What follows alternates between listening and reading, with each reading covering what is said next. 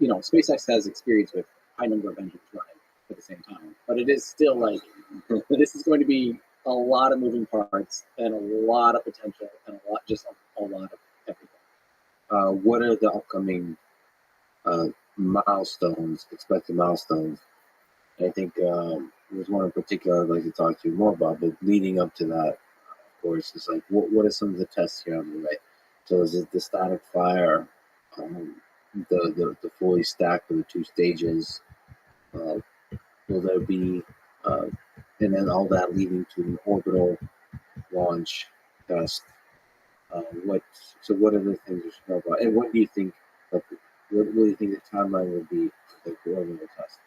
Timeline. The reason we have this website, the expected milestones, is because I always tell people to ignore any time you ever hear for any of this stuff, and just pay attention to milestones, because when you're doing stuff for the first time, you just have no idea. So just to understand the expected milestones here, the first column is the event, the second column is the date and the status, TBD, complete. Green means what? Green means it's been completed. That shows the completion date there. And completion date. Yeah. And then the others, maybe more, maybe not, for full stack testing, the destack, and there's the 33 engine. So realistically, we're expecting them to destack. SpaceX, I think, we did that actually. They're going to be destacking the second stage from the first stage, kind of get the ship safe while they test, because they don't want to. 33 engines is pretty high risk if they do blow up the rocket. When they test it for the first time, it's not going to be fully fueled. I don't think at least, but there is a limit to how they do have to have it weighed down enough that the launch clamps can hold onto it. Because if you think about it, like normally the launch clamps are holding onto an entire rocket weighing 5 million kilograms, 5 million. It's weighing an insane amount. So those clamps don't actually have to hold 75 meganewtons of thrust. They really only have to hold on 25 meganewtons of thrust. You know what I mean? They're not designed to hold down all 75. So they do have to have enough weight on the rocket. So even when they do the testing of the 33 engines, they'll have to have enough propellant in there that they don't exceed the clamping and the holding force of the stand. Otherwise, it'll break free from the launch stand and that booster will go flying off on control. It's a difficult thing to figure out in the test how many simultaneous things you test. Right. So they're kind of mitigating risks, which is why they're destacking. They don't want to have all of the ship could be on top of it to help weigh it down and simulate the launch environment better. At some point, that's a risk they're just going to take when they go for launch. And so now they're taking the ship off in case something goes wrong with the 33 engine test.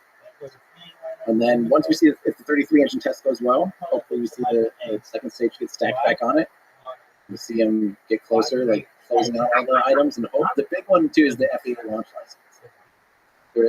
That'll be publicly filed. We'll see that in the system having a launch license. And I have no sense of that type of thing. That's outside of, but that is a big milestone, and it might be something that could potentially hinder, hold up the. Yeah, I'm sure there's a lot of fascinating bureaucracy and politics and legal stuff and all that kind of beautiful, magical thing when you live in reality. Because it is a big rocket. Yeah. Well, and the biggest thing is not so much the FAA doesn't necessarily care about the success of the rocket. They really just care about the safety of public property. So it's a matter of being convinced and having the data to prove, okay, if this thing blows up, we have control of how and when it blows up. We have control of, X, Y, and Z. Here's the potential damage. Here's the blast radius. This again is over twice as powerful and twice as much potential. Actually, it's a lot more potential for an explosive energy if it were to happen to. Let me walk back a little bit, because in order to have a real detonation, you have a perfect mixture ratio of your fuel oxidizer. When a rocket blows up, typically, it kind of unzips, and some of the fuel will mix into some of the oxidizer and could have some explosive energy, but a lot of it's actually just a deflagration. It's just flames, and there would be explosive energy, but it's not like you're lighting all of it simultaneously as this giant bomb. It's just really not. So that's good, but at the same time, even in those circumstances, the amount of energy is still absurd enough to likely blow out windows, including Mr. Bruce. Well, the cameras hold up, it would be one heck of a show.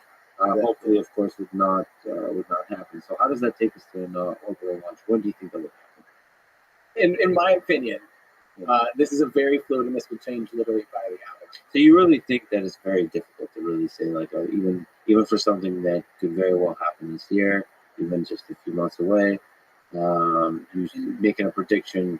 By the way, are you like superstitious on this kind of stuff a little bit? Like, you're worried about jinxing it and that kind of stuff. Because I would imagine you would be like waiting for all of these launches that keep getting delayed, where you start thinking that there's certain things you do to control the weather. Socks. I'm wearing these socks just scrubbed again. Right? Yeah, you're lucky. You have to wear the same lucky socks, otherwise it's going to be bad weather. Yeah. So the reason that I say this and why it's so difficult is they did a first full stack test in July of 2021, and the expectation was we're a month or two away from a launch. So, like, realistically, for 18 months, I've been in a purgatory thinking that we're a month or two away from a launch. Now, I did say, for the record, when that thing stacked and when a lot of speculation was saying, a month or two, I was saying I don't expect it to fly in 2020. And I've been just saying, I just saw the amount of work that still needs to be done. Like, the ground systems, the tanks, the launch mount, all the stuff. I'm sitting there like, there's a lot of stuff. They got to validate it. They got to test everything, every component. And, people were like, how dare you say that? Even Gwen Shotwell, the president of SpaceX, is saying Q3 of 2021. I'm like, okay, but like, I'm not going to be surprised if it slips into 2022. And here we are at the beginning of 2023, and I think we're finally within like 2 months. I'm expecting, like, I'm trying to keep my March and April experience. We'll put it that way. I love it. Actually, just on a small tangent on Gwen Shotwell, like, what do you? From everything I know, she's an instrumental, a really crucial person to the success of SpaceX in running the show. She's the president, COO. What do you know about her that sort of the genius of Gwen Shotwell? Man, my understanding is she's really, she's the glue to the tornado. Tornado comes in, and then she comes around and just really executes on it. And helps. A famous story is that at some point Elon walked in, or she sprinted into a meeting because Elon was actively trying to cancel Falcon Heavy, saying it's too far, like it's too much development, it's still too far away. And this is like, this might have been like end of 2017, and it flew for the first time in 2018. So we're talking like it's close to the end of development. There's hardware being built, all this stuff, and Elon's literally in a meeting telling people they're going to cancel it and just go full steam ahead. And she runs into the meeting and reminds Elon, we have X amount of customers that have already purchased a ride on Falcon Heavy. We can't delay that. So it's that business sense of like, yes, it's great to innovate, but we also have to pay our dues and make the money to continue our operations. And I think she's just a lot better at, I think she has such a great perspective on it. It really seems like everything, she doesn't, I wish she did more because I would love to hear it. But man, it just seems Hear like that, Gwen? for both of us. Yeah, she hasn't actually done many interviews yet. Not really, no. She's done like a TED Talk, a couple little things here and there, but not really many interviews. And I would just love to hear like what on a daily basis, like what is she doing to keep her head on and keep everything so organized? It's, but yeah, my understanding is that she is absolutely integral and does just an insane amount of work in space. Yeah, I mean, so it's the project planning, but also how the teams integrate together and the hiring. This is the management. I think it's a lot of it, honestly, even just the business, making sure the money's flowing in a positive trend, more or less. That yes, Elon's obviously a money guy, but he thinks I think Elon is so risky. He just loves to throw it all in that he leaves little margin for error. He's been really lucky with rolling his dice, especially like when he started SpaceX and Tesla. That was the ultimate roll of the dice. But I think she's a healthy balance to be like, well, here's our operations and how we can continue to do this without risking it. And Starship's close. Let me be clear. Starship is close to risking everything already. It's just such a big, fast-moving, high-risk development program that, like, I personally think, SpaceX would probably be fine if they shut the doors on Starship and just flew Falcon 9 and Falcon Heavy for the next 10 years. They'd still be commercially valid. They could not spend another dollar on research and development. Fire, I don't want them to, fire everyone involved in anything research and development and just ran operations on Falcon 9 and Falcon Heavy, and they'd still be dominant for 10 years. And they'd still have a business case, and they'd still be fine. But they're all in, like all chips are pretty much, as many chips as possible are in.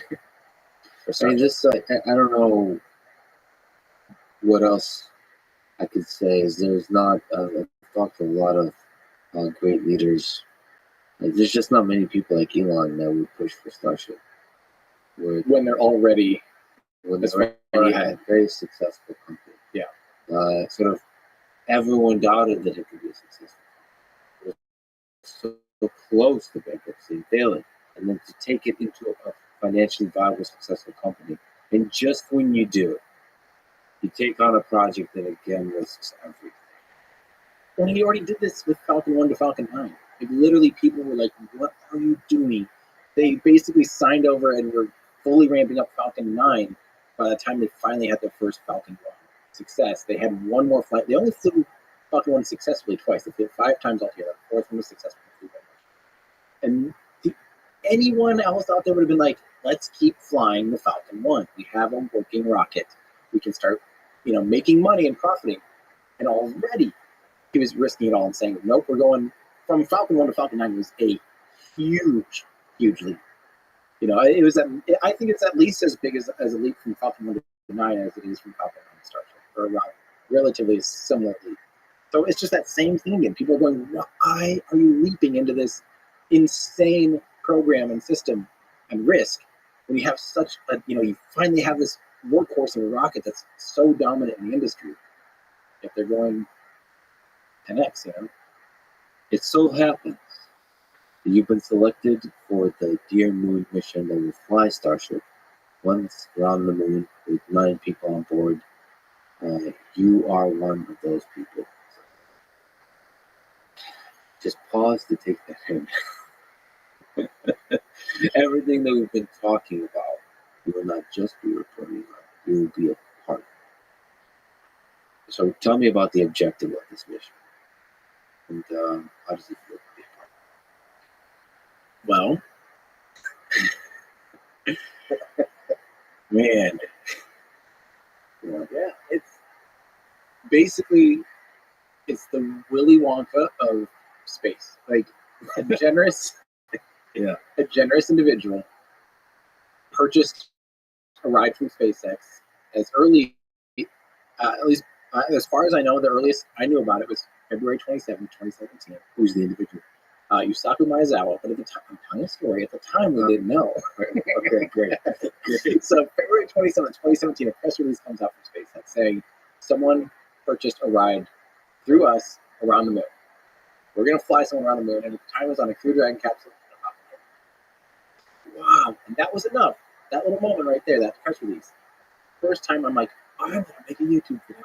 I stood up, turned on my camera, put on my, at the time, spacesuit, and I basically yelled at the camera for 3 minutes about someone's going around the moon, Fast forward to 2018, end of 2018, and near the end, they introduced, there was a SpaceX press conference. I'm there as a member of the press. I'm reporting on, we're going to meet this person that's going around the moon and come to find out whom they're going to be riding on Starship. They changed from Falcon Heavy and Dragon. SpaceX is going to do that. They're going to upgrade them basically to Starship. So instead of being in like a small tin can, they're in this giant, luxurious, mega rocket around the moon. And it comes out that this individual named Yusaku Maezawa, who is a Japanese billionaire, purchased this ride, and instead of inviting his friends and colleagues and whatever, whoever, family members or whatever, he decided that the most impactful thing he could do with this opportunity is invite more or less artists. And the original thing was like artists, journalists, a painter, an athlete, all photographer, videographer, all walks of life. When they said athlete, they thought of you. I know the guy. This guy rode Ragdoll once. So, and at the time, I was like, this is crazy. I can't believe this is going to happen. And he had this vision of, we're going to find people from all around the world. I'm going to invite people from all around the world, from different walks of life, different trades, and I'm going to share this experience so that they can share it with them and really have an impact much greater than any one country or any one individual or any set of military trained astronauts could do. Offer up a new perspective. Beautiful. At the press conference, I cried. Like I had a couple tears in my eyes. Maybe should pause on that. So he goes by MZ. MZ, yep. How incredible is that? It's I think it, you often don't realize the importance of individuals in human history. Like they define, because this could be, when we talk about the importance of Elon in particular. Most of the work is done by large groups of people who are collective intelligence, and we band together. But like these individuals can be the spark of the catalyst of that progress. And I mean, just this idea of getting not just civilians, which is already incredible, but civilians with a sort of an artistic flame that burns inside them, they're able to communicate. Whatever they do, are able to communicate something experience. And it's just a genius idea to spend quite probably a very large amount of money with that. I mean, and that will be part of history. Yeah, and it's easy these days for people to be cynical, especially about like space flight and wealthy individuals. But really, in my opinion, and maybe just the time I was just so couldn't believe this idea. I'm someone that has studied a lot about the Apollo program. People that have been to the moon. They're incredible individuals, but they're so saturated with tasks, and they're military trained, and that they didn't really have the luxury of just being able to soak in the experience of going around or to the moon and seeing the moon up close with your own eyes. Like that just psychologically has to be insane. And so to have this opportunity to be able to observe our closest celestial neighbor with your own eyes, and your sole purpose is to soak it in and share it and communicate and create with the rest of our planet, like that to me is just beautiful. So that is the objective of the mission. That right there is the objective. And how does it feel to be selected as one of the 9 to do it? It's a gradient. It's doing a few things. Since I've known, it's become. I think the closer it gets, the more excited and the more nervous I get. The more real it becomes. The more real it becomes. The announcement was a big. It just got announced at the end of 2022 publicly. Who's involved? And so, prior to that, like I had, each step of the selection process. There's a pretty comprehensive selection process with interviews and stuff. Each step, I try not to get my hopes up. And frankly, like this. Let me be clear. This was not something that I've always wanted to do. It's not like I'm out there. I didn't start doing YouTube videos because I wanted to even go to space. Like none of that. And I've said hilariously, I've probably said dozens or hundreds of times on air, like, yeah, I don't ever want to go to space because it's not like it's not a driving force. It's not really a thing I even really truly pictured or let myself fantasize about. So each step of the selection process, I didn't really let myself dream about it too much, or it kind of chipped away. Like, oh my god, this is actually real. It's actually more and more of an opportunity, and I'm getting equally more nervous too. Like, frankly, I've seen spaceflight stuff go wrong. I think about this stuff a lot. So yeah, I get more nervous, but I also get more excited about that opportunity. It's an opportunity that how can you pass? And I still have to actually stop, pause, think, and actually realize the reality that I am going to the moon. I'm going to see the moon up close. Flying around the moon. I'm sorry, some people get mad when I say not landing on it. But flying around the moon, seeing the far side of the moon, and seeing the Earth rise behind. It's going to. I can't tell you what it's going to be like and feel like. So epic. But it's insane to me that we're having this conversation and that is my reality. That someone was generous enough to consider the option of sharing this with frankly strangers. Yeah. And the process that they had for selecting how much thought and time went into the selection process. It's incredible. You know, they did a public call at the beginning of 2020. And so the team's involved in whittling it down from 1 million applicants. There's 1 million applicants that they got it down to 8 crew members and 2 backups. Yeah. Amazing people. I would have, you know, I don't know how they wound up where they did, but it's incredible. I feel a very deep connection to everyone that's already involved. What can you say about the crew? You've gotten a chance to meet them and talk to them, and Stephen Aoki is on the crew. Like, who else is there? So you're obviously the star athlete.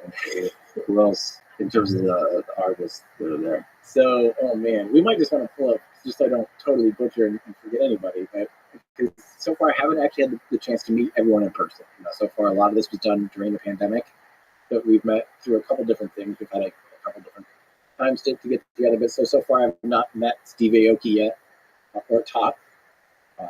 We've been on calls and stuff. I also have not yet met Dev Joshi, who's an actor. So yeah, we can Steve Aoki, American DJ and producer, and musician. Top from South Korea is also a musician and producer. There's all across the world, so truly global, all different kinds of walks of life, yes. All artists in different forms. And Steve is Japanese. His parents are Japanese, who live born in the United States. Yemi is a dancer and choreographer from the Czech Republic. Rhiannon is a fine art photographer from England and Ireland. I guess she lives in both, and kind of a bit of a. She's all over the place. Technically, she's Irish, I guess. Tim Dowd, yep, that's me, from the United States. Then we have Kareem, who is from England and also is a photographer and documentarian. Does a lot of work with oceanography and volcanoes. So he does some really incredible work. Brendan Hall is a documentarian and filmmaker. Dev Joshi, Brendan is also from the United States. Dev Joshi is an Indian actor. I believe he's also already been producing it. He's very young. I think he's only like 19 or 20. And he's been acting since he was like 5 years old or something. He's a Bollywood star. He is a star in India, which is really cool. Caitlin Farrington from the United States is an Olympic gold medalist snowboarder. So she, believe it or not, is the athlete not. And then and she's one of the backup crew members, as so is Miyu from Japan, who's a dancer. It's such an interesting group. I mean, is there something else you could say about MC, about Yasaka Murazawa? Yeah, Yasaka Murazawa. So he's also a musician.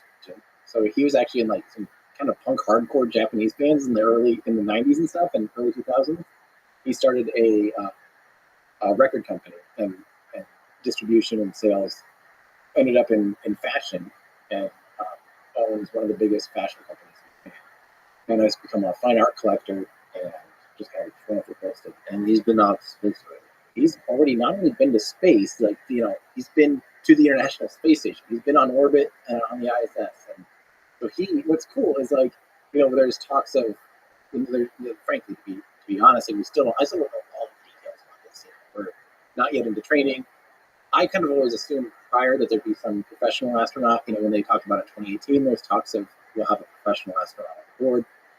But realistically now, like, MZ is a trained astronaut. You know, he has trained a lot, like 6 months, you know, plus to be able to fly on Soyuz. So as far as, like, it's good to know for me that I have someone on the crew that has experience with spaceflight, has trained and has some knowledge on spaceflight as well. Yeah, that is an important aspect for sure.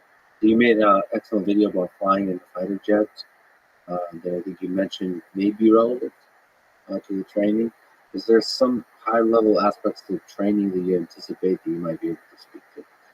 Yeah, so, you know, so far I think we can really lean on what has happened with the other, commercial crew missions and in private missions like the Inspiration 4 mission or Axiom, where SpaceX flew individually. They trained for about 6 months. A lot of, like, reading manuals and learning the spacecraft. Are you going to do like a Rocky film montage? I hope it just gets shredded. I hope it's just a lot of physical training. And they're like, we didn't tell him to do this. He just seems to want to film himself shirtless in the snow. Doesn't make any sense. How was this? Why is he always doing this? He can stop punching me. So yeah, hopefully, realistically, That's amazing. But there's a physical component to all of this, and that's absolutely, I mean, that's fascinating. It's also inspiring that sort of civilians can do this. That's really interesting. Yeah, I mean, this is, and to me, this represents this and the other commercial space, private space missions like this represent really a turning point, like truly an inflection. And again, it's easy for people to be cynical that, oh, why are people wasting all this money doing spaceflight stuff? It's like, well, I'm sure some people were saying that same thing about, airplanes and early aviation. They're like, why are we? I can't believe those people are wasting the government's, funding these stupid planes and stuff. How's this ever going to benefit me? And nowadays, like, imagine if all the planes just stopped working. We'd freak out. It's like our economy would collapse. It would suck, And it might be a long time before we get to that reality with spaceflight. Well, no, if spaceflight halted today, space assets, all of our, on orbit assets, our life would be crippled. I don't think people realize that. So we're already reliant on it. But now we're getting to the point where we're really turning that corner where it's the average person alive today. If you're born, now or from now on, I think there's a real decent chance that by the time you pass, there's an opportunity to perform. Yeah, I mean, if I'm being honest, I still haven't lost the feeling of magic of flying in an airplane. I often catch myself thinking, like, how is this real? How is, and like, the contrast of this incredible thing, that's incredibly safe, flying through the air, taking off and landing, while everyone else just looks bored, watching, like, I don't know, some romantic comedy on their phone with Wi-Fi. Yeah. So yeah, it's like the contrast of that is like, wow, we're incredible. We're incredible as a society, and it's like we develop some amazing technology that improves just immeasurably our quality of life, and then we take it for granted, and now still reach the next thing, and the next thing, and life becomes more beautiful and complex and interesting. And yeah, it's just that the same stuff will be happening. Oh yeah, with space travel. Oh, it'll become mundane and boring. And the tough thing about space travel, of course, I don't even know if it's such a giant leap over airplanes, because airplanes are already incredible. But the tough thing with space travel is the destination, right? Is the landing on a whole other world, whether it's docking with different transport vehicles or the space station, or it's landing. So it really is incredible. I think you mentioned that there's artists, there's filmmakers, and so on. I mean, you're all of those, on top of being a great athlete. I don't know. I'll just stop the running joke at this point. But have you thought about, just in general, like we've offline talked about microphones and, like, all the different ways to film space launch, rocket launches. Have you thought about the different options of, like, how to capture this? Have the team have been, like, brainstorming and thinking about this? Do you anticipate it being super challenging? There's so many opportunities to think of how to do this. So one of the fun things to remember is that Starship is huge. Like, its internal volume is the pressurized volume on Starship is bigger than a 747 pressurized volume, and it can take 100 metric tons to anywhere with enough refueling. 100. So we have, in theory, very little mass and volume constraints. Unlike all other spaceflight missions ever, you're counting, grams down to, just really can't risk, you have very defined parameters. We're going to likely have the luxury of being able to film and capture this in a way that's just never been done before. We won't be inhibited by mass and volume constraints like prior. So, all that said and done, I'm hoping that we'll be able to just arm ourselves to the teeth with the absolute best cameras and equipment possible, backups on backups, and and pre-wire, like pre-rig things. Starship is going to be a transportation system that has, it's being built from the ground up. There's no reason why they can't put infrastructure in for cameras that are just housed in the vehicle. These are talks that I'm excited to have. So I really, ideally, one of the things I'd love to do, I'm going to be pushing really hard to actually try live streaming from inside during the launch. During the launch, live stream inside, that would be incredible. Wouldn't that be? If that's possible to pull off, that's really, really incredible. Now, there's the magic to the live stream because, like, that's real. That's right there. That would, the world would tune in. That would be truly fucking amazing. To me, that's one of those things. A lot of people ask why they aren't doing it.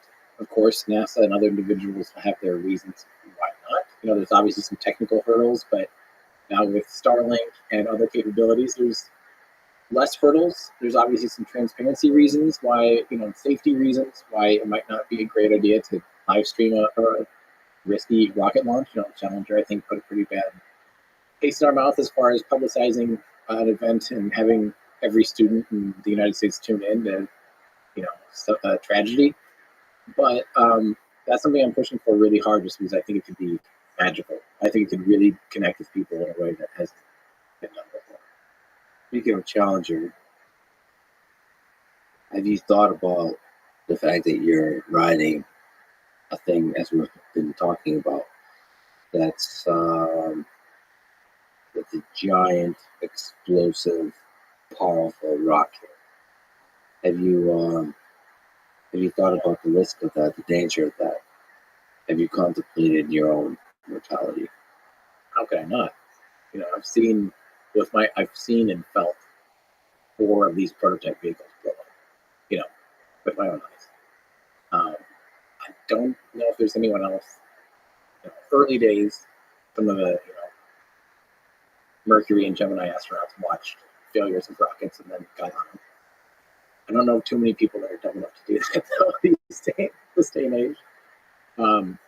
It's obviously, I will have to see a lot of successful launches and have to have a lot of confidence in the engineering, the data, that they've developed a safe system. Because currently, the current iteration of Starship has no abort system, has no escape tower. So, Dragon capsule, which is currently flying people, has a launch abort system. It has Super Draco engines that, either by the push of a button or by the automatic triggering of the flight computer, can shoot the capsule off of the rocket in milliseconds and pull it safely away, get it far enough away that it can pull the parachutes and safely splash down.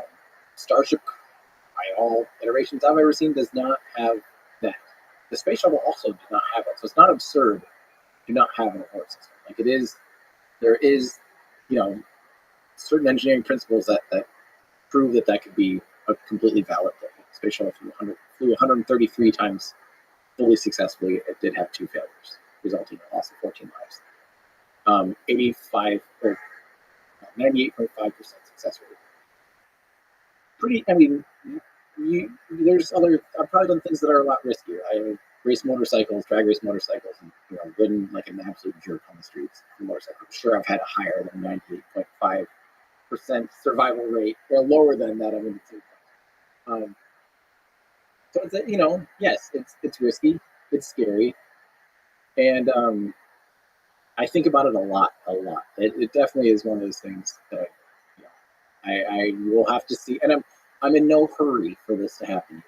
Personally, I'm in no hurry because it's like I would rather see this thing be developed and iterated and see 10, or I was going to say 10 dozen, but I'd be happy with a dozen fully successful. Like, oh, we've got this thing totally nailed down. Before I get on it, and that likely is the reality. There will likely be a dozen or 2 or 3 launches because just even to get to the moon on Starship, they have to refuel it in orbit. So get to Earth orbit basically empty and out of fuel. So I have to dock with a fuel depot, fill up, and then go to Earth. So just to even get that full, we're already talking about a handful of launches. So there will be a lot of launches before we fly. Would they do a test flight without humans on board to take us to the moon? I'm not sure if they'll do that exact flight profile, but by then they will have already flown.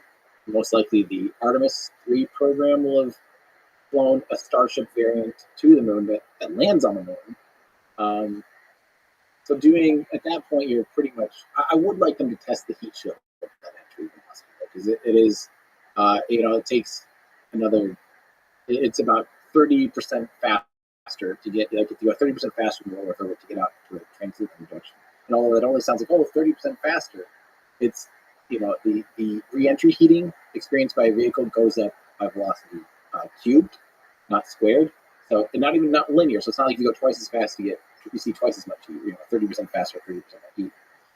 It's not squared. It's not go twice as fast to get 4 times as much heat. It's go twice as fast to get 8 times as much heat on re-entry. So 30% faster on re-entry is actually a really, really big thing.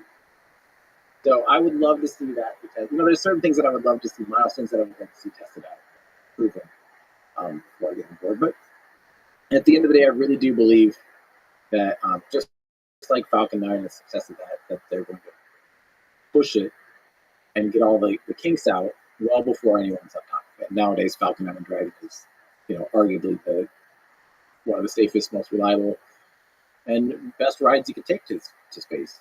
Are you afraid of dying? Yeah. Is this one of the first times you're young? Yeah. Have you gotten a chance to think about death as one of the first times you've really contemplated it? I mean, yeah. I mean, like I said, I've had dumb moments on motorcycles where I kind of saw, like I am going to smash into this thing at 120 miles. You've had moments when you realize it could end just like this. Where you literally, I have for most of my adult life had dreams of falling and hitting the ground, and it just all you get a ringing in your ears and all this black. Have you seen a therapist about this? I wonder what it means. So, I'm sure there's a Freudian interpretation somewhere in there. And I'm going to also apply to my dating life. No, the joke is the running joke. Okay, so I mean, it's fascinating in general, as I hope we talked about in the early days of spaceflight. But there is the task of reaching out to the stars is a fundamentally risky one. You have to take risks, and of course, there's really rigorous safety precautions.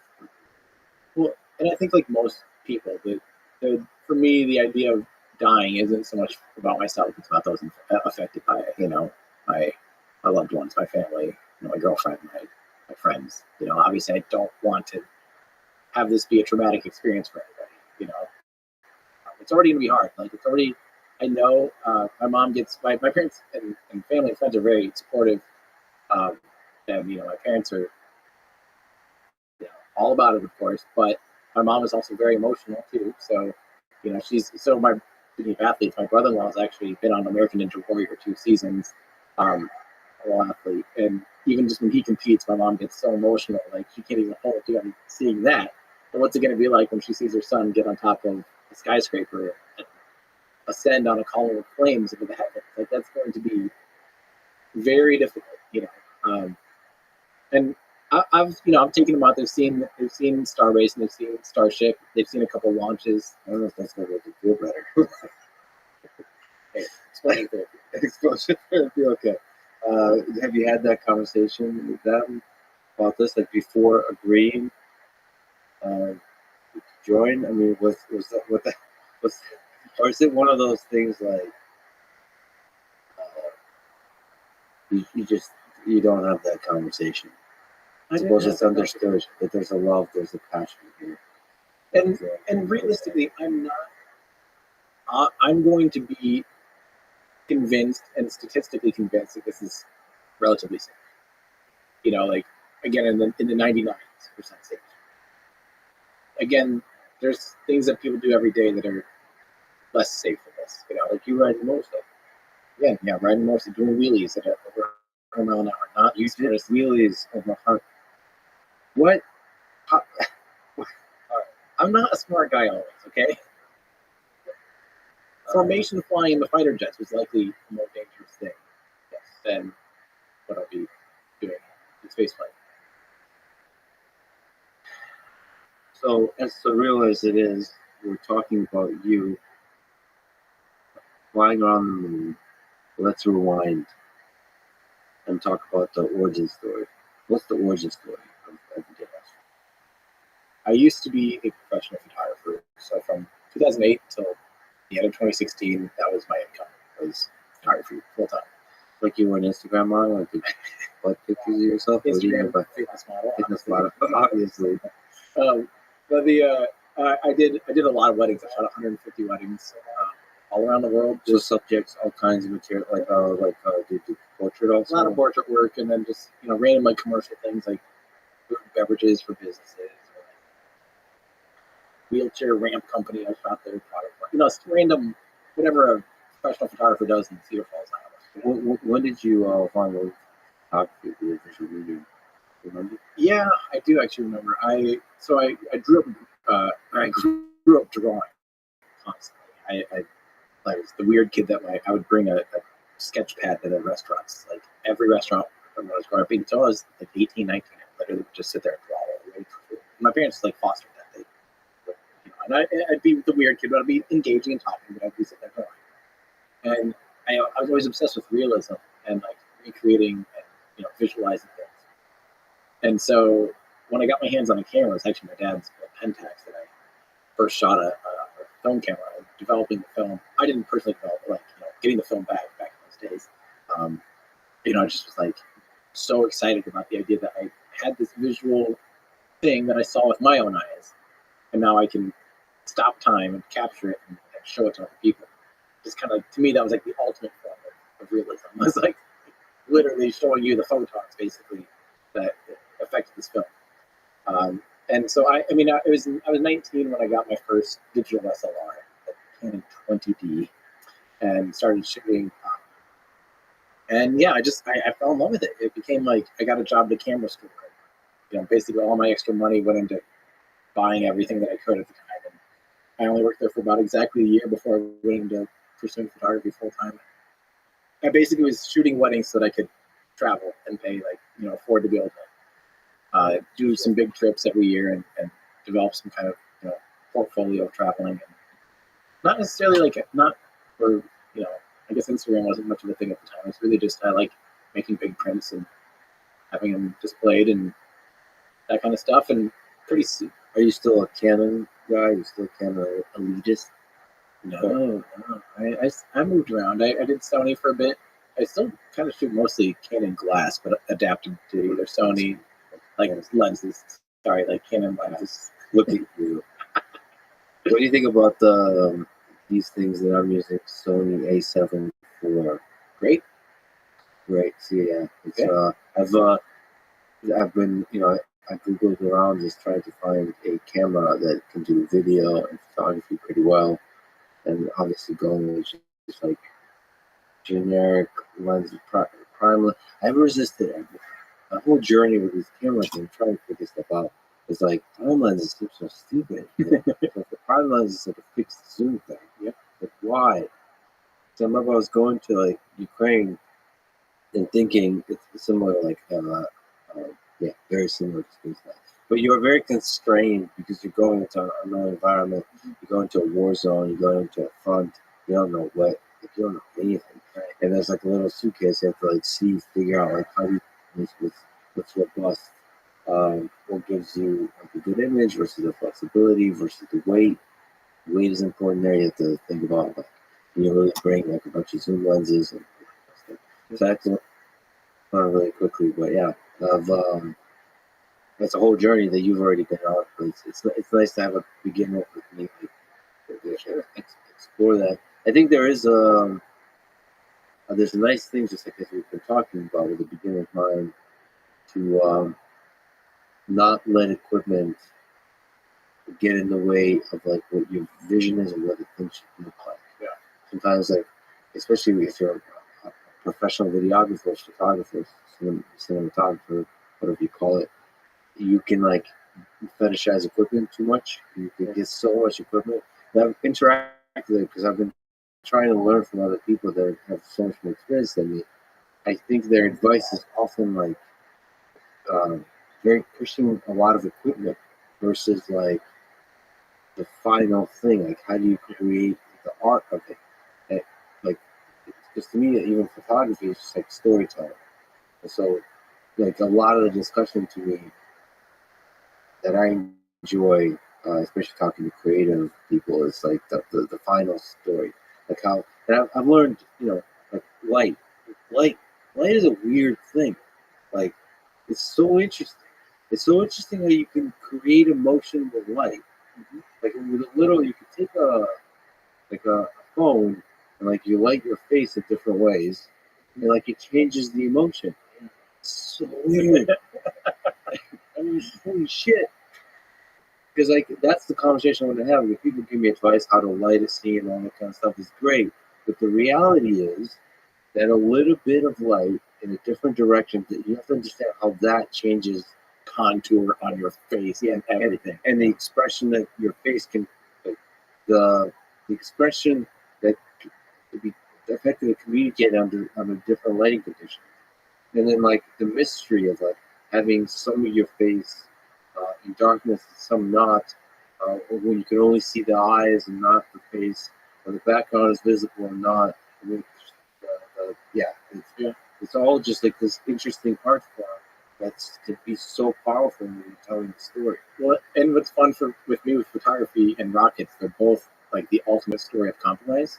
When you start learning about photography, you learn about how the aperture affects both your exposure, but also your depth of field. How your shutter speed affects both your exposure, your depth of field. How the a medium format camera versus a crop camera affects everything is a compromise. And price versus performance, like there's always a compromise. You're always literally doing like a trade study of what can I afford, what's my outcome, like how fast is the autofocus or whatever.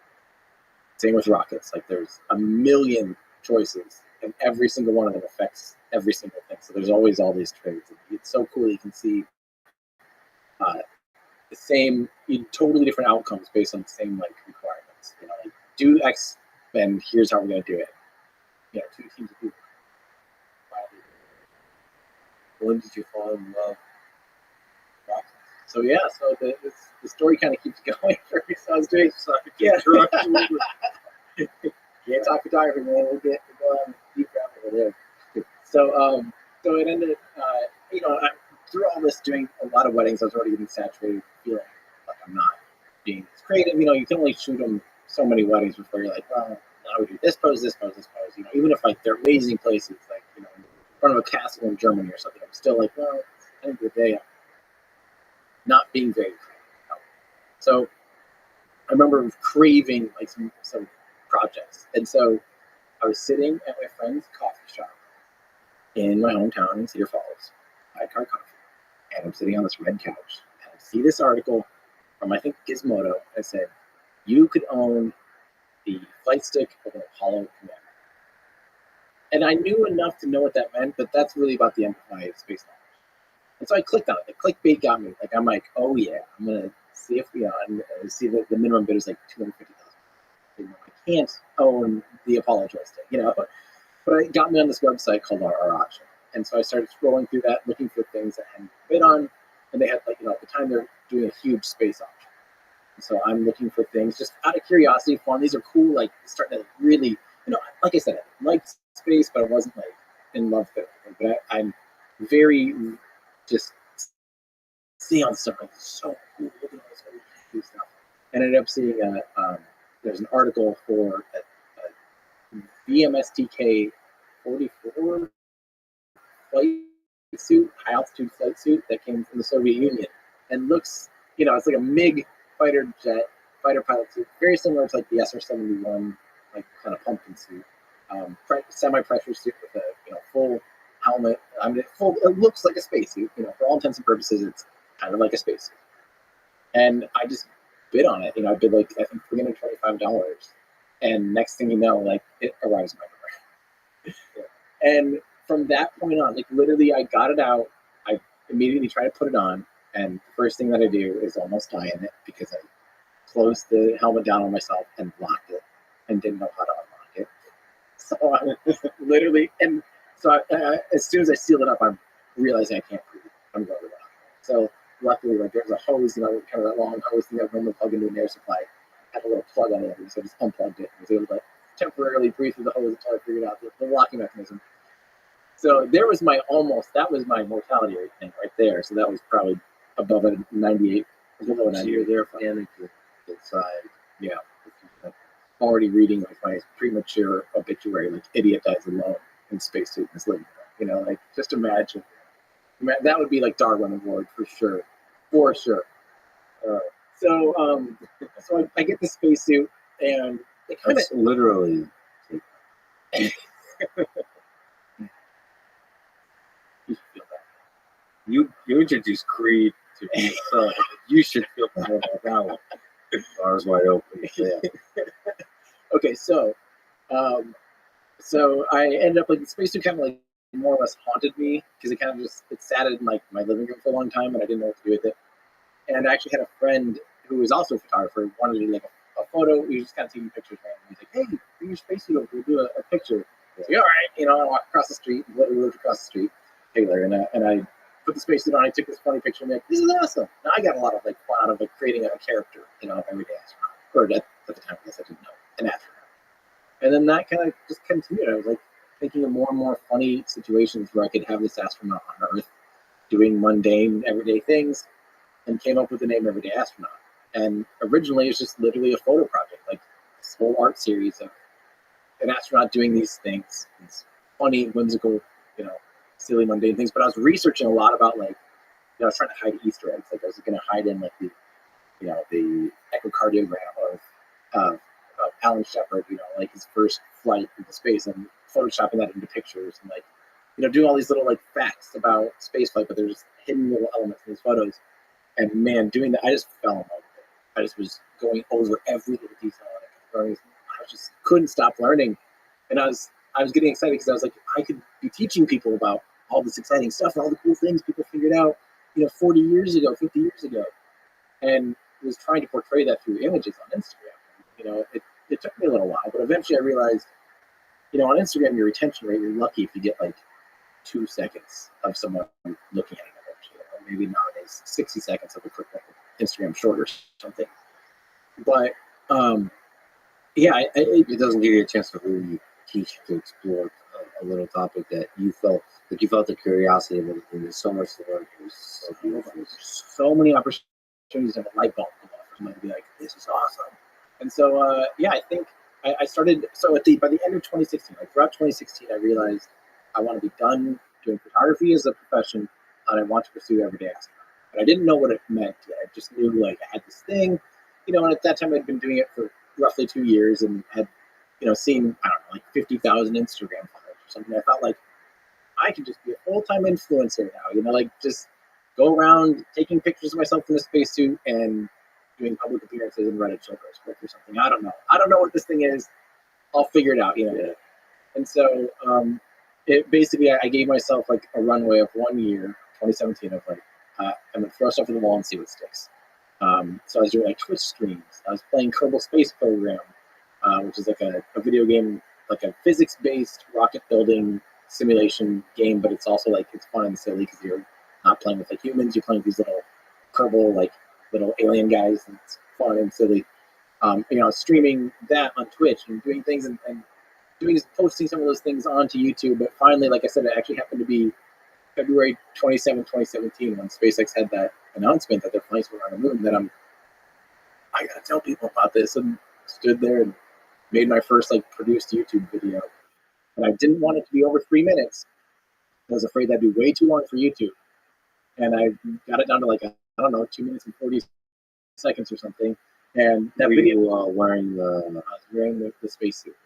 Yep. And very like horrible audio. It looks like it was color graded by a 7-year-old with a tan marker or something. Like, it just looks terrible. Sounds horrible. I'm yelling. No one's happy. But the video, you know, did relatively well. Like I had no followers on YouTube. Like I had maybe 102 or something. Is the video still up?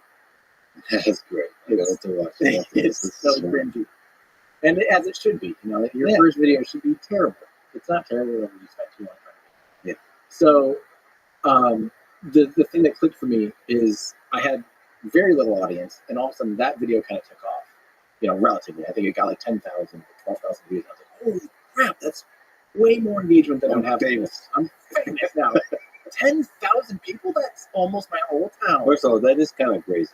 Like 10,000 people is crazy. It's Yeah. crazy. Like if 500 people attend a thing that you do, it'll be like, you're like a rock star. It's crazy. We lose perspective, right? Yeah, we really lose perspective very quickly. Very quickly. So I made another video. This one I spent more time on, and I before photography, actually, I used to do like wedding videography too. So I had done my roles with videography and weddings and stuff. I hated video. Like I thought video was the worst. It took so long to edit. You know, I love photography. It's like boom, you snap it, boom, post, you're done in an hour. You know, and video is like this whole cumbersome thing. So I thought I'll never do video. And here I was making this long, what at the time seemed like a long 7-minute long YouTube video about how the Falcon 9 lands. And again, like that one I posted, and it actually did really bad. I was really upset. I'm like, 2 weeks, stupid video, you know, worked really hard scripting and blah, blah, blah. And then it, you know, had like 1,000 views. And it did much worse than the first video. And I was so upset. And I kind of like was ready to keep throwing more spaghetti at the wall to see what's going to stick for everybody to ask me. And I think it was like a month or two later, I happened to like, you know, check the analytics on YouTube, and also that video like kind of took off. And I got like 40 or 50 or 60,000 views or something. I was like,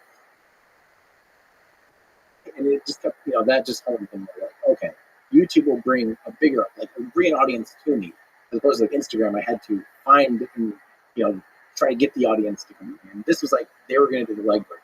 So if I make decent videos, and I realized like really the fun thing for me was explaining a topic that was scary and intimidating and trying to make it, you know, What were some of the struggles of building up a YouTube channel? So for people who don't know,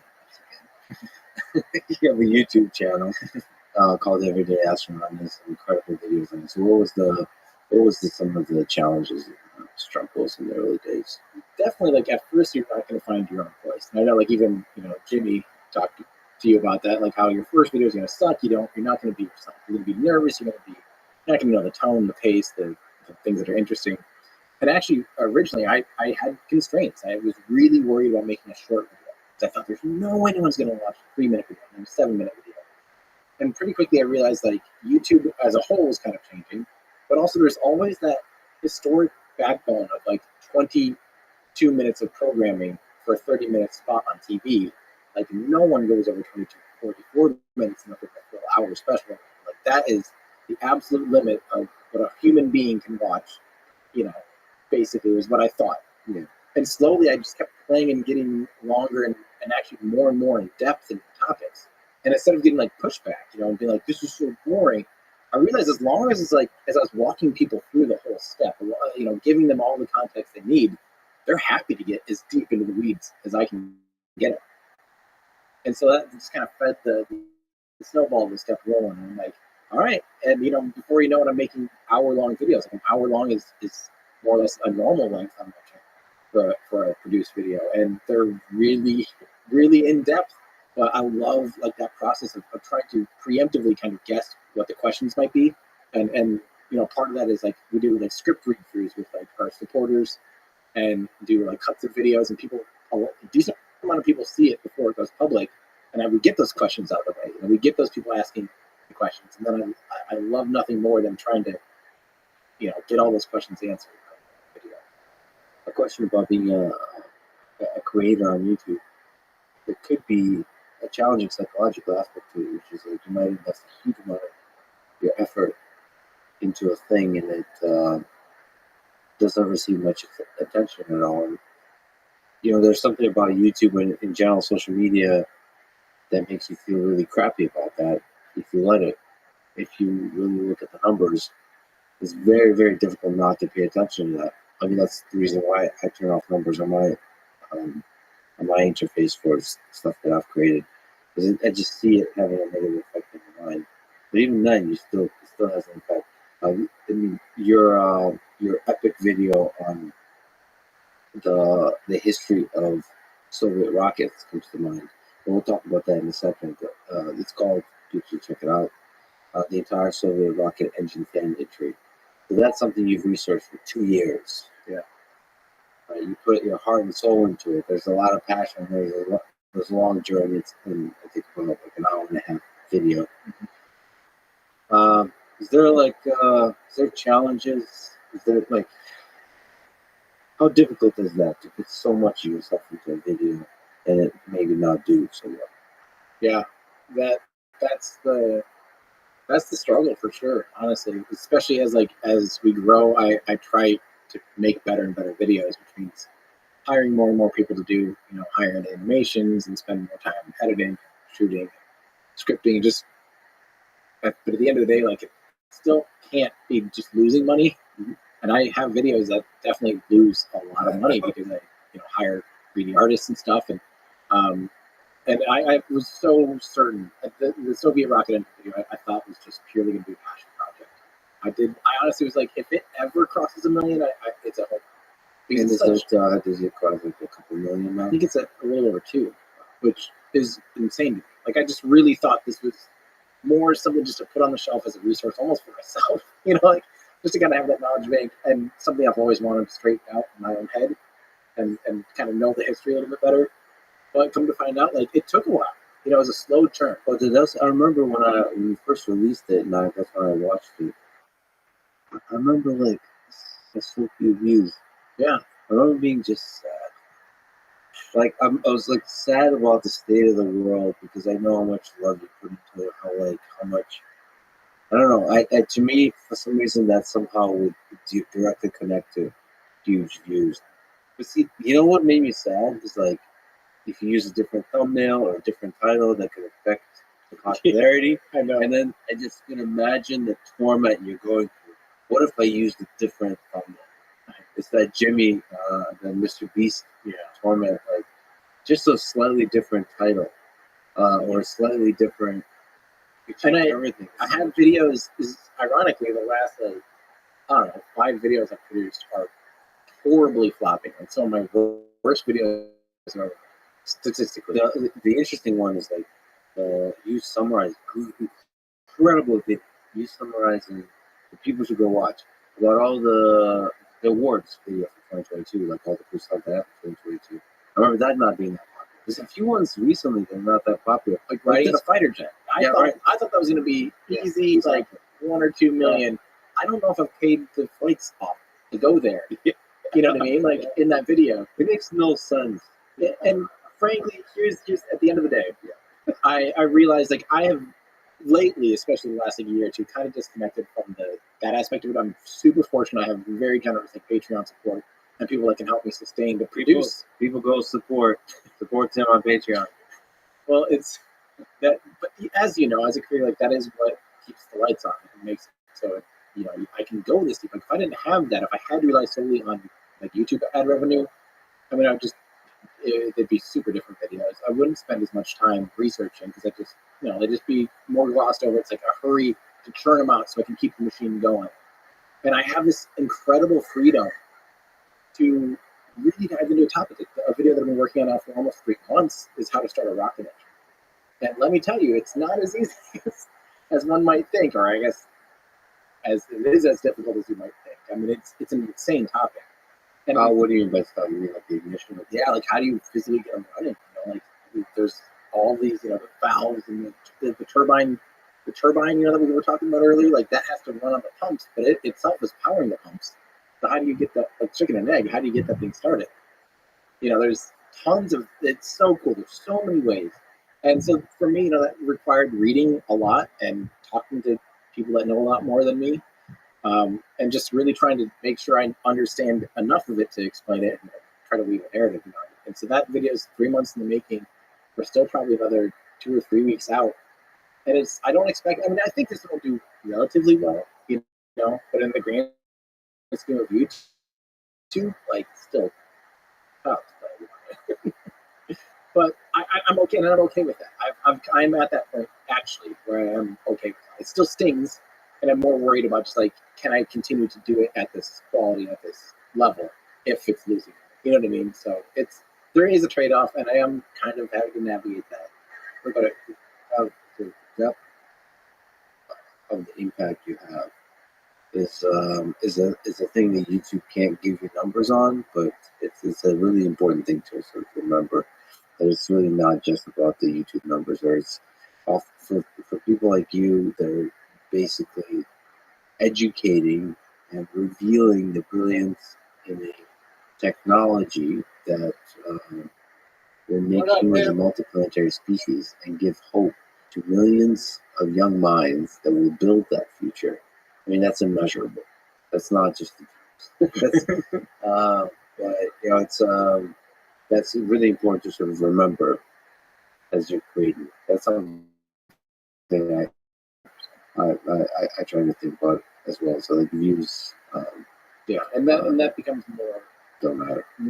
I realize that more and more like every day. The more the channel matures, the more I realize the importance of it as an overall mission, as opposed to like, in the first year or two, it's a rat race of growth and popularity and all that kind of stuff. You feel that. You feel that it's a driving force. These days, not so much, just because that will wear you out very quickly. Back to the Soviet rocket video, the epic video, probably the most epically researched video you've done, and it's truly an epic video. So what, again, called the entire Soviet rocket engine family tree, took you 2 years to research. What are some fascinating things you've learned about the history of rocket engines in the Soviet Union and in general through the process of making that video? The coolest thing to me is how it's this weird blend for the Soviet Union went through an insane iteration process and made so many engines. Like I didn't even touch, any like maneuvering thrusters or missile engines. Like I only really dealt with main propulsion engines on orbital rockets, and there's still way too many to talk about. And it's still dozens and dozens of engines. And I could have gone deeper into this, which is hilarious. They iterated so much, made a new engine for just at the drop of a hat. Yet they still also did super primitive things. They physically are still today lighting the main combustion chambers of the Soyuz engines, like the RD-107 and RD-108, with essentially matchsticks. They literally stick a T-shaped thing up into the chamber and have a pyrotechnic in it that ignites the actual propellants in the combustion chamber. It's not the most elegant solution. They're still using it. So they went from the whole spectrum of it's a mixture of make it better, faster, harder, stronger, gooder, all the way around, to also if it ain't broke, don't fix it. It's it employs all of the above.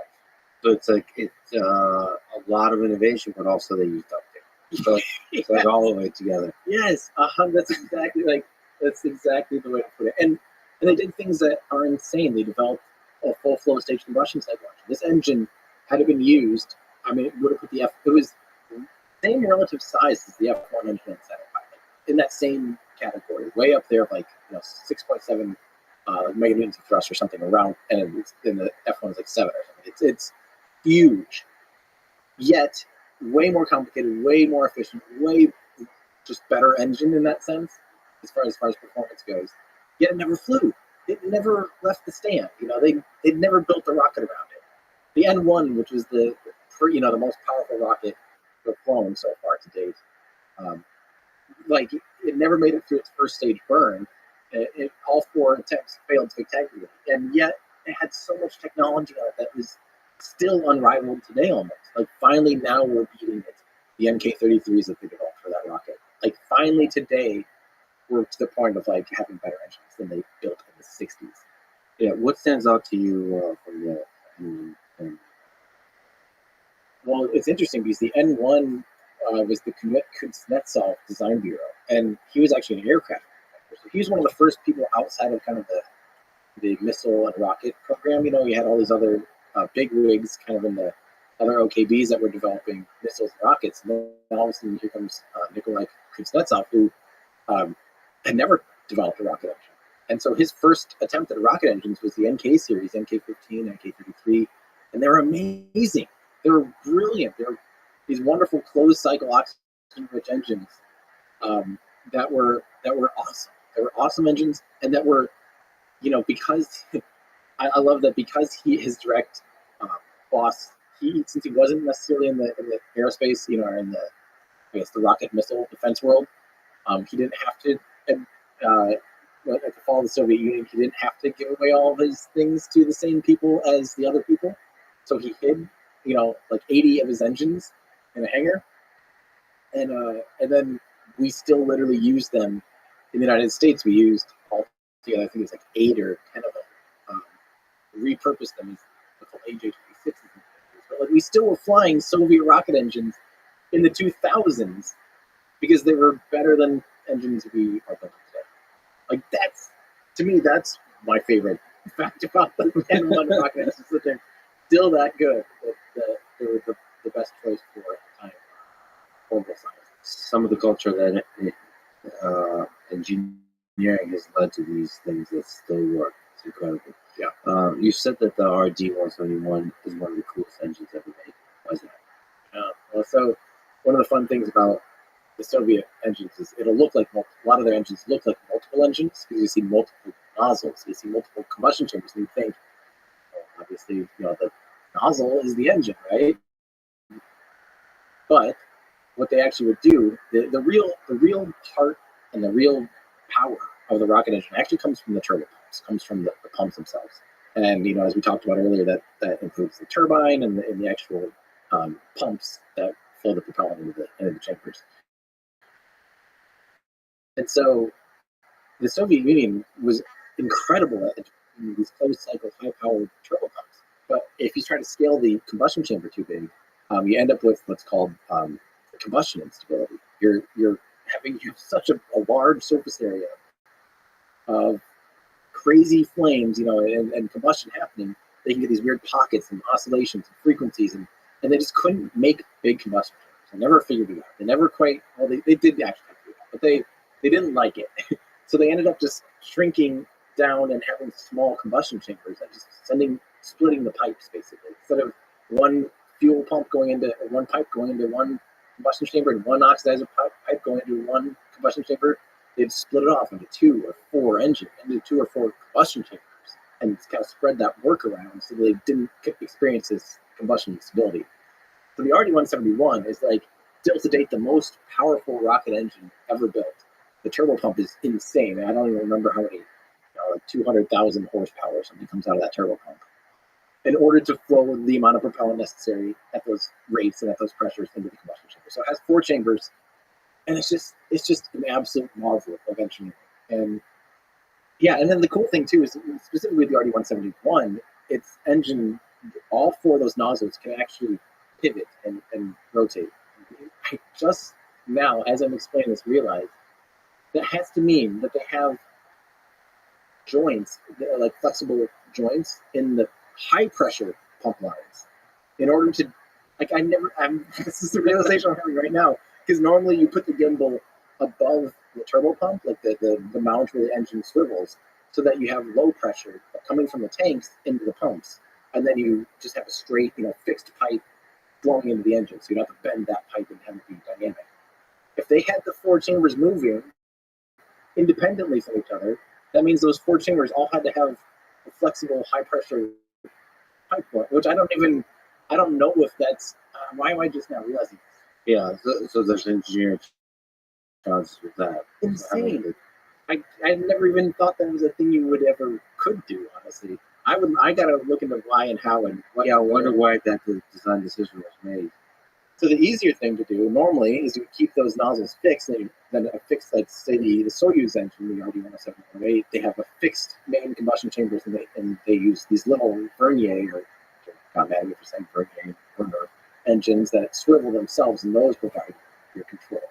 So the main chambers stay fixed, and then you get your roll and your pitch and your auxiliary thrusters. By the way, did you get anything wrong in that people told you about? Yeah, I got a few things. Yep.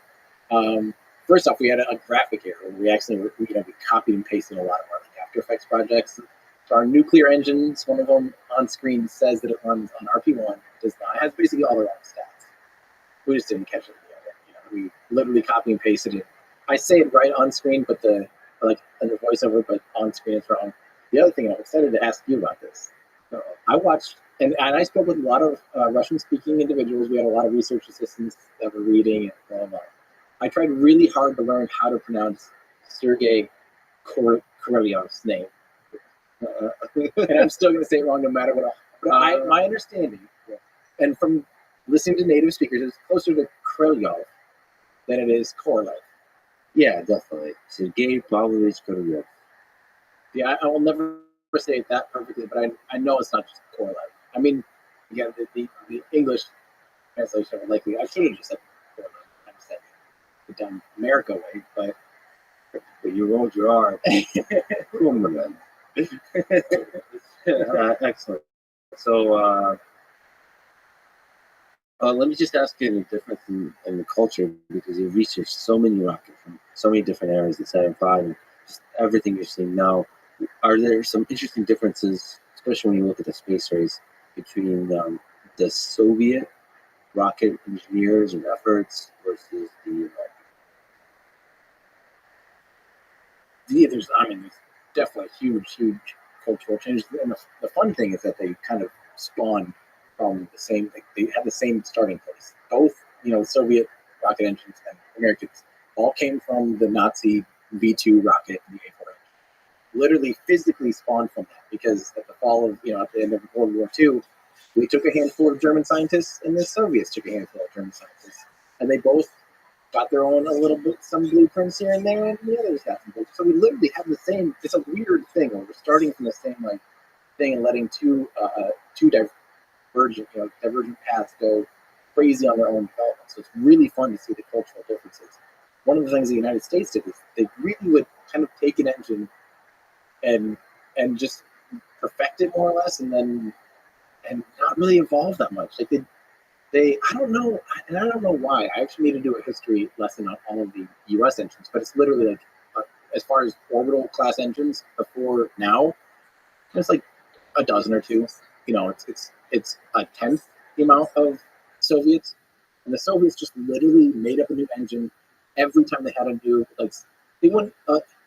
And it was like a completely different engine. Yeah. So I just, yeah. I wonder if there's some aspect to the culture, and I don't want to overstate it, but there is more of a safety culture, I think, in the United States.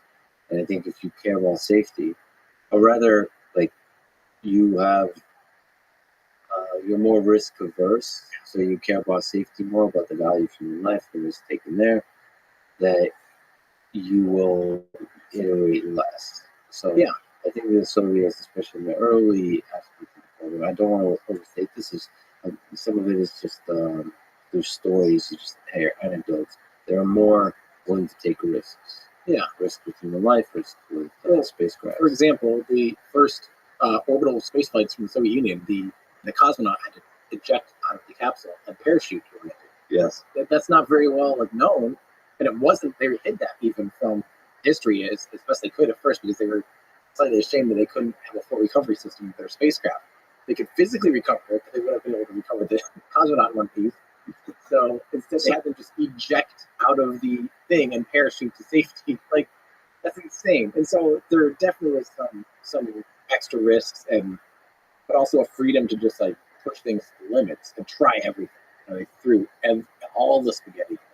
It's funny that most people probably don't even know the first person in space in America, and obviously everybody knows that. It's like it's kind of interesting how the space race and even World War II, even the history books.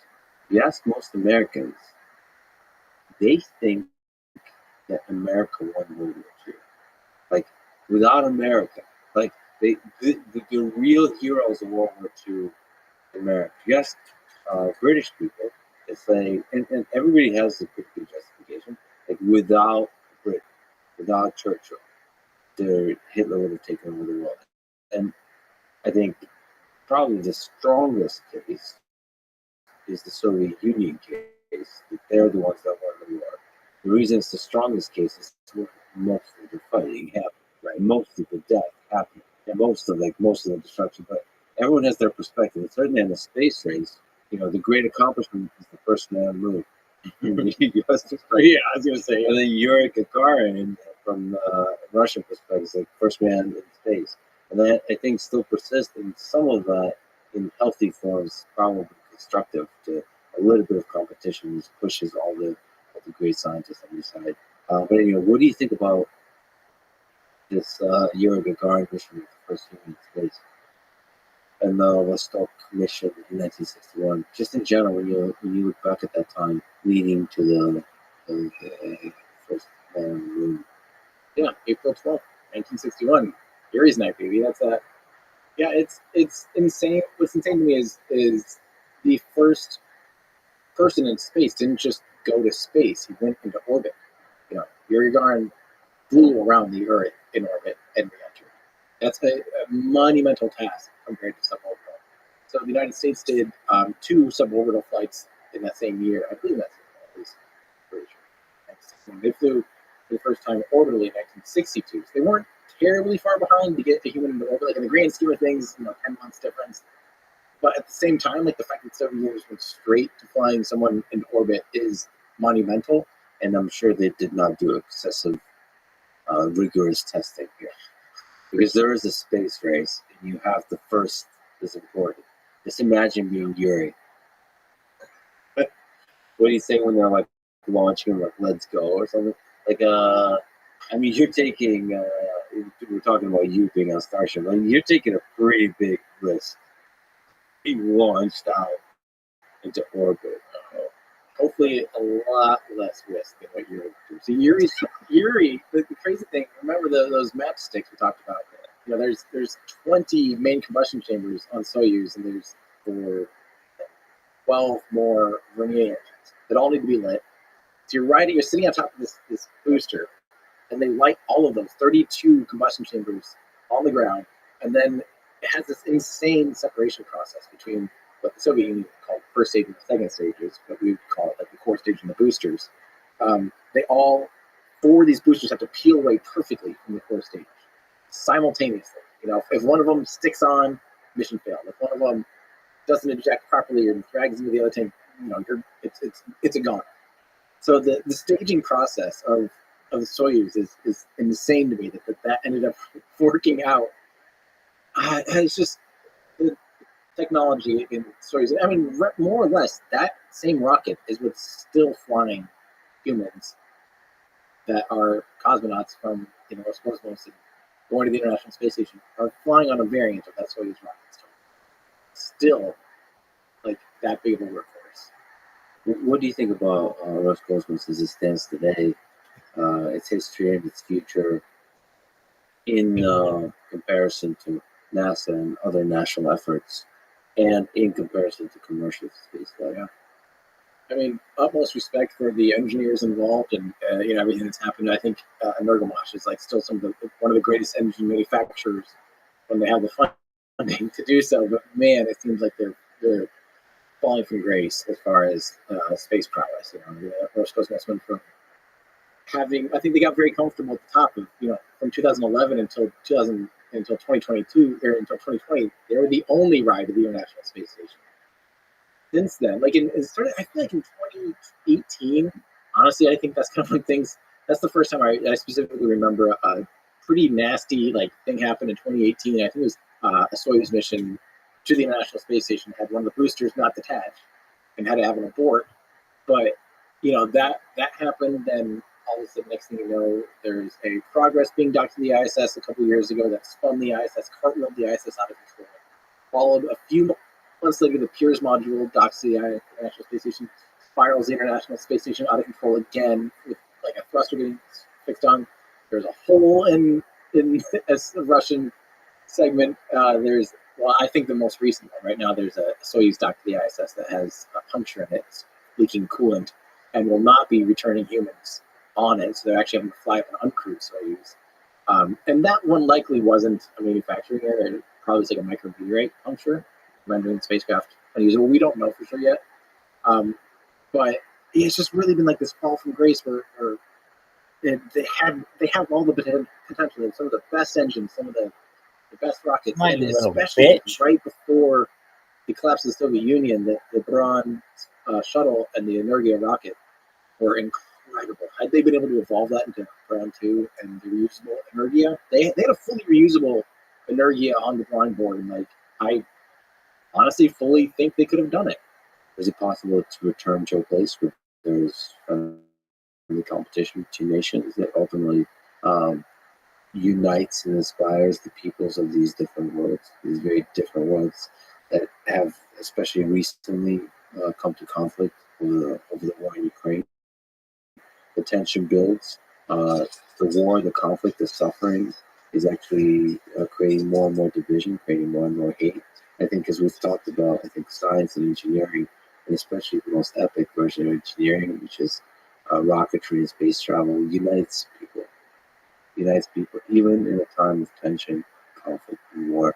And do you have a hope that we can return to that place? I think historically, spaceflight has been one of the most bonding things. We have countless examples of Cold War enemies coming together and working together, lending a hand. Apollo 13, for example, of course, there is the potential that who knew where it was going to re-enter since it was not in the planned trajectory at all for re-entry. And the Soviet Union said, hey, wherever they land, like, we'll help you guys out. That was a pretty big thing at the time, obviously. We also, in 1975, saw the Apollo-Soyuz mission, which was Apollo spacecraft docking Soyuz spacecraft.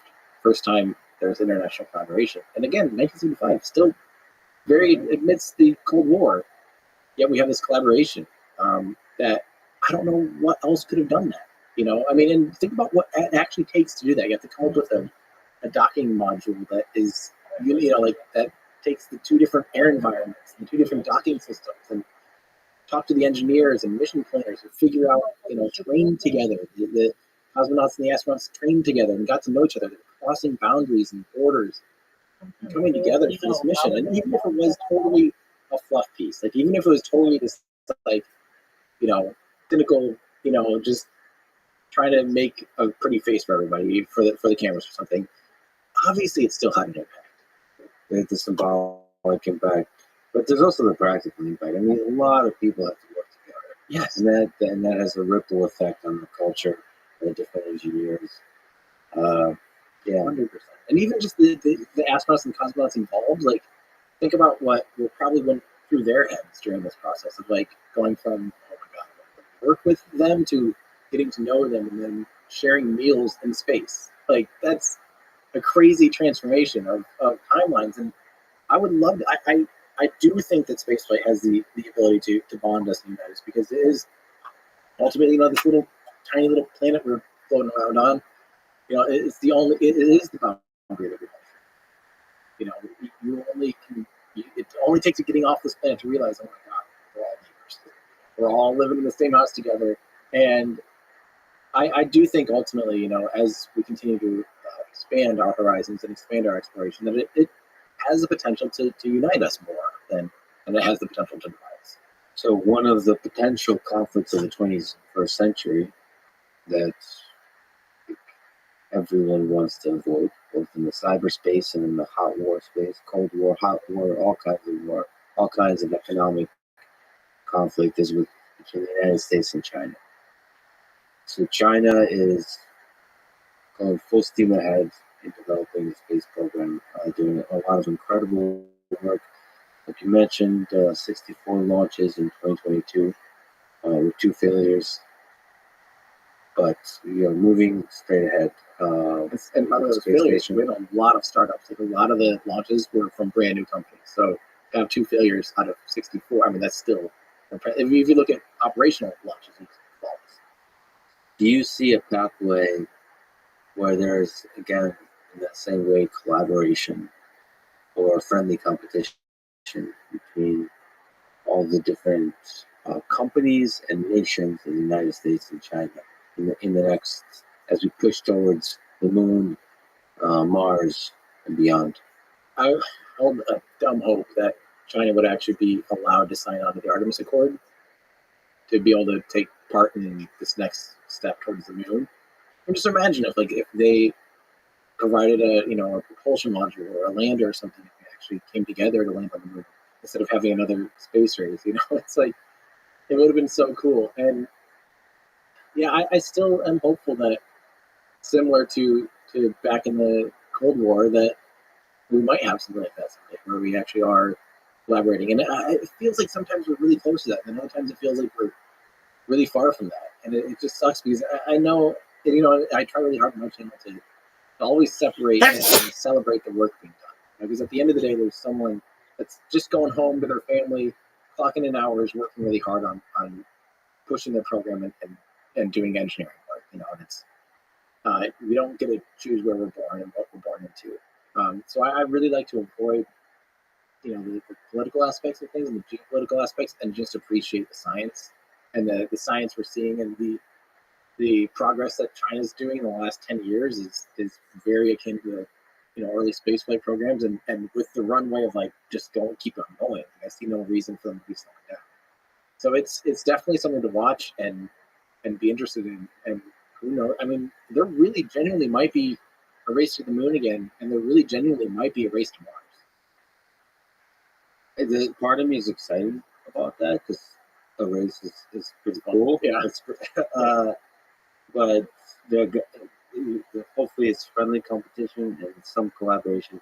It is true that maybe I'm being a bit cynical, but nations sometimes, the governments and leaders of those governments sometimes ruin things.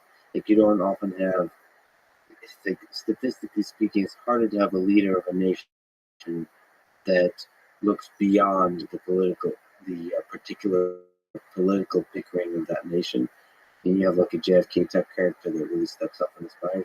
I think statistically speaking, it's better to have somebody like Elon, who's a leader of a company or a commercial effort that is able to look beyond the borders of the nation, and certainly inspiring educators like yourself to look beyond the borders of those nations and the geopolitical conflicts and so on to inspire them, to inspire people.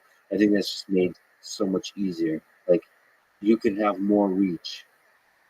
Tim Dodd can have more reach than NASA, right? Like in terms of inspiring the world, and that's fascinating. Like that gives power to the individuals that see past the silly short-term geopolitical conflicts. Yeah, that's the hope, at least. Yeah. Yeah. Do you worry that there might be a war? Yeah. Let's look out into the future. So forget. The interesting thing about these rockets, right? Let's not forget, rockets do what rockets do. That they can carry payloads that can be weapons. Do you worry about this?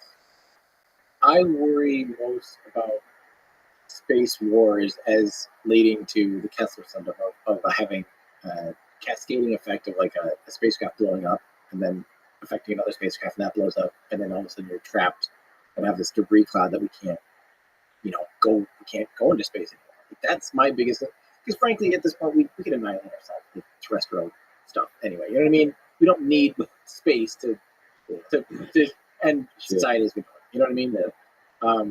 But we could really, and the good thing is I think mostly everyone seems to understand this for the most part, that like we really can't be risking blowing up stuff in space in low Earth orbit, because it could easily, like, we could strand ourselves from space assets for 50 years. Yeah. Oh, actually, can you elaborate on that? So, like, what is the danger of the debris there that could jeopardize so space? So, for instance, it was only a couple of years ago, Russia did an anti-satellite test on an orbital. We've done this. The U.S. has done this. Like, I'm not pinning it on them, but we kind of know nowadays, like, don't do anti-satellite tests on orbital things, because those things stay in orbit. When you blow something up in space, it's not like, people think, in space, like, oh, you throw something that's just going to keep going forever and ever and ever. I mean, that's in the sense that it's not going to be slowed down due to air resistance. It's going to continue to do that, but it's staying in orbit around the Earth. Like, you just slightly change the orbit of it around Earth when you throw a ball or something. So the scary thing is, when you blow up a satellite, all those pieces of that satellite are now millions of bullets in a halo around the Earth, in a very specific halo. So some things get blown up faster, according to its orbit, faster, so they'll go a little bit higher elliptically. Some things will get slowed down in that explosion and actually re-enter. Some things will go sideways and change its inclination of that orbit. So you have this debris field, but it more or less becomes a band of like like a big, scary, sharp, scary bullets that can destroy another spacecraft. And then all of a sudden, especially now Starlink, we're talking about thousands and thousands and thousands of satellites in space. All of a sudden, a couple of them crash and blow up, and so you have all the shrapnel going everywhere, and then that hits another satellite. That creates shrapnel. You can literally blanket our entire low Earth orbit in 17,500 mile an hour bullets. And we're talking that the kinetic energy in this is so hard for people to fathom because that's over 10 times faster than most like rifle bullets. Even like a big 50 cal is not going to be, we're still talking about 10%. That. So when you think about the kinetic energy, it's insane. So a fleck of paint can go through panes of glass at that velocity. A little piece of metal can puncture, go straight through. So our actions that seem small scale military actions can have dire detrimental effects to the whole space program, like global space program. Oh yeah, it can affect everything and everyone, including satellites. Oh yeah, especially satellites. Like that's, well, I mean, the good and the bad things. The good thing is a lot of satellites don't operate in the orbit. Like a lot of the ones that we use day to day, a lot of them are medium Earth orbit, like the GPS or the geostationary, which are way out there. And because of that, they won't really ever deorbit.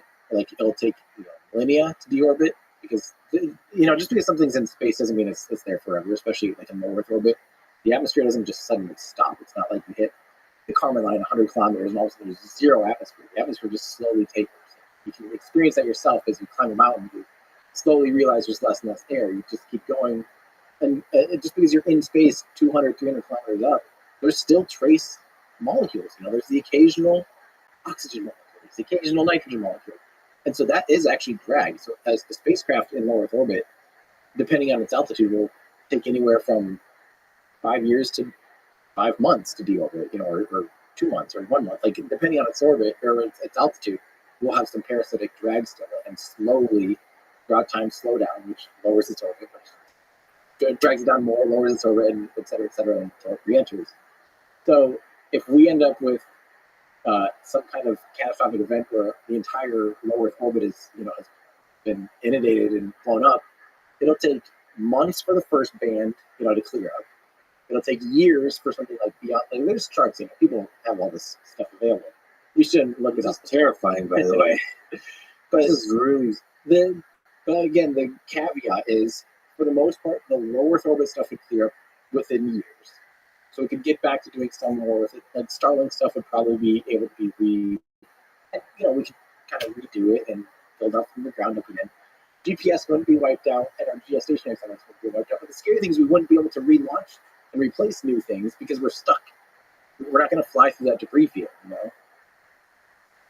And we avoid that by avoiding military action. And these days, like there's more and more requirements and legislation, and especially trying to get international collaboration on having end-of-life plans for satellites. The satellites, especially those in low Earth orbit, have like drag devices to increase. Like once they're done, they literally pull even just a ribbon, like a silly little 40-foot long ribbon. Will sit there and it'll slowly, or it can speed up its reentry process by months or years. So we're starting to see that this is now important. There's a really cool company called Stoke Aerospace out in Washington. It's one of these launch providers that's really looking not into just trying to be the next SpaceX launch company. They're really seeing satellite bringing stuff down from space is actually being, especially right now, we have all of these hundreds and thousands of satellites being launched every year. Someone at some point probably has to be. And so they're looking at being one of those companies to do that. Well, what do you think about Starlink and the efforts of Starlink to put a very large number of satellites out there and provide internet access to anyone? Generally, I think Starlink is phenomenal. And I would be saying this if there's any company. I want to make that clear that people think I'm just some SpaceX fanboy or something. No, I think it's perfect. I think as your fan, I could say you're basically a fanboy, which is a fan of everybody that's doing space stuff. And I don't there's no, even in this whole conversation, there's no way we cover like 10% of what I wanted to talk to you about. So we're jumping around. I mean, we could talk probably for an hour about Artemis. we could talk about anything with ULA, obviously all the other commercial efforts. We could talk about the NASA efforts, Yeah. it's satisfying. Like, are we gonna really go with this conversation? I thought about that. We might. Okay, so like, you're a fan of everything. Starlink is in general extent. And not for the space assets, but just the potential for humanity. Like, I really think, even as a consumer of the internet, personally, that our studio space down in Texas, we're stuck with Mediacom, which has like the least reliable internet service. Period. That's the only option. Either that, or they're trying to charge me like $20,000 to run a fiber optic cable, like $1,000. It's insane. I'm not going to do that. I bought Starlink. It helps, but it's still not, amazing. But it has. You can see where this is going in a year, 2, 3, 5 years. But like, oh, I can totally screw the cellular internet provider, and this is now by far the best option, and it's available literally anywhere. You don't have to be limited to your local internet service provider. And on the global scale, of course, you have people be able to learn and learn about rockets, learn about water management and architecture and city planning and fitness and health. All of the modern conveniences that we Google every single day. There's people that don't have access to that. I'm a self-taught rocket nerd. I would not be who I am if it wasn't for the internet for the last 7 years, 6, 7 years. So unlocking the intellectual potential of places like Africa, of rural areas that don't currently have internet access. That's a huge thing. That's like humanitarian 101 is give people access to information. And I think we have this potential to try to step in and fix other people's problems. But the reality is, like, people are smart. No matter where you are, you give them the resources to learn, they're going to solve problems. They're going to problem solve. They're going to engineer. They're going to. But if you don't give them access to that information, they're going to be stuck in their cycles, And so I think the potential for Starlink is incredible. I think it's already impactful. It's already affecting people in rural and indigenous areas, and it's already affecting businesses and all that stuff. I think it's great. I think it is, there's some downsides with astronomy, with ground-based astronomy, that it can hinder observations from the ground. There's already a lot of communications between SpaceX and astronomical societies and things like that, because it is a real concern. It can ruin observations, it can ruin data. But like one of the big ones, for instance, recently, I think a new thing they're going to be working into is that currently, if a Starlink is flying over a ground-based asset, a lot of ground telescopes actually have a laser that goes up and it measures the atmospheric distortion, and the telescopes literally sit there and, like, by the millisecond changes the focus and fixes those atmospheric distortions. And that laser can interfere with satellites. But previously, I'm pretty sure that SpaceX actually had to request that as they're flying over these satellites, these telescopes, they turn off the laser. And when you have tens of thousands of these things flying, you're going to be turning off the laser more than it's on. It's being this insanely inconvenient thing. You're going to have these junctions happen often. And I think one of the things that SpaceX is like, okay, no, you guys keep the laser on, we'll deal with your laser. Good step, things like that, mitigating the brightness of them so they're not visible under most conditions. Of course, like, they're still always going to be visible in the sun. But then ultimately for me, it's like this weird, like almost like a puberty of space flight and astronomy, where currently it's not cheap enough to really do a ton of incredible science or space-based telescopes. We have Webb, we have Hubble, we have all these other awesome space telescopes, Chandra, et cetera, whatever. And but it's still so expensive to launch them, that we're still so reliant on our own telescopes. But in the future, you can see a world where, oh, this is so cheap, we can launch 50 James Webb Space Telescope size telescopes this year for half the price of doing it on Earth, and get way better data. So in the future, I think in 20, 30 years, we'll look at it and be like, oh man, that was an awkward time where space assets were interfering with astronomy. But I think in the future, it's like, can you imagine doing space, astronomy from the ground? That's insane. There could be complexities to just having that many. Just another topic. So the complexity is associated with having so many satellites, especially with competing companies and competing nations. Do you see that as an issue? I mean, tens of thousands, hundreds of thousands of satellites. Yeah. It becomes a very interesting robotics collision avoidance problem. The one thing to keep in mind is perspective. Like, I know 10,000 satellites and 20,000 or 100,000 satellites sounds insane, and it sounds really scary. But, I mean, just even look at how many planes are in the air at any given time. And the planes are bigger, they're flying slower, which actually means there's a greater chance of collision. Think about two objects occupying space. If one's moving really fast, like imagine trying to throw two basketballs at each other, relatively easy. Now try shooting two bullets at each other and having at 90 degrees. You have to have your timing down like really perfect to do that. Now take that times 10. These objects are taking up physical space a very small amount of time. They're relatively small. Like most satellites are not very big, and they have limitless altitudes. So even though you can have what look like convergences, they can be 10, 20, 50, 100 kilometers difference often, and they're dealing with this. Like all space assets know, hey, I'm at this orbital plane and this blah blah blah. And they know where their altitudes and know their safe distances and have these margins built in. And it's space, so there's like an insane amount of room, So there's a lot of margin, but of course you can't excuse that all the way. Like you have to still have plans and be considering that, considering collisions, and considering all of the above. When do you think the first human being will step forward? You don't like timelines, but is this something? And you're very much focused on kind of the short term of the incredible progress that's happening in the next 20 months. But there is the Mars plan that was at the origin of the commercial spaceflight efforts. Do you still see and dream about that? Let me be clear that I don't want to go to Mars, but I do think if you're making me guess a timeline for when humans will walk on Mars, even a year ago I still would have said by the end of 2020, like the 2020th decade. So by December 31st, 2029, humans will walk on Mars. I'm starting to think that's still too optimistic, but I definitely think by 2040. Like I for sure think that, and I really think it's just hard to predict that curve. That project out that curve. We're gonna go from feeling like it's impossible, like it's feeling it's impossible. It could be another by the end of this decade JFK type moment, especially if China steps up with the space race.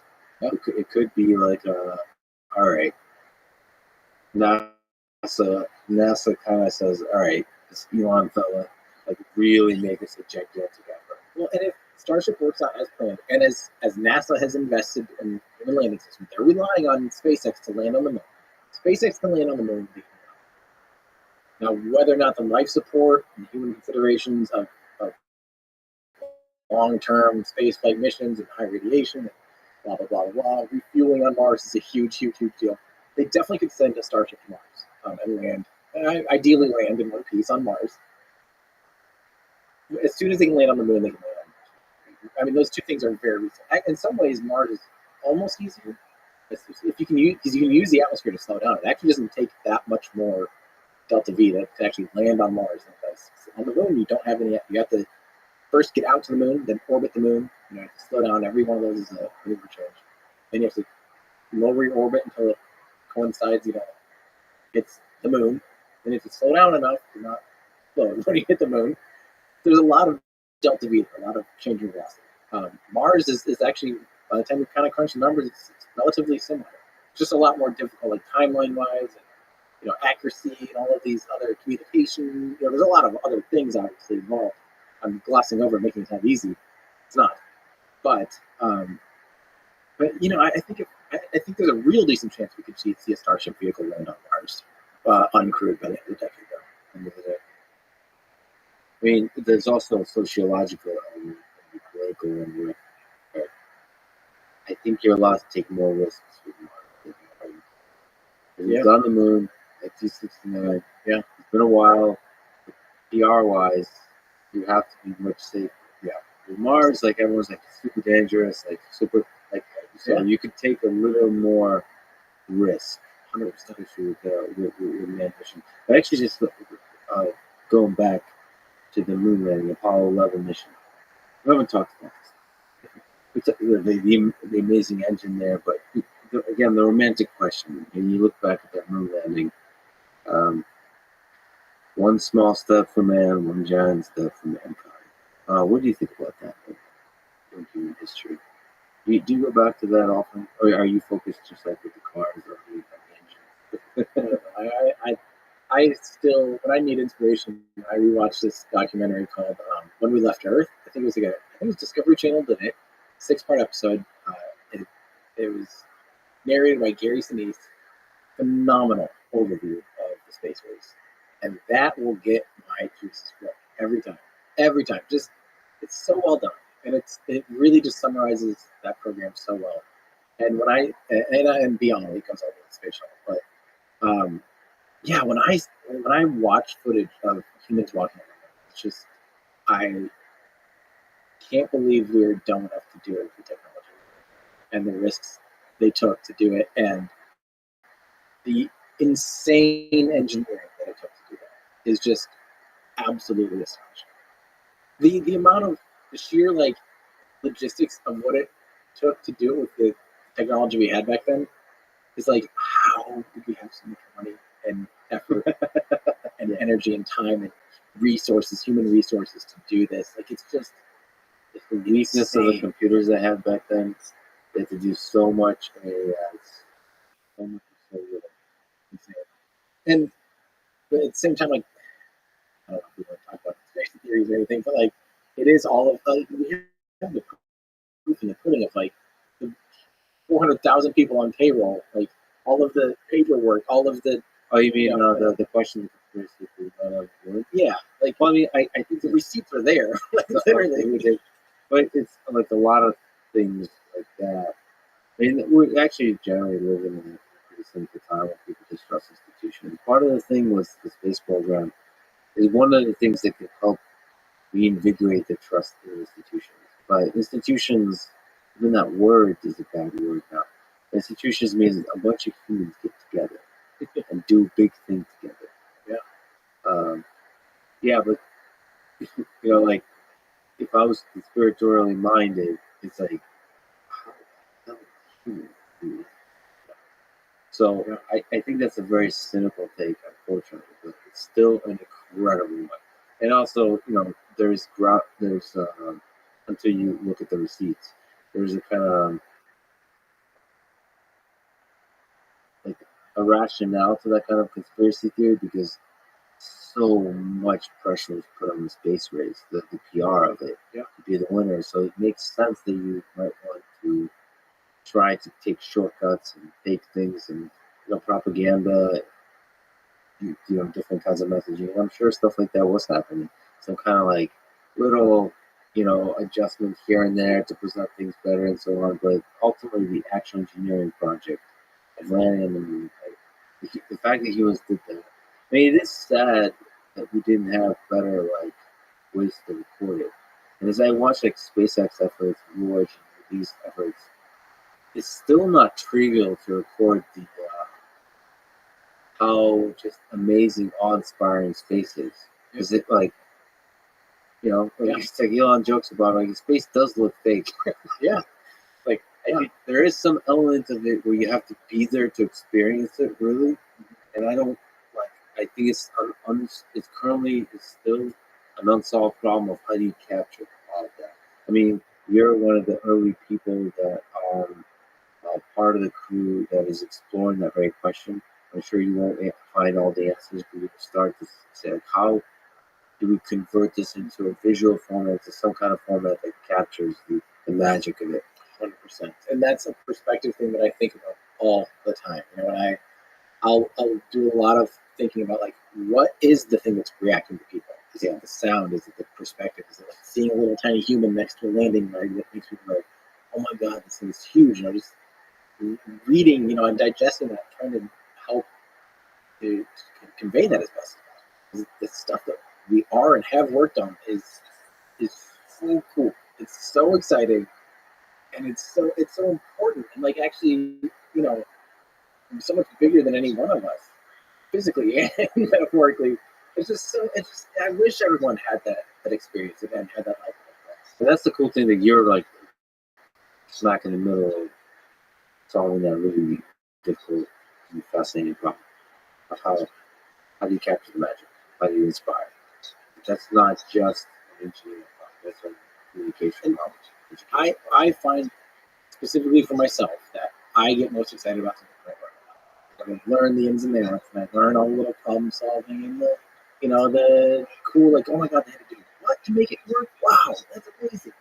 And I try to just always go back to that root thing of like, what can I teach myself? Like, if I'm every video, I expect that I learn something to make it, no matter what. Like, no matter how much I think I know about something, at the end of the day, if I'm not learning something, that's not, you know.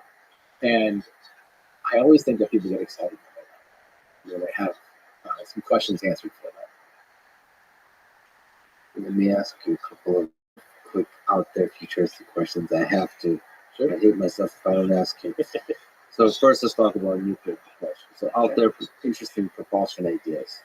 So what do you think, beyond the chemical engines that we're talking about, what do you think about using nuclear fission and for propulsion? We already have thermal nuclear reactors, they're nuclear engines that have been tested both by the United States and Soviet Union that were 100% valid, like totally ready to go, efficient, super awesome. Yes, yes, yes, hardcore yes. And what they're using is basically a fusion reactor. You're flowing hydrogen through it and heating up the hydrogen, taking it from liquid to gas.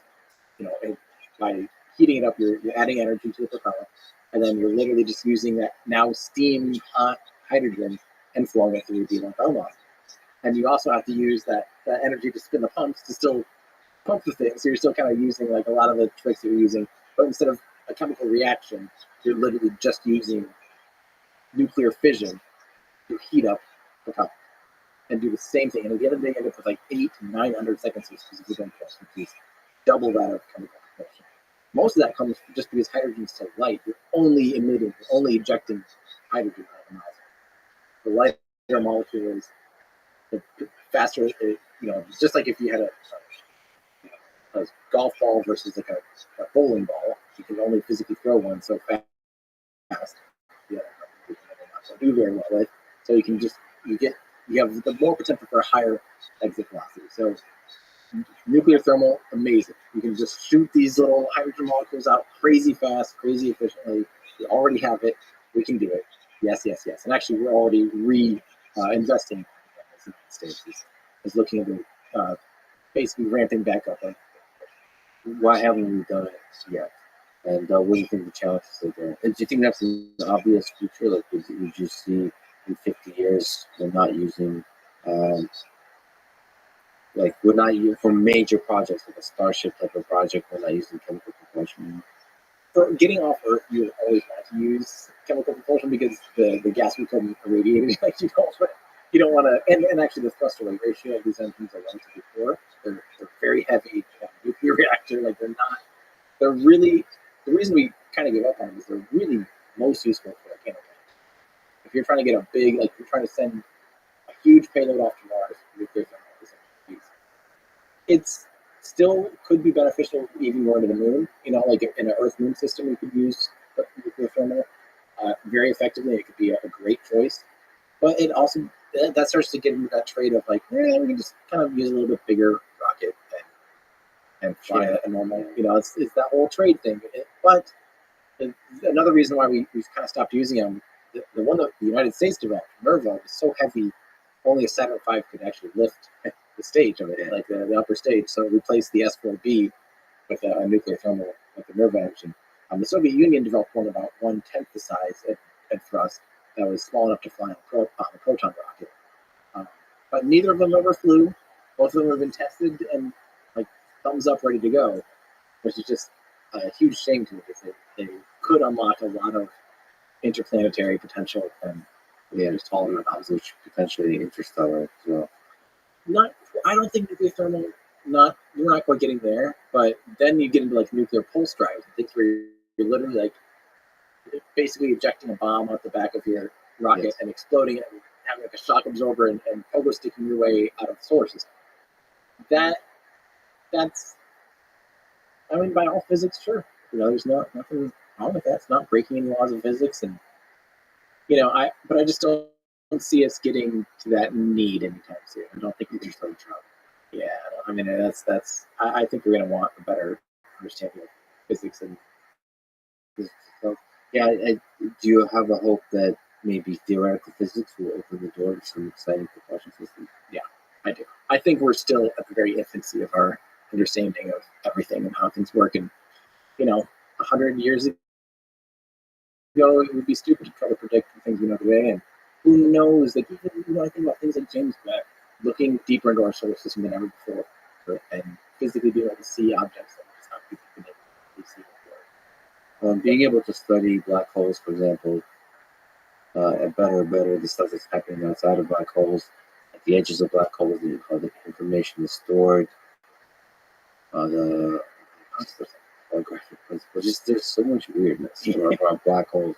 Yes. Around where gravity starts bending light, it's like, all right, we get to look at that now and start to wonder, like, what is going on, and how can we like use that somehow for propulsion? I mean, it seems like awfully crazy and futuristic at this moment, but I think that's because we know almost nothing about those kinds of objects where the general relativity and quantum mechanics start to have to be both considered to describe those kinds of objects. And as we study those objects, we might figure out some kind of unification thing that will allow us to understand maybe how to use black holes for propulsion. Like, I say a lot of crazy things, but like basically. But the point is, it'd be stupid for us to even guess about things we don't even know about. You know what I mean? Like, and so therefore, I'm not going to say that the best option for interstellar travel is nuclear drives. Like that could be like someone saying, in 1600, the only way to fly is by strapping 1,000 birds to your head. Like, but that said, I mean, everything you're saying is right. But human history is such that at the beginning of the 20th century, physicists, Rothschild, there's brilliant people that said we've basically solved. Right. If you talk to most physicists, I think they're going to say like we've pretty much solved. Like the standard model describes physics extremely accurately. General relativity explains the cosmos as we observe them extremely accurately. There's nothing talking about energy, whatever. Yeah. But outside of that, we basically solved like where are you going to find gaps in knowledge that are going to somehow create warp drives or something like that, so wormholes. But it seems like throughout history we prove ourselves wrong time and time again. Yes.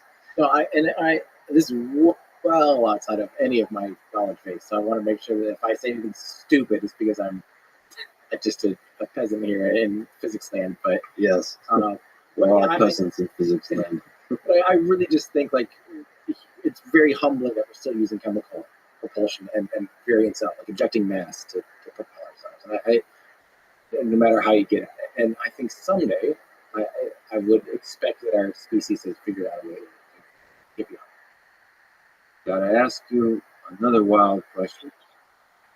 What do you think of Bob Lazar, who claimed that he worked at and saw in Area 51 a propulsion system fueled by, I'm quoting here, maybe from Wikipedia, I don't know where I got this from, fueled by an antimatter reactor, which used as fuel the chemical element of atomic number 115. At the time, it wasn't synthesized. It was later in 2003 synthesized, named moscovium.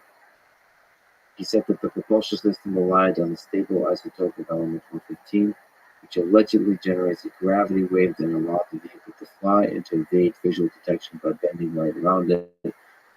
No stable isotopes of moscovium have yet been synthesized. All have proven extremely radioactive, decaying in a few hundred milliseconds. One, do you believe him? Which I find it fascinating because it's my human mind fascinating. Then then something like an antimatter drive because I think it's a giant mystery that we haven't begun to explore deeply. Anyway, in that sense, whether he's lying or not are both interesting things to explore from a psychology perspective. But two, he's basically saying that I guess it's an alien, uh, extraterrestrial engine thing. What do you think? I mean, I'm happy to change my opinion based on new evidence at any point. I have like the biggest part of me wants to just be like, this is obviously just stupid and a hoax and just total whack. And then another part of me still was like, this is exciting and fun to think that this is all real. And then another part of me goes, why? How good is this guy at lying and making stuff up? Because it's all really good, like good storytelling, good like. I don't know what to think, honestly. I don't know. I'm really very skeptical about anyone explaining anything like this. Like, I mean, my radar is like screaming at me like this is all full crap, you know. But I'd say like there's still a part of me that's just like, man, that is kind of cool. How do you know that? And like, you know what I mean? It's Well, I think I'm you're actually, conflicted. I think you're actually in the best kind of place because it's. I'm afraid of being the kind of person that hears something like that says is definitely he's definitely full of crap and basically close my mind off to all that stuff. I'm afraid of being somebody who closes my mind off to a thing that's actually a early thread to a brilliant, to a future, to a fascinating solution to a mystery. So, but in this, I mean, I have so many red flags from a psychological perspective that but again, outside of this particular individual, I do wonder if aliens have visited us. I think aliens are everywhere. I think the universe is teeming with alien life. And it's very difficult for me to statistically understand, given how life finds a way here on Earth, just everywhere. The entire history of life on Earth, from the very origin of life, it seems to be damn good at doing its thing and evolving to get better and better and better at doing its thing. Now, there could be some special aspects to the origin of life itself, which is completely not understood. Maybe the true magic is in the origin of life. Or it could be that there is some magical leaps to eukaryotic cells, for example, that the universe, our galaxy, is teeming with alien life, but it's all bacteria. They're all boring bacteria, or exciting bacteria. No offense to bacteria. But the no intelligent spacefaring civilization. I don't know. But if I were to guess, if I had to bet all my money, there is spacefaring civilizations everywhere in the universe. And the fact that they have not been directly, definitively observed confuses me.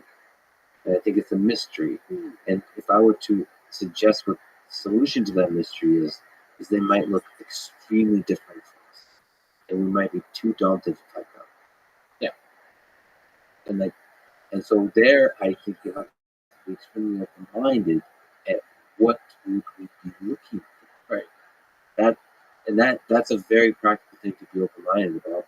And practically speaking, if we were to be able to even detect them from a distance, get a techno signature of a distant planet, of a distant star system that has alien life. Honestly, number one thing I kind of want to know is like, what's your propulsion system? Like, how do we travel faster, right? Like, there's a bunch of details probably, but first, let's get together. Teach me how to go fast. You go fast. I like motorcycles. I like rockets. Exactly. What you got? Yeah. Like how like I'll show you mine if you show me yours, kind of thing. at the interstellar intergalactic level. Anyway, I just wonder. Maybe it's a cheat code in this video game we call life, but I want to use the cheat code to figure out what kind of propulsion systems are possible. It feels like other alien civilizations might help us, give us um,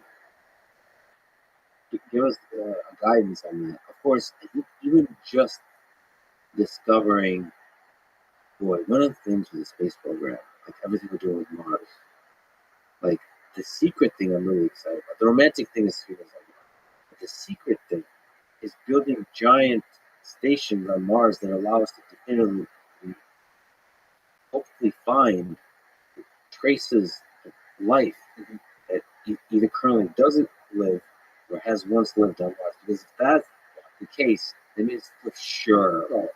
Oh, 100%. And then you're like, once you know that, sorry to keep interrupting, not shutting the hell up. This is supposed to be an interview, god damn it. All right, like that, just the knowledge of that, just the knowledge that a 4-minute mile can be run, I think will open our minds completely to really, really hardcore push to interstellar travel, colonizing Mars, becoming a multi-planetary species. It'd be truly inspiring. You think that? Like, do you get nervous that, like, I'm getting now. Don't you get nervous that we could make a spectacular discovery on Mars that not only has there been life, there's actually like pretty advanced micro, or multicellular life, totally thriving in certain regions. We just hadn't visited Mars, and we make this big discovery that relatively large percentage of people simply wouldn't believe it. They think it's all 100% fake, and that they're just doing this to control us, and that blah blah blah. Like, we could make the most important discovery in human life, like in all of human existence, that we're not alone in this universe, by cellular at least, and a good percentage of people. I'm thinking 20, 30 in today's world, 40+% of people wouldn't even believe it exists. It's a very important thing to think about, especially as an educator like yourself. I think the current cynicism towards institutions and science is temporary. I think they're basically, the internet woke up. The internet smells bullshit, and it looked at. I'm sorry, I'm not being ageist, but saying older scientists, and they looked at them and they kind of said, "You're kind of full of shit. You got a lot of ego. You speak down to everybody. You're not very good at communicating." I think there's a lot of truth to what they're saying, and I think the young scientists that are coming up will be much better at not being full of shit, being authentic, being real, not treating people like they're children they can't possibly understand, like taking it very seriously. That there's a lot of intelligent people out there that are curious, that are just full of desire for knowledge, like being transparent about all the uncertainties of the scientific process, all the tensions, the conflicts, all of that. And it's, I think once we fix the science communication system, adapted to the internet, I think that won't be an issue. I hope. I mean, that's why people like you are really communicate with authenticity. But yeah, that's definitely something to think about. I mean, yes, the early with the scientists too, like the phosphate discovered on Guinness, is like they're extremely skeptical always. So definitely there'll be a lot of skepticism.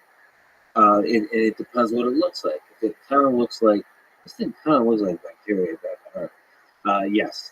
So it means contamination is very difficult to avoid in general.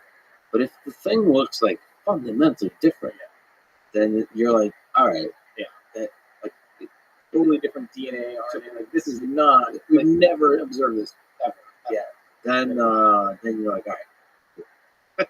Of course. So that another promising thing that difficult to be definitive about, but is get better and better direct imaging systems. There's now how many, but thousands of planets are being discovered outside of our solar system. There's moons being discovered, Earth-like planets being discovered. So like all of that, like, you do direct imaging of those planets more and more and more. There could be some gigantic.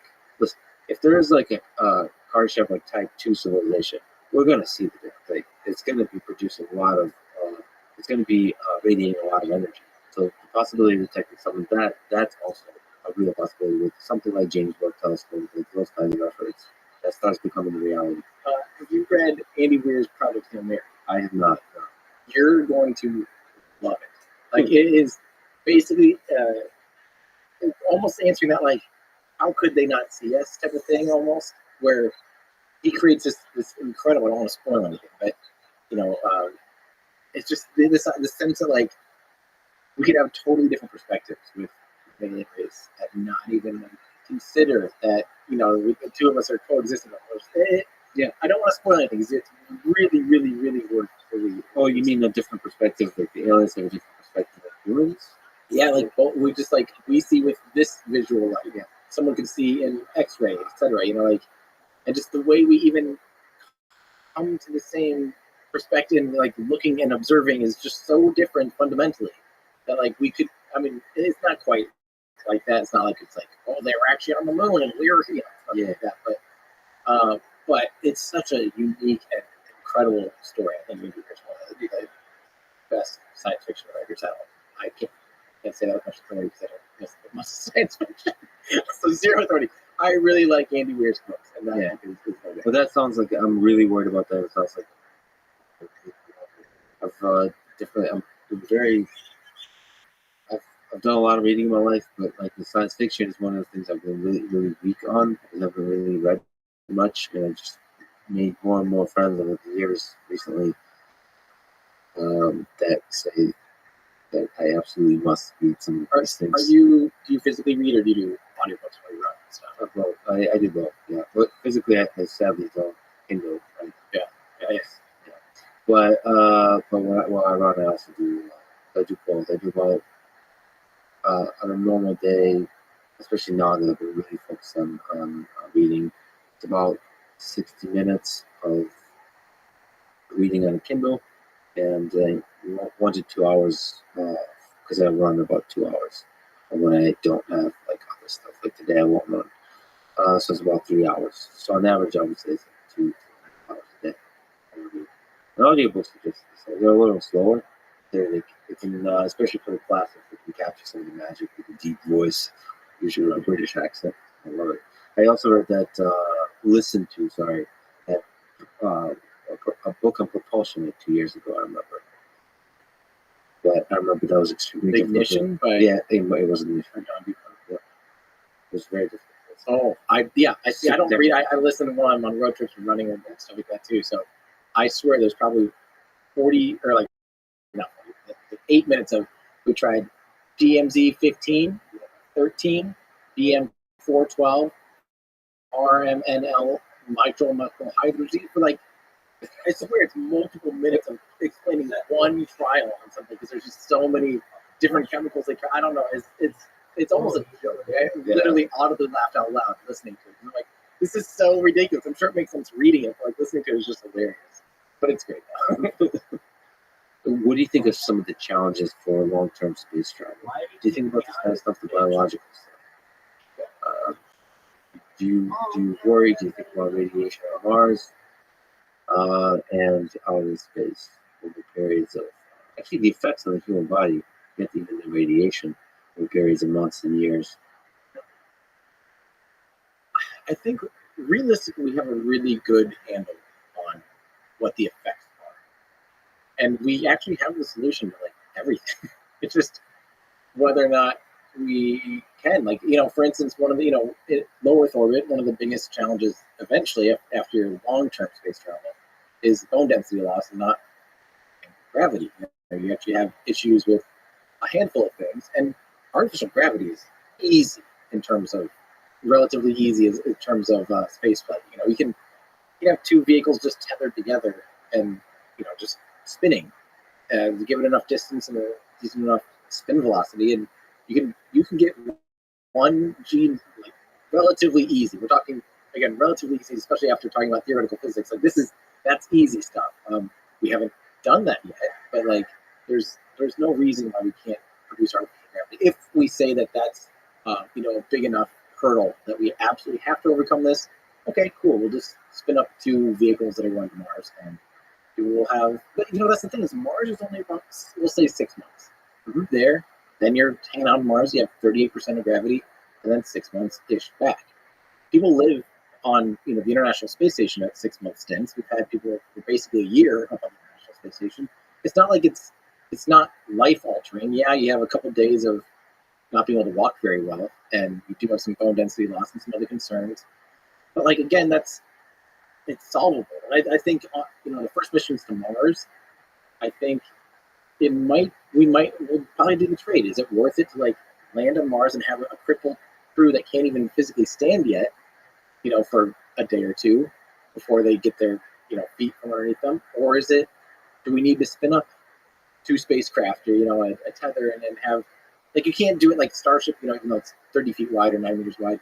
If you spin it on that one axis, that's not enough space to get 1G without your feet and your head being at two different velocities. So you really stick it. You always feel like you're falling. Your brain will tell you that you're falling constantly. But then again, okay, so this is the whole thing. And I don't know if we don't really have the data yet on like going from 0G. We know the effects of that. We know the effects of 1G really well. That's our majority of our data set. But we don't really have much data on the long-term effects of 1/6 gravity, like on the moon, or 38% gravity. Is 1/6 gravity actually enough to counteract 95% of the effects of low gravity, or is it 15? Is it 1/6? Is it like a linear thing? Is 38% gravity totally 38% as bad as one or whatever? Is it a slight like where is it on the scale? So there's a chance we don't need anywhere near 1G gravity to counteract the bulk majority of these problems. We could have 0.1G or whatever is the right compromise of vehicle complexity and human biology and all of these other effects. This is absolutely a solvable thing. That is, and we figure some of this out through just experimentation, 100% along the way. Yep. One of this is back to my dating life. I think one of the essential fundamental research questions I want to think about is the dynamics and the details of how you have sex in space. Asking for a friend, of course. I mean, there literally is a work on this, right? Because, like, if you think about long-term space travel, I mean, sex is there's the recreational aspect of sex, but the most important aspect of sex for long-term space travel is procreation, and also the full biological cycle of that, so from the embryo to the development of the baby, to giving birth, and all that kind of stuff.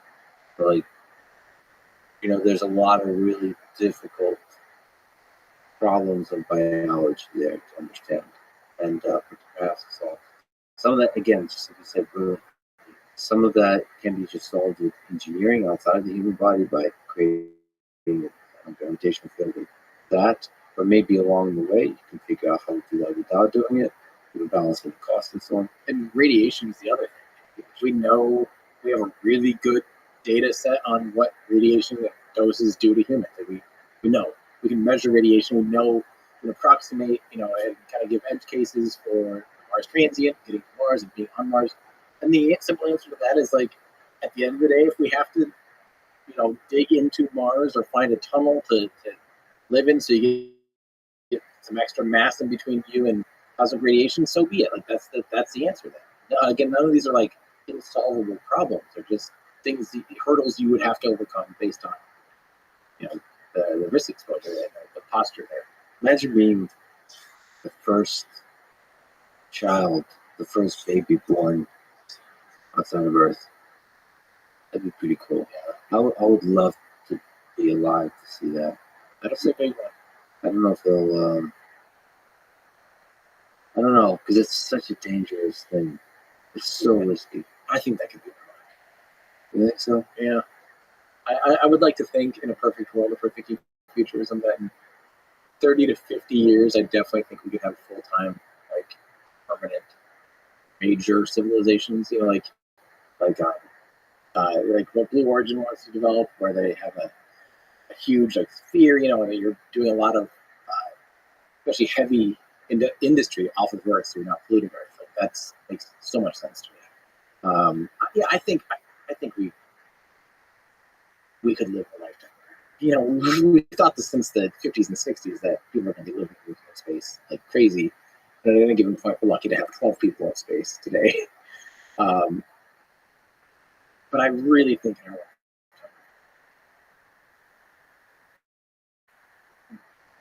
yeah, let me, because you mentioned Blue Origin, can we just lay out some of the competitors to SpaceX?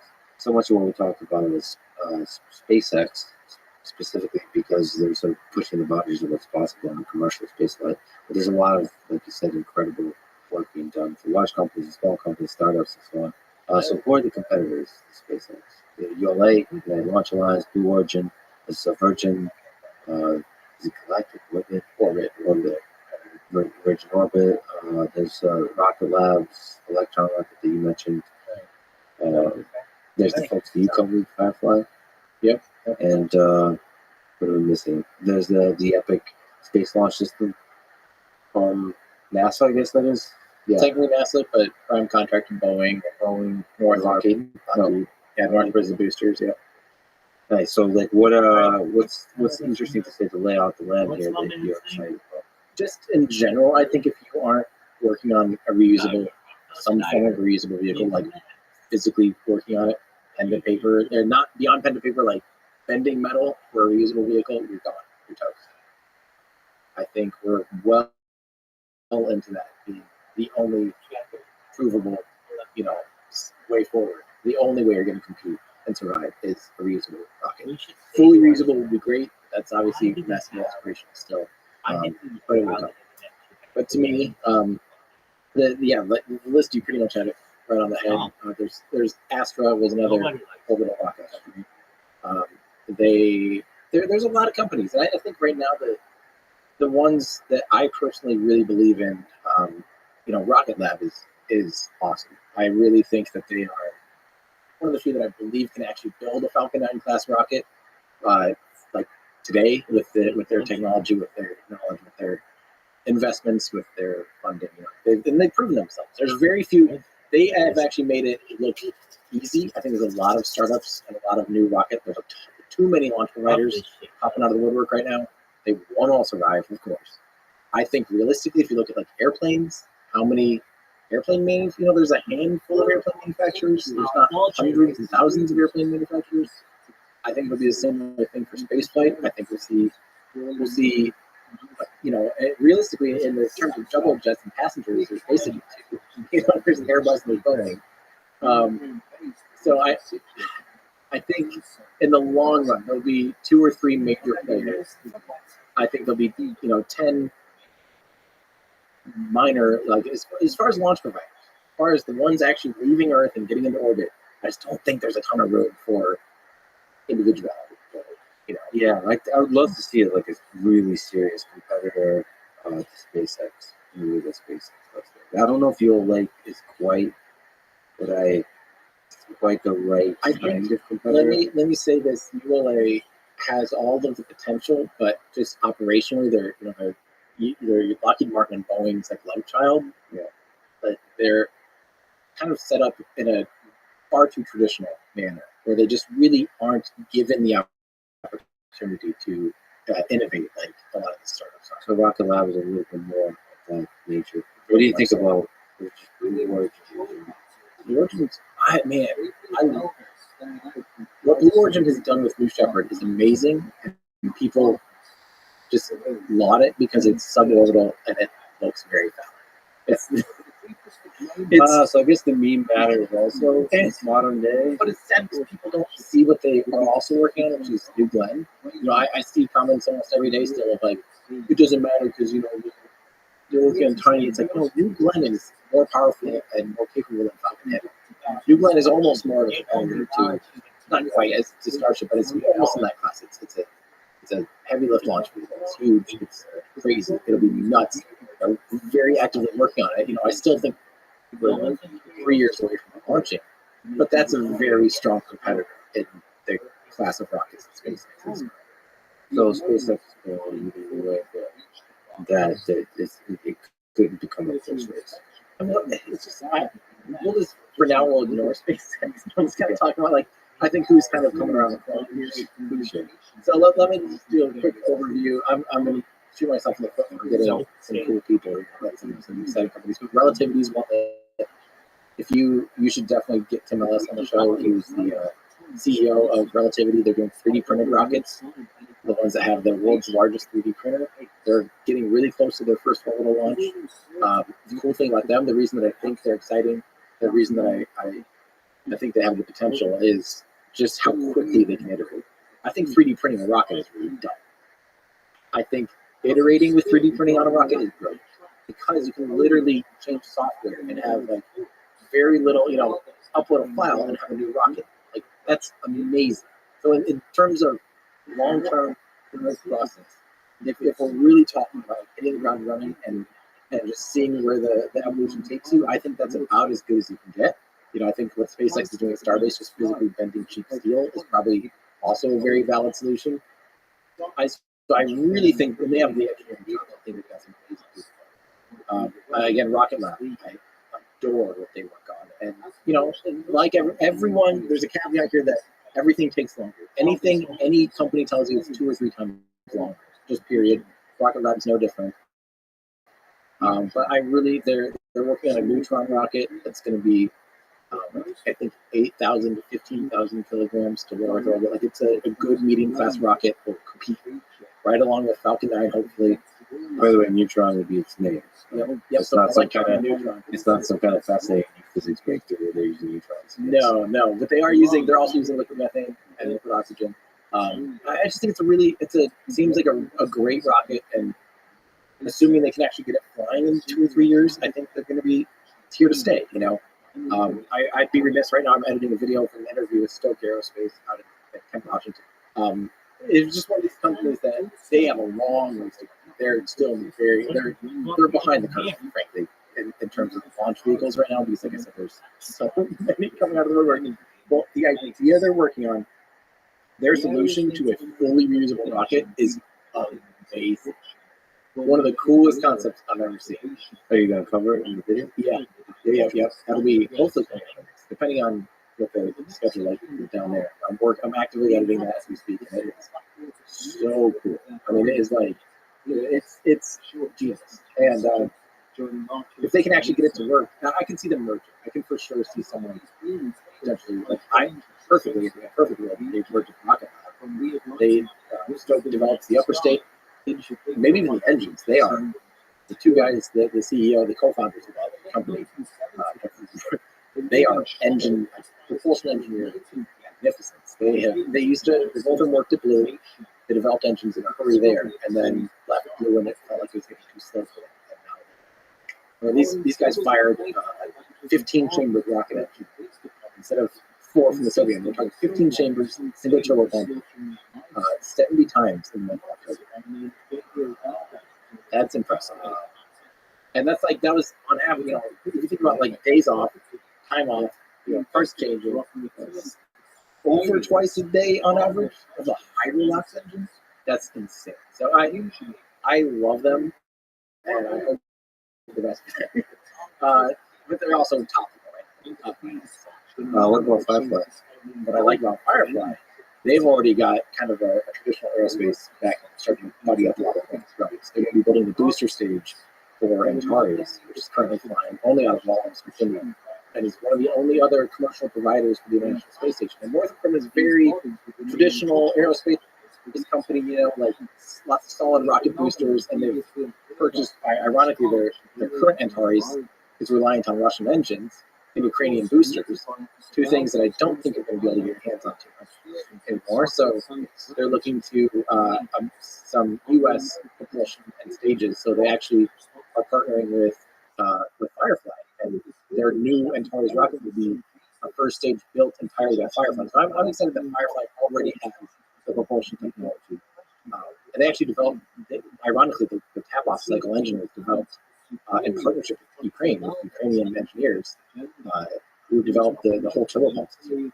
So it's this cool meddling of these worlds. Their former CEO, Tom McCusick, is like I have an interview with him. He's anyone that can just spout nuances and facts. I just love. I just soaked that guy's information up as best I could because he was brilliant. Literally a doctor, a rocket doctor. So yeah, I mean that's what, like you said, that's the fascinating thing about these folks. They're legit. They're such great engineers that bring these rockets to life. And then there's all this stuff that we know and don't know about in China and other parts of other nations. One of the sad things also is like, with Lockheed and Boeing is and just military applications in general. There's so much technology that's currently being developed that we probably know nothing about. And it makes me a little bit sad. For several reasons. One is that the use of that technology has really much. It's not that inspiring. It's like a very military focus. It's to kill someone. Yeah. There's not even like a side application. Right. And the big one is that it's shrouded in secrecy as opposed to being sort of expressed. But that's the way of the world. Like, what was that one plane that you covered that was like we know nothing about? Oh, the X-37B. The X-37B. Yeah, orbited for over 900 days. Like, yeah, I want to know What's that about thing that up thing. to? I don't know. That's what's. It's so frustrating. We know when it launches. People, amateurs track and know. They even will be like, oh, you can change your orbit, raise or sort of blah blah blah. We generally have just almost no idea what it's doing. Just saddens me. 'Cause I want to know, and it's awesome. It's a great vehicle. War. What is it good for? You mentioned the Kerbal Space Program, video game. Someone asked you what video game you recommend for learning about space and rockets, and you said, duh, the Kerbal Space Program. So tell me about this game. What is this game? And I also heard that a second one is coming out. I've been playing more games recently because games are fun and they remind you that life is awesome. So why should I play this game? If you want to learn about rockets, how to fly, how to build, how to get to orbit, how to get to all the planets, there's no better way to learn about rockets. What does it entail? Like, do you actually It's like SimCity and Microsoft Flight Simulator for rockets. Oh, interesting. So you will get to what you design rockets? Yeah. Okay. So I started playing it in like 2014, around as I'm like falling in love with space, and I became obsessed with this game. Like literally, you take you get a little command module, click on a fuel tank, you choose your engine, you choose the stage connector, you connect more tanks, and build these space planes and fantastical things, and it's all like physics based. And this sounds like a commercial. It's available on PC, Mac, and console. Like it's available everywhere. Wait, there's more. Oh wait, there's more. And you said like you streamed yourself. Are those any of those videos up? oh yeah. There's some of my actually the first videos I ever uploaded to YouTube were recaptured streams from Twitch. It's physically uploaded to YouTube. And so it's me playing. I used to do this kind of like a podcast style thing. I should get back to this. It's one of my favorite things. We called it Today's Space Flight History. But these days I'm probably just play Kerbal. But I had my friend come sit next to me. His name's Jacob, and he is a former professional pole vaulter. Just really knows nothing about rockets. Knows nothing about space. Hilarious, like in the sweetest, most fun way. He as an adult asked me which is bigger. And I love that. That's fantastic. He's just a delightful human. He would sit next to me. We would recreate a historical space flight mission and Kerbal Space Program, and he would just sit there and play guitar and sing about what I'm like doing and asking questions. And it's still one of my favorite things I've ever done. Yeah, you should definitely do stuff like that. So basically, just shoot the shit with a friend. Get their curiosity going. Let them just sit there and ask questions. It was awesome. Like, I mean, yeah, those are some I've done it a handful of times. We probably did like 20 or 30 episodes. It's definitely something I would like to get back to doing. Can you in the game like go to the moon? Yeah, so it's technically a different solar system. It's the Kerbal system, and you're on the planet Kerbin. So there's the Mun, M-U-N. There's a second moon in the system on this planet. It's the Minmus. They didn't want to pay less tickets or what? Well, it's just a little easier. It's a little bit smaller, so the physics are easier. Oh, so it tries to be consistent with physics. Yeah, oh yeah. The physics are all like physics, and I mean, there's aero simulations. There's all of it's like 1-to-1, for Earth physics. It's just on an easier scale, so it's easier to match. But there's a planet called Eve that's kind of like Venus, so it has a really thick atmosphere, really thick, really soupy. It's and a lot more gravity, so it's just really, really hard to get off. It's relatively easy to land on, but like that's kind of like the ultimate boss. It's like getting off of Eve. So that's one of my favorite things to do, is build these crafts to get to Eve and try to return them. You mentioned that in terms of the podcast thing. You also did our Lucas feature. What is there a podcast in the future? Are you thinking? Do you enjoy the medium? You're so incredibly good at talking. It's less effort to produce. Is that something in the back of your mind also? I love. Yeah, you're very good at it. Yeah. I find that it's just the problem for me with podcasts, and I guess the podcasts that I've done have tried to be relatively topical about like the current spaceflight affairs. And 3 or 4 years ago, that was actually manageable for me to keep up with. These days, man, I just can't keep up with it. I gave up on trying to be super topical, and I realized that maybe my biggest talent and the things that resonate most with people is just trying to explain the basics. And to really get. So I'm really just trying to I'm trying to do less live streams if I can, but then again, like Starship, there's no way I'm going to do that. But I'm really just trying to get back to making the deep dive videos where I have no limit on how long and how deep, and just really go for it, because that's actually what I want to do. Yeah, I mean, that's views aside. Those are just works of genius. You're getting better and better at them, and that's that. In terms of the beautiful things you can create in this world, those are that. So, if you continue, especially with the way space travel is developing, right? That your voice is very much needed. So, I think it's wise to do what you do best. And I think I'm feeling more and more, especially this last year, a lot of live streaming travel back and forth between Florida and California and here, and just handling major big live streams. Really stressed myself out. At the end of the day, I was like, all of this is taken away from my dream. And that's ideally, honestly, if I had my choice in things, I would just ignore everything else and just sit and lock myself in my house for a year and just sit there and make videos and go and travel everywhere for fun, not for space stuff. Just go and do some light traveling, some around the world.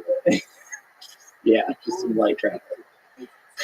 What advice would you give the young folks, or just folks struggling to find their way in life, whether they're in high school, college, or beyond?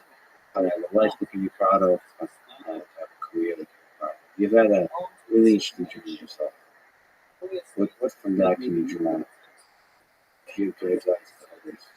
To be honest, I feel like it's so painfully obvious to follow your heart and follow what makes you happy, that I'm just shocked that people allow themselves to sit on mediocrity, to just sit there and be like, "Oh, this is just what I do." And something for a lot of people that's perfectly fine.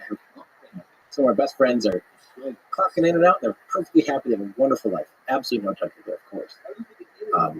But for people that are stuck feeling like they're not sure of what's next and how to bring light into their world, you really just gotta listen to what does make you happy. People feel guilty about, I play video games. Then start learning how to make a video game. Learn how to do reviews of video games. There's so many, you can work in the video game industry. You don't have to isolate your love from your work.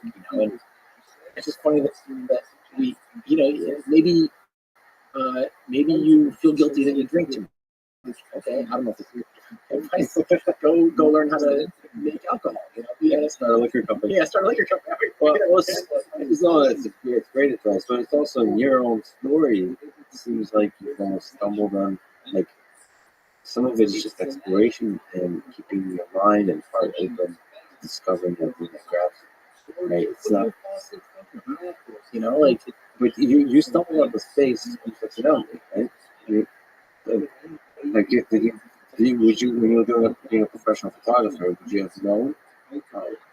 Well, you want to know what I wanted to do when I was a kid? Well, first, when I was young, I wanted to be a tractor. Not quite sure I understood how that works. Then I wanted to be a scorpion trainer. Thought I could train them to cut people's lawns. Yep. And then, honestly, the majority of my childhood was long. I think you understand your physics really well. The pictures, man. The pictures. There you go. Then, from like probably 6 until like early college, I wanted to be a prosthetic engineer. And never once did I think about anything rockets. Really, you know, I had like a space shuttle poster. I had some space shuttle Legos. You know, I liked space, and you know, I knew of this space shuttle, but you know, it was a far down the list as far as things that I thought were cool. Ninja Turtles, Lamborghini Countach, P-17G Flying Fortress. Yeah, I guess that means just keep your heart open, falling in love with an idea, with a passion. Yeah, you start from that, the Ninja Turtles and Scorpions, and on to being one of the best, one of the top educators, inspirational figures in space, and actually traveling around the moon. Who knows, maybe one day stepping foot on the moon and Mars. If you're not interested, it seems like you stating that you're not interested in certain things somehow results in you doing those things. My friends joke that like I'm gonna be the first person to go to the moon against their will. It's like, all right, Yeah. this is, all right, Like, guys, we're gonna start a fundraiser. Please, like, Tim just doesn't want to have to. He doesn't want to go. You know. all right, Tim, you're incredible. Thank you so much for everything you do. I've been a fan of yours for a long time.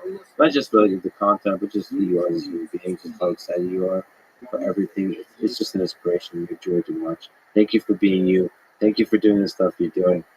I can't wait to see what you do next. Thank you so much for talking to me. Thank you so much. It's my pleasure. Thanks for listening to this conversation with Tim God. To support this podcast, please check out our sponsors in the description. Now, let me read you some words from H.G. Wells. Life, forever dying to be born afresh, forever young and eager, but presently stand upon this earth as upon a footstool, stretched out its realm amidst the stars. Thank you for listening, and hope to see you next time.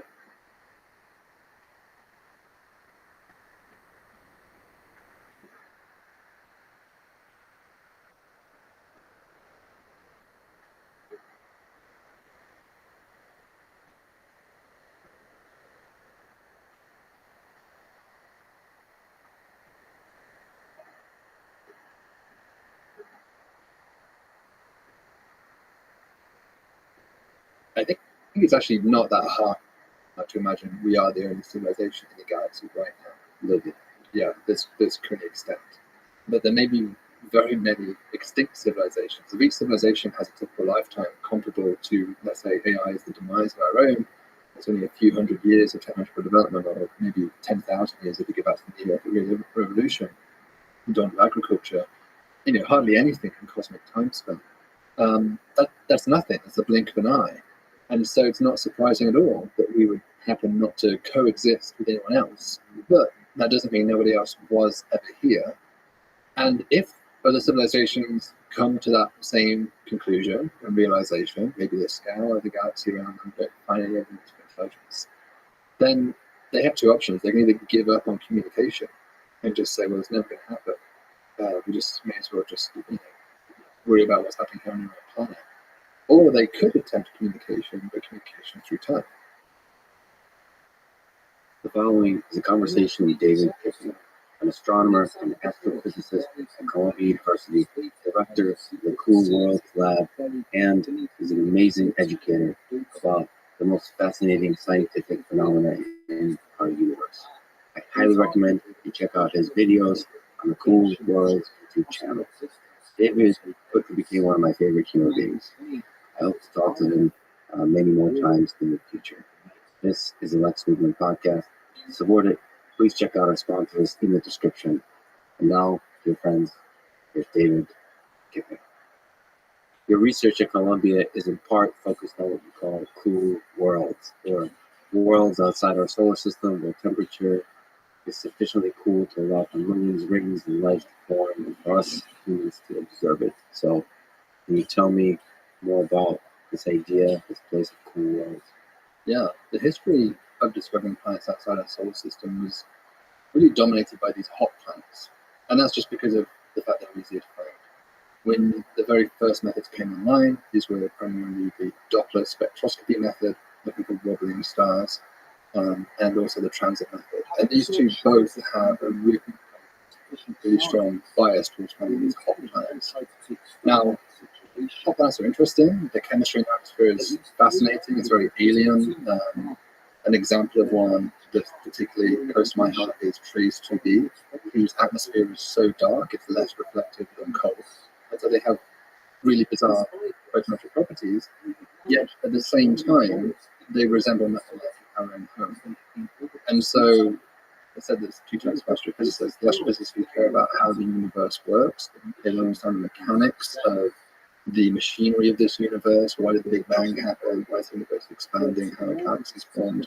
And there's another type of astrophysicist which perhaps speaks to me a little bit more. It whispers into your ear, and that is, why are we here? Are we alone? Are there others out there? And ultimately, on all this journey, the hot planet's not going to get us there. We're looking for life in the universe. It seems to make perfect sense that there should be planets like our own out there, maybe even moons like our own planet around gas giants that could be habitable. And so my research has been driven by trying to find these more attractive globes that might resemble our own planet. So they're the ones that lurk more in the shadows in terms of how difficult it is to detect. They're much harder. They're harder for several reasons. The method we primarily use is the transit method, so this is really eclipses. As the planet passes in front of the star, it blocks out some starlight. The problem with that is that not all planets pass in front of their star. They have to be aligned correctly from your line of sight. And so the further away the planet is from the star, the cooler it is, the less likely it is that you're going to get that geometric alignment. So whereas a hot Jupiter, about 1% of Jupiters will transit in front of their star, only about 0.5%, maybe even 0.25% of Earth-like planets will have the right geometry to transit. And so that makes it much, much harder for us. What's the connection between temperature of the planet and geometric alignment, probability of geometric alignment? There's no direct connection, but they're connected by an intermediate factor, which is their separation from the star. So the planet will be cooler if it's further away from the star, which in turn means the probability of getting that alignment correct is going to be less. On top of that, they also transit their star less frequently. So if you go to the telescope and you want to discover hot Jupiter, you can probably do it in a week or so, because the orbital periods are all in 1, 2, 3 days. So you can actually get the full orbit 2 or 3 times over. Whereas if you want to set an Earth-like planet, you have to observe that star for 3, 4 years. And that's actually one of the problems with Kepler. Kepler was this very successful mission, NASA mission, over a decade ago now, I think. It discovered thousands of planets. It's still the dominant source of exoplanets that we know about. But unfortunately, it didn't last as long as we would have liked it to. It died after about 4.35 years, I think it was. And so for an Earth-like planet, that's just enough to catch 4 transits. And 4 transits was kind of seen as the minimum. But of course, the more transits you see, the easier it is to detect it, because you build up signal times. You see the same thing tick, tick, tick, tick, tick. The more ticks you get, the easier it is to find them. And so it was really a shame that Kepler was just at the limit of where we were expecting it to start to see Earth-like planets. And in fact, it really found zero planets that are around stars like the Sun, that orbit similar to the Earth around the Sun, that could potentially be similar to our own in terms of its composition. And so it's a great shame, but that's why it gives astronomers more to do in the future. Just to clarify, the transit method is our primary way of detecting these things. And what it is when the object occludes the source of light just a tiny bit, a few pixels. And from that, we can infer something about its mass, the size, and distance, geometry, all of that. That's like trying to tell what at a party, you can't see anything about a person, but you can just see by the way they occlude others. And this is the method. But this is super far away. how many pixels of information do we have? Basically, how high resolution is the signal that we can get about these occlusions? You're right in your description. I think just to build up on that a little bit more, it might be almost like your vision is completely blurry, like you have an extreme, eye description, and so you can't resolve anything. Everything's just blurs, but you can tell that something was there because it just got fainter for a short amount of time. Someone passed in front of a light, and so that light in your eyes would just dim for a short moment. Now, the reason we have that problem with blurriness, the resolution, is just because the stars are so far away. I mean, these are the closest stars are 4 light years away, but most of the stars Kepler looked at thousands of light years away. And so there's absolutely no chance that the telescope can physically resolve the star, or even the separation between the planet and the star is too small, especially for a telescope like Kepler that's only a meter across. In principle, you can make those detections, but you need a different kind of telescope. We call that direct imaging. And direct imaging is a very exciting, distinct way of detecting planets. But as you can imagine, it's going to be far easier to detect planets which are really far away from the star to do that, because that's going to make that separation really big. And then you also want the star to be really close to us, so the nearest stars. Not only that, but you would prefer that planet to be really hot, because the hotter it is, the brighter it is. And so that tends to bias direct imaging towards planets which are in the process of forming. So things which are just forming the planet still go, its primordial heat embedded within it, and it's glowing. We can see those quite easily. But for the planets more like the Earth, because they cool down, and so we can't see that. The light is pitiful compared to a uniform planet. We would like to get there with direct imaging. That's the dream, is to have the pale blue dot, an actual photograph of it, maybe even just a 1 pixel photograph of it. But for now, the entire solar system is 1 pixel with a certain blue transient most of the telescopes. And so all you can do is see where that 1 pixel, which contains potentially dozens of planets and the star, maybe even multiple stars, dims for a short amount of time. It dims just a little bit, and from that you can first.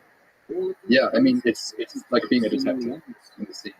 Right? It's indirect clues of the existence of the planet. It's amazing that you're just looking out to these immense distances and looking, if there's alien civilizations out there, like let's say one exactly like our own, where like we even be able to see them that passes in the way of the sun and slightly dims, and that's the only sign we have of the alien human-like civilization out there. Is it's a little bit of a dim. Yeah.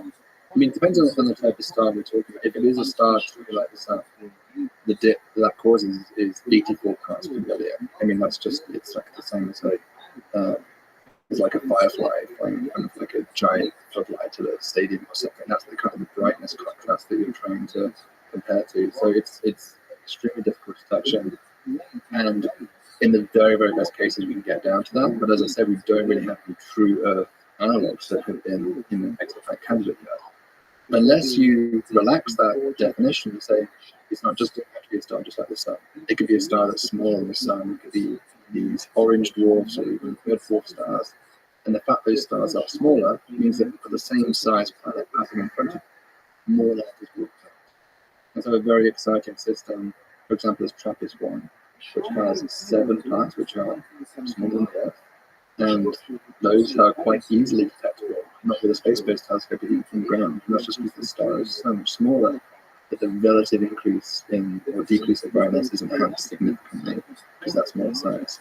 So TRAPPIST-1e, it's a planet which is in the right distance for liquid water.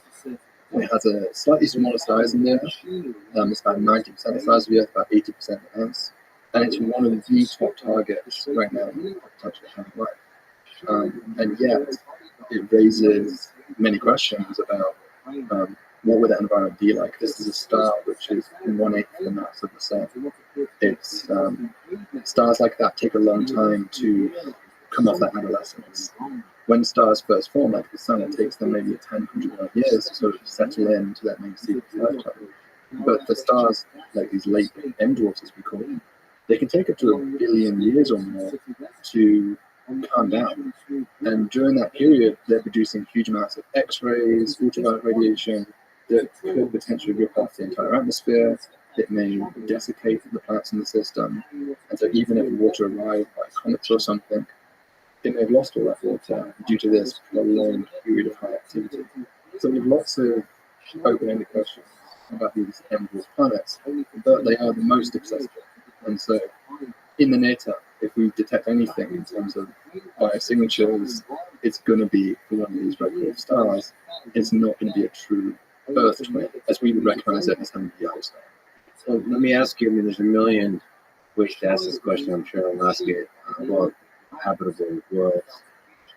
Let's just go to our own solar system. What can we learn about the planets and moons in our solar system that might contain life? Whether it's Mars or some of the moons of Jupiter and Saturn. What kind of characteristics? Because it might not need to be Earth-like. What kind of characteristics might we be looking for? When we look for life, it's hard to define even what life is, but we can maybe do a better job in finding the sorts of things that life does. And that provides some aspects to some avenue for looking for them. Classically, conventionally, I think we thought the way to look for life was to look for oxygen. Oxygen is like a byproduct of photosynthesis on this planet.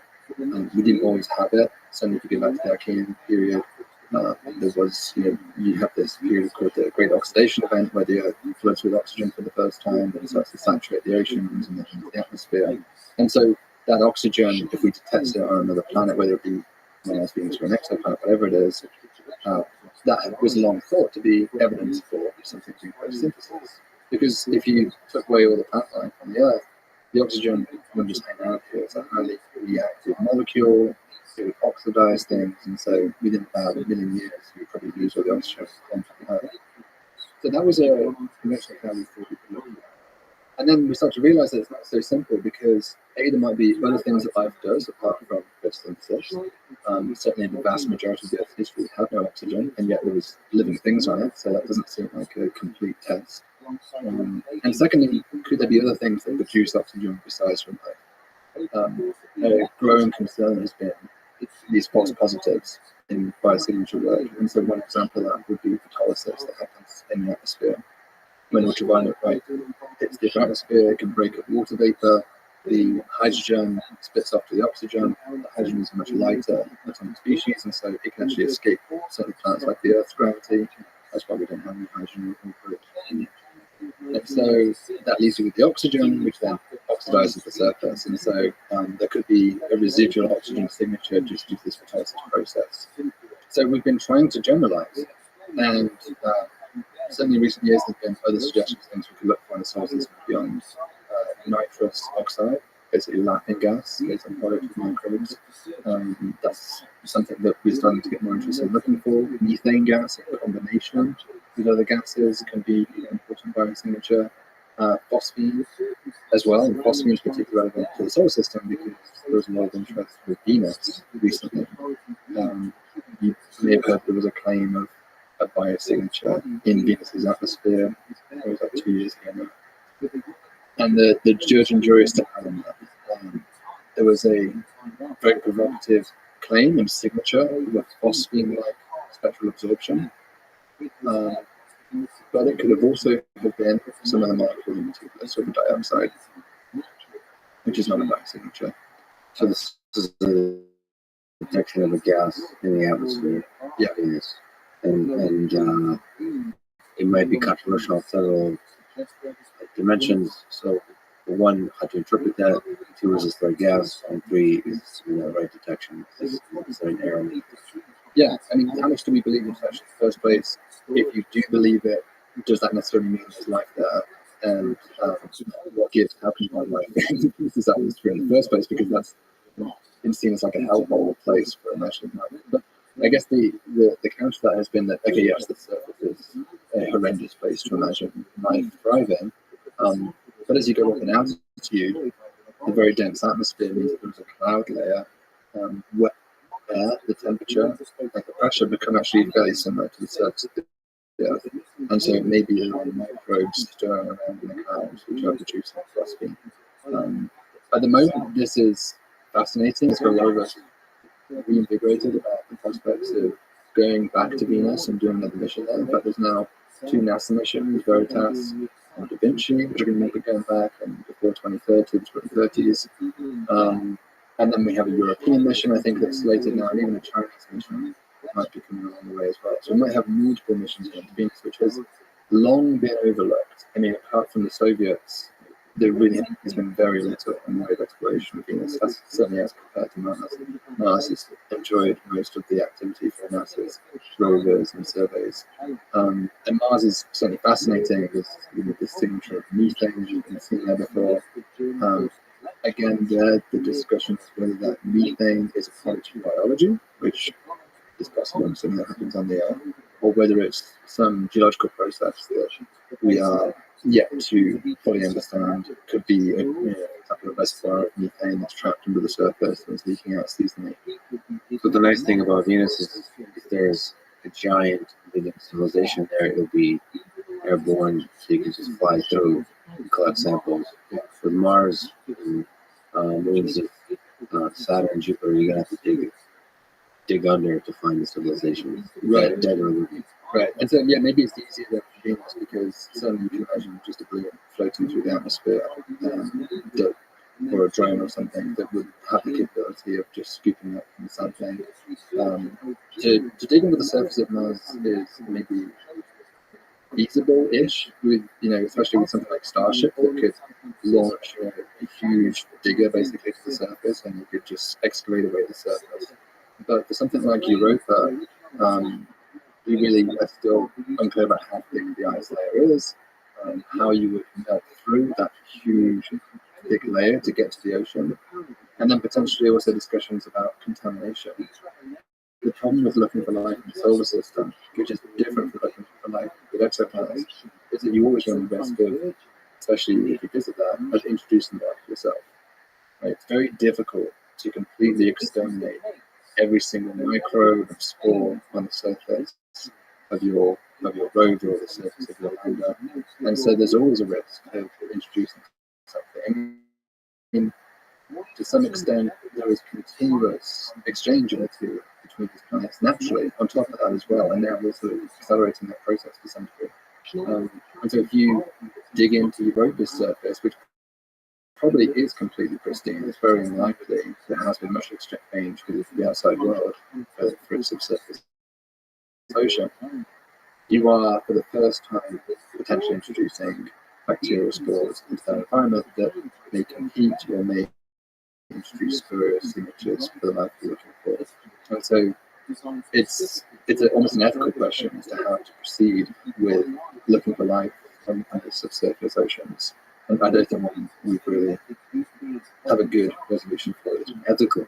So you mean ethical because of concern for the like preserving life elsewhere, Right. Not to murder it, Yeah. as opposed to scientific one. I mean, we always worry about a space virus, right, coming here, or some kind of external source, and we would be the source of that potential contamination. Or the other direction. Yeah. I mean,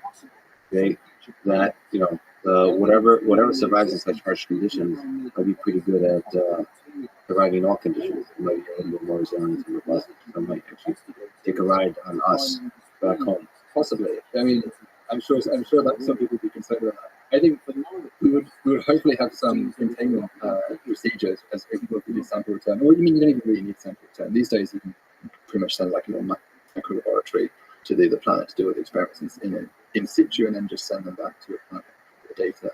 And so I don't think it's necessary that, especially for a case like that where you might have contamination concerns, that you have to bring samples back.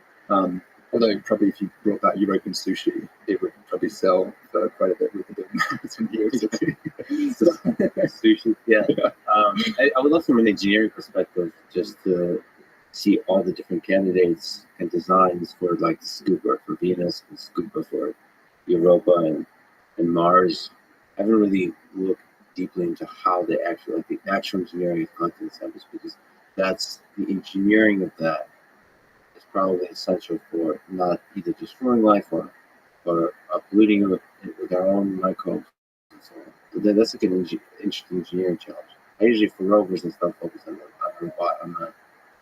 sort of the mobility aspect of it, the robotics, the perception, and the movement of the planning. Mm-hmm. there's probably the scooper is probably where the action is. Yeah. The microscopic sample collection.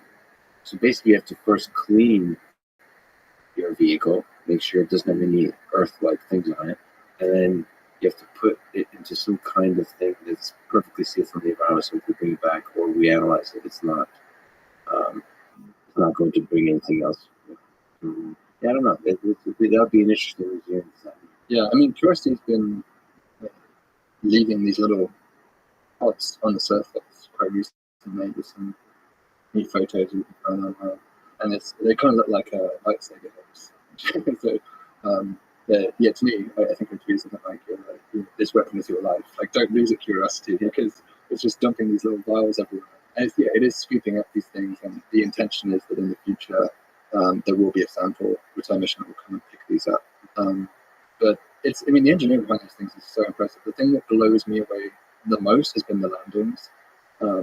Especially, I'm trained to be a pilot at the moment, so that's the sort of, watching landings has become like my pet hobby on YouTube at the moment. How not to do it, how to do it, with different levels of conditions and things. But with when you think about landing on Mars, just the light travel time effect means that there's no possibility of a human controlling that descent. And so you have to put all of your faith and your trust in the computer code or the AI or whatever it is that you put on board that thing to make the correct descent. And so there's this famous period called 7 minutes of hell, where you're basically waiting for that light travel time to come back to know whether your vehicle successfully landed on the surface or not. And during that period, you know in your mind simultaneously that it is doing these major stages of deploying its parachute, deploying the crane, activating its jets to come down and controlling its descent to the surface, and then the crane has to fly away so it doesn't accidentally hit the rover. And so there's a series of multi-stage points where anything go wrong, the whole mission could go right. And so the fact that we are fairly consistently able to build these machines that can do this autonomously is, to me, one of the most impressive acts of engineering that NASA have achieved. Yes, the unfortunate fact about physics is the takeoff is easier than the landing. Yes. And you mentioned Starship. One of the incredible engineering feats that you get to see is the reusable rockets that take off, but they land. And they land using control, and they do so perfectly. And sometimes when it's synchronous, it's just this beautiful scene. And then with Starship, you see the chopsticks that catch the ship. I mean, there's so much incredible engineering. But you mentioned Starships is somehow helpful here. So what's your hope with Starship? What kind of science might it enable? Like, it's going to dramatically reduce the cost. It's the sort of even if it's a factor of 10 higher than what Elon originally promised, this is going to be a revolution for the cost to launch. That means you could do all sorts of things. You could launch large telescopes, which could be basically like JWST, but you don't even have to fold them up. JWST had this whole issue with the design that it's 6.5 meters across, and so there's no fuselage which is that large at the time. The Ares 4 wasn't large enough for that, so they had to fold it up into this kind of complicated origami. And so a large part of the cost was figuring out how to fold it up, testing that it unfolded correctly, repeated testing, and there was something like 130 fail points or something during this unfolding mechanism. And so all of us were holding our breath during that process. But if you have the ability to just launch arbitrarily large masses, at least comparatively compared to JWST, and very large mirrors into space, you can more or less repurpose ground-based mirrors. The Hubble Space Telescope mirror and JWST mirrors are designed to be extremely lightweight, and that increased their cost significantly. They have this kind of honeycomb design on the back to try and minimize the weight. If you don't really care about weight because it's so cheap, then you could just literally grab many of the existing ground-based mirrors across telescopes across the world, 4 meter, 5 meter mirrors, and just pretty much attach them to a chassis and have your own space-based telescope. I think the Breakthrough Foundation, for instance, is an entity that has been interested in doing this sort of thing. And so that raises the prospects of having not just one WST, that just, WST is a fantastic resource, but it's split between all of us, cosmologists, star formation astronomers, those of us studying exoplanets, those of us wanting to study, you know, the ultra deep fields and the origin of the first galaxies, the expansion of the universe. Everyone has to share this resource, but we could potentially each have, you know, one JWST each that is maybe just studying a handful of the brightest exoplanet stars and measuring their atmospheres. This is important because if you know, we talked about this planet Trappist 1e earlier, that planet, if JWST studied it and tried to look for biosignatures, by which I mean oxygen, nitrous oxide, methane, it would take it of order of 200 transits to get even a very marginal, what we call 2.5 sigma detection of those, which basically nobody would believe with that. And 100 transits, and this thing transits once every 6 days, so you're talking about sort of 4 years of staring at the same stuff with one telescope. There'd be some breaks, but it'd be hard to schedule much else because you have to continuously catch each one of these transits to build up your signature noise. And so JWST is never going to do that. In principle, technically, JWST could technically have the capability of just about detecting a biosignature on an Earth-like planet around a non-sun-like star. But still, impressively, we have basically the technology to do that, but we simply cannot dedicate all of its time practically to that one resource. And so Starship opens up opportunities like that of mass producing these kinds of telescopes, which will allow us to survey the life in the universe, which of course is one of the grand goals of astronomy. I wonder if you could speak to the bureaucracy, the political battles, the scientific battles for time on the James Webb Telescope. There must be a fascinating process of scheduling that. All scientists, they're trying to collaborate, figure out what the most important problems are, and there's an interesting network of interfering scientific experiments probably to somehow optimize it. It's a really difficult process. I don't envy the TAC that are going to have to make this decision. We call it the TAC, the Time Allocation Committee, that make this decision. And I've served on these before, and it's very difficult. I mean, typically for Hubble, we were seeing at least 10, sometimes 20 times the number of proposals for telescope time versus available telescope time. For JWST, there has been one call already that has gone out. We call it Cycle 1. And that was oversubscribed by, I think, something like 6 to 1, 7 to 1. And the Cycle 2, which has just been announced fairly recently, and the deadline is actually the end of this month, so my team are usually laser focused on running out proposals right now. That is expected to be much more competitive, probably more comparable to a Hubble Solar. And so it's hard. More competitive than Cycle 1, you said already? That's already more competitive than the first cycle. So I said the first cycle, James Webb was about 6 to 1, and this is probably more like 20 to 1. I would expect. And these are all proposals by scientists and so on. It's not like you can schedule at any time, because if you're looking for transit times, yeah, you have a time critical. Yes, time critical element, and they're conflicting in non-obvious ways, because the frequency is different, the duration is different. It's probably computational needs. They're different. There's the type of sensors, the direction pointing, all that. Yeah, it's hard, and there are certain programs like doing a deep field study where you just more or less point the telescope, and that's pretty open. I mean, you're just accumulating photons. You can just point at that patch of the sky whenever the telescope's not doing anything else, and just get to your month, let's say a monthly integration time is your goal over the lifetime GBST. So that's maybe a little bit easier to schedule. It's harder, especially for us looking at cohorts, because as I said earlier, these planets transit very infrequently. So we have to wait looking at the Earth transiting the Sun, and alien watching us. They would only get one opportunity per year to do that observation. The transit lasts for about 12 hours. And so if they don't get that time, it's hard. That's it.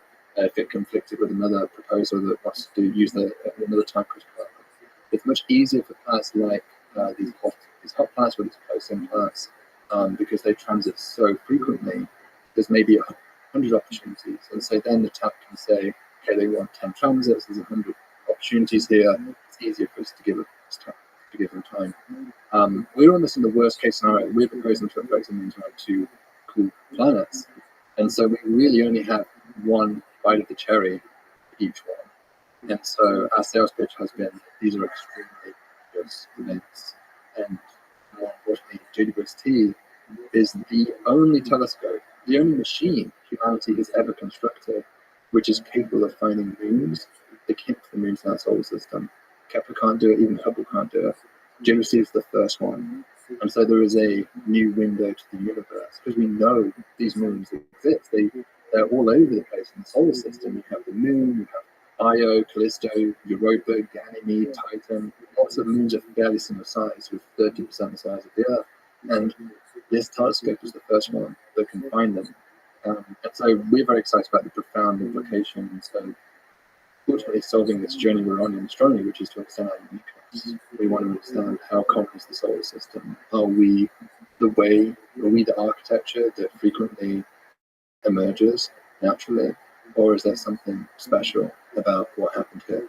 I think this is not the worst case. The best case, it's obvious. It's super rare.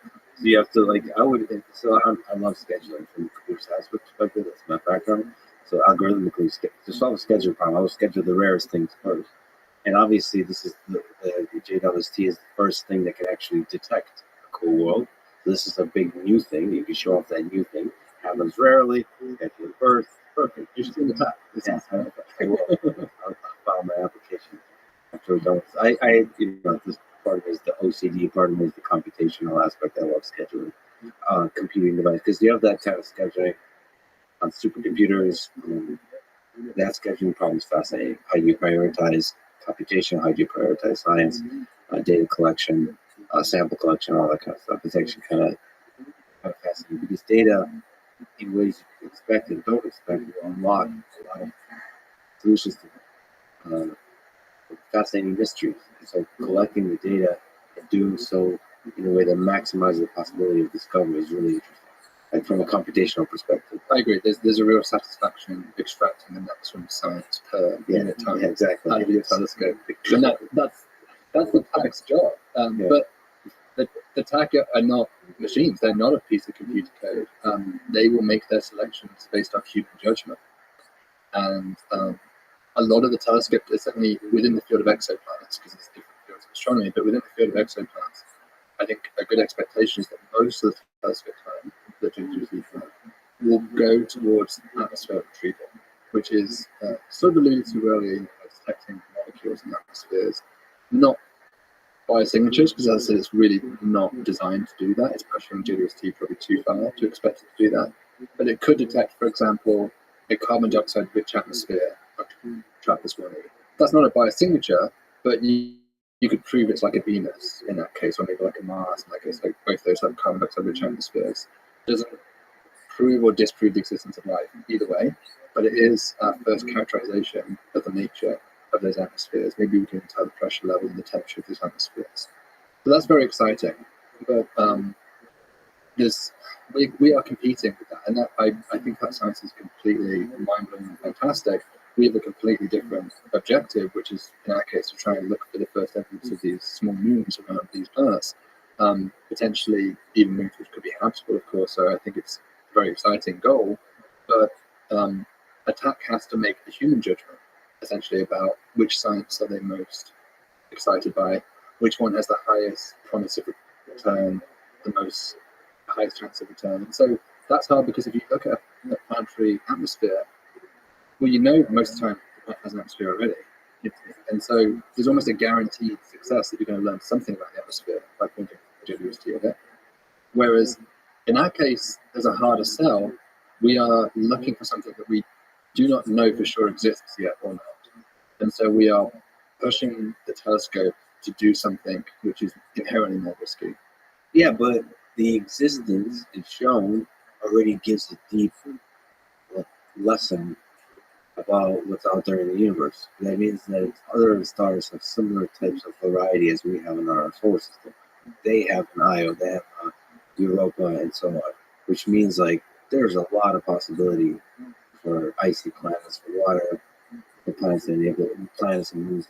I mean, that's super exciting, because that means everywhere through our galaxy and beyond, there is just innumerable possibilities for weird creatures.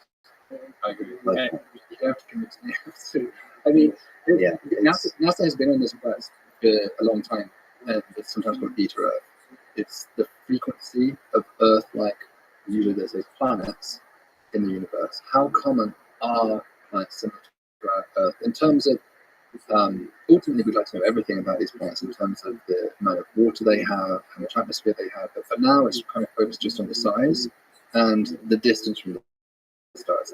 Actually, how often do you get similar conditions to that? That was Kepler's primary mission, and it really just kind of flirted with the answer. It didn't quite get to a definitive answer.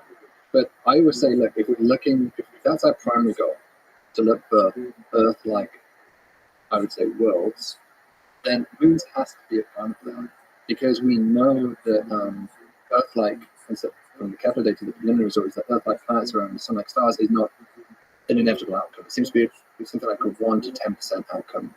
So it's not particularly inevitable that happens.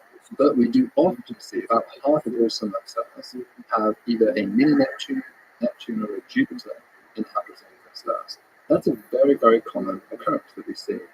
Yet we have no idea how often they have moons around them, which could also be habitable.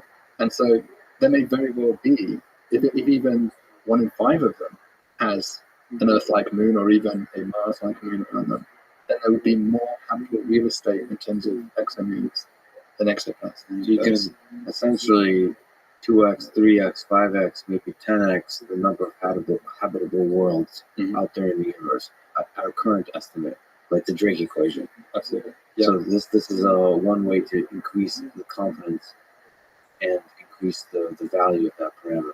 And just know where to look. I mean, we would like to know where should we listen for techno-signatures, where should we be looking for biosignatures. And not only that, but what role does the moon have in terms of its influence on the planet? We talked about these directly imaged telescopes earlier. These missions that want to take a photo, the quote Carl Sagan, the pale blue dot of our planet, but the pale blue dot of an exoplanet. And that's the dream, to one day capture that. But as impressive as the resolution is that we are planning and conspiring to design for the future generation of telescopes to achieve that, even those telescopes will not have the capability of resolving the Earth and the moon within that. It'll be a pale blue dot pixel, but the moon's grayness will be intermixed with that pixel. And so this is a big problem, because one of the ways that we are claiming to look for life in the universe is a chemical disequilibrium. So you see two molecules that just shouldn't be there. They normally react with each other. Or even one molecule that's just two reactants we hang around the atmosphere by itself. So if we had oxygen and methane hanging out together, those would normally react fairly easily. And so if you detected those two molecules in the pale blue dot spectra, you'd be like, okay, we have evidence for life. Something's metabolizing on this planet.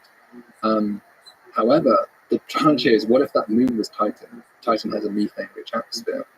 What if the pale blue dot was in fact a planet devoid of life, but it had oxygen because of water undergoing this proteolysis reaction, splitting into oxygen and hydrogen separately? So then you have all of the hallmarks of what we would claim to be life, but all along we were tricked. It was just a moon that was deceiving you. And so we're never going to, I would claim, really understand or complete this quest of looking for life biosignatures in the universe unless we have a deep knowledge of the prevalence and role that moons have. They may even affect the habitability of other planets themselves, because our own moon, freakishly large. By mass ratio, it's the largest moon in the solar system. It's a 1% mass moon. Look at Jupiter's moons at 10 to the power -4, much smaller. And so our own moon seems to stabilize the obliquity of our planet. It gives rise to tides, especially early on when the moon was closer. Those tides would have covered entire continents, and those rock pools that would have been scattered across the entire plateau may have been the origin of life on our planet. The moon forming impact may have stripped a significant fraction of lithosphere off the Earth, which without it, plate tectonics may not have been possible. We've got a stagnant lid because there's just too much lithosphere stuck on the top of the planet. And so there are speculative reasons, but intriguing reasons as to why a large moon may be not just important, but central to the question of having the conditions necessary for life. So moons can be habitable in their own right, but they can also play significant influence on the habitability of the planets they orbit. And further, they will surely interfere with our attempts to detect life remotely. So, taking a tangent, you've written about binary planets. What's and that they're surprisingly common, or they might be surprisingly common. What's the difference between a large moon and a binary planet? What are binary planets? What's interesting to say here about giant rocks flying through space and orbiting each other? The thing that's interesting about binary objects is that they're very common in the universe. Binary stars are everywhere, but the majority of stars seem to live in binary systems. When we look at the outer edges of the solar system, we see binary type of objects all the time, exploring especially bound to one another. Pluto Charon is kind of an example of that. It's a 10% mass ratio system. It almost is, by many definitions, a binary planet, but now it's a dwarf planet, so you can call that. But we know that these, the universe likes to make things in pairs. So you're saying our sun is stuff. It's looking. So most things are dating relationships, and ours is It's not a complete freak of the universe to be alone, but it is. It's more common for sun-like stars. If you count up all the sun-like stars in the universe, about half of the sun-like star systems are in binary or trinary systems, and the other half are single. But because those binaries are 2 or 3 stars, then cumulatively, maybe like a third of all sun-like stars are single. I'm trying hard to not morphise the relationship. Well, yeah, I've met those folks also. So, is there something interesting to learn about the habitability, how that affects the probability of habitable worlds when they kind of couple up like that in those different ways?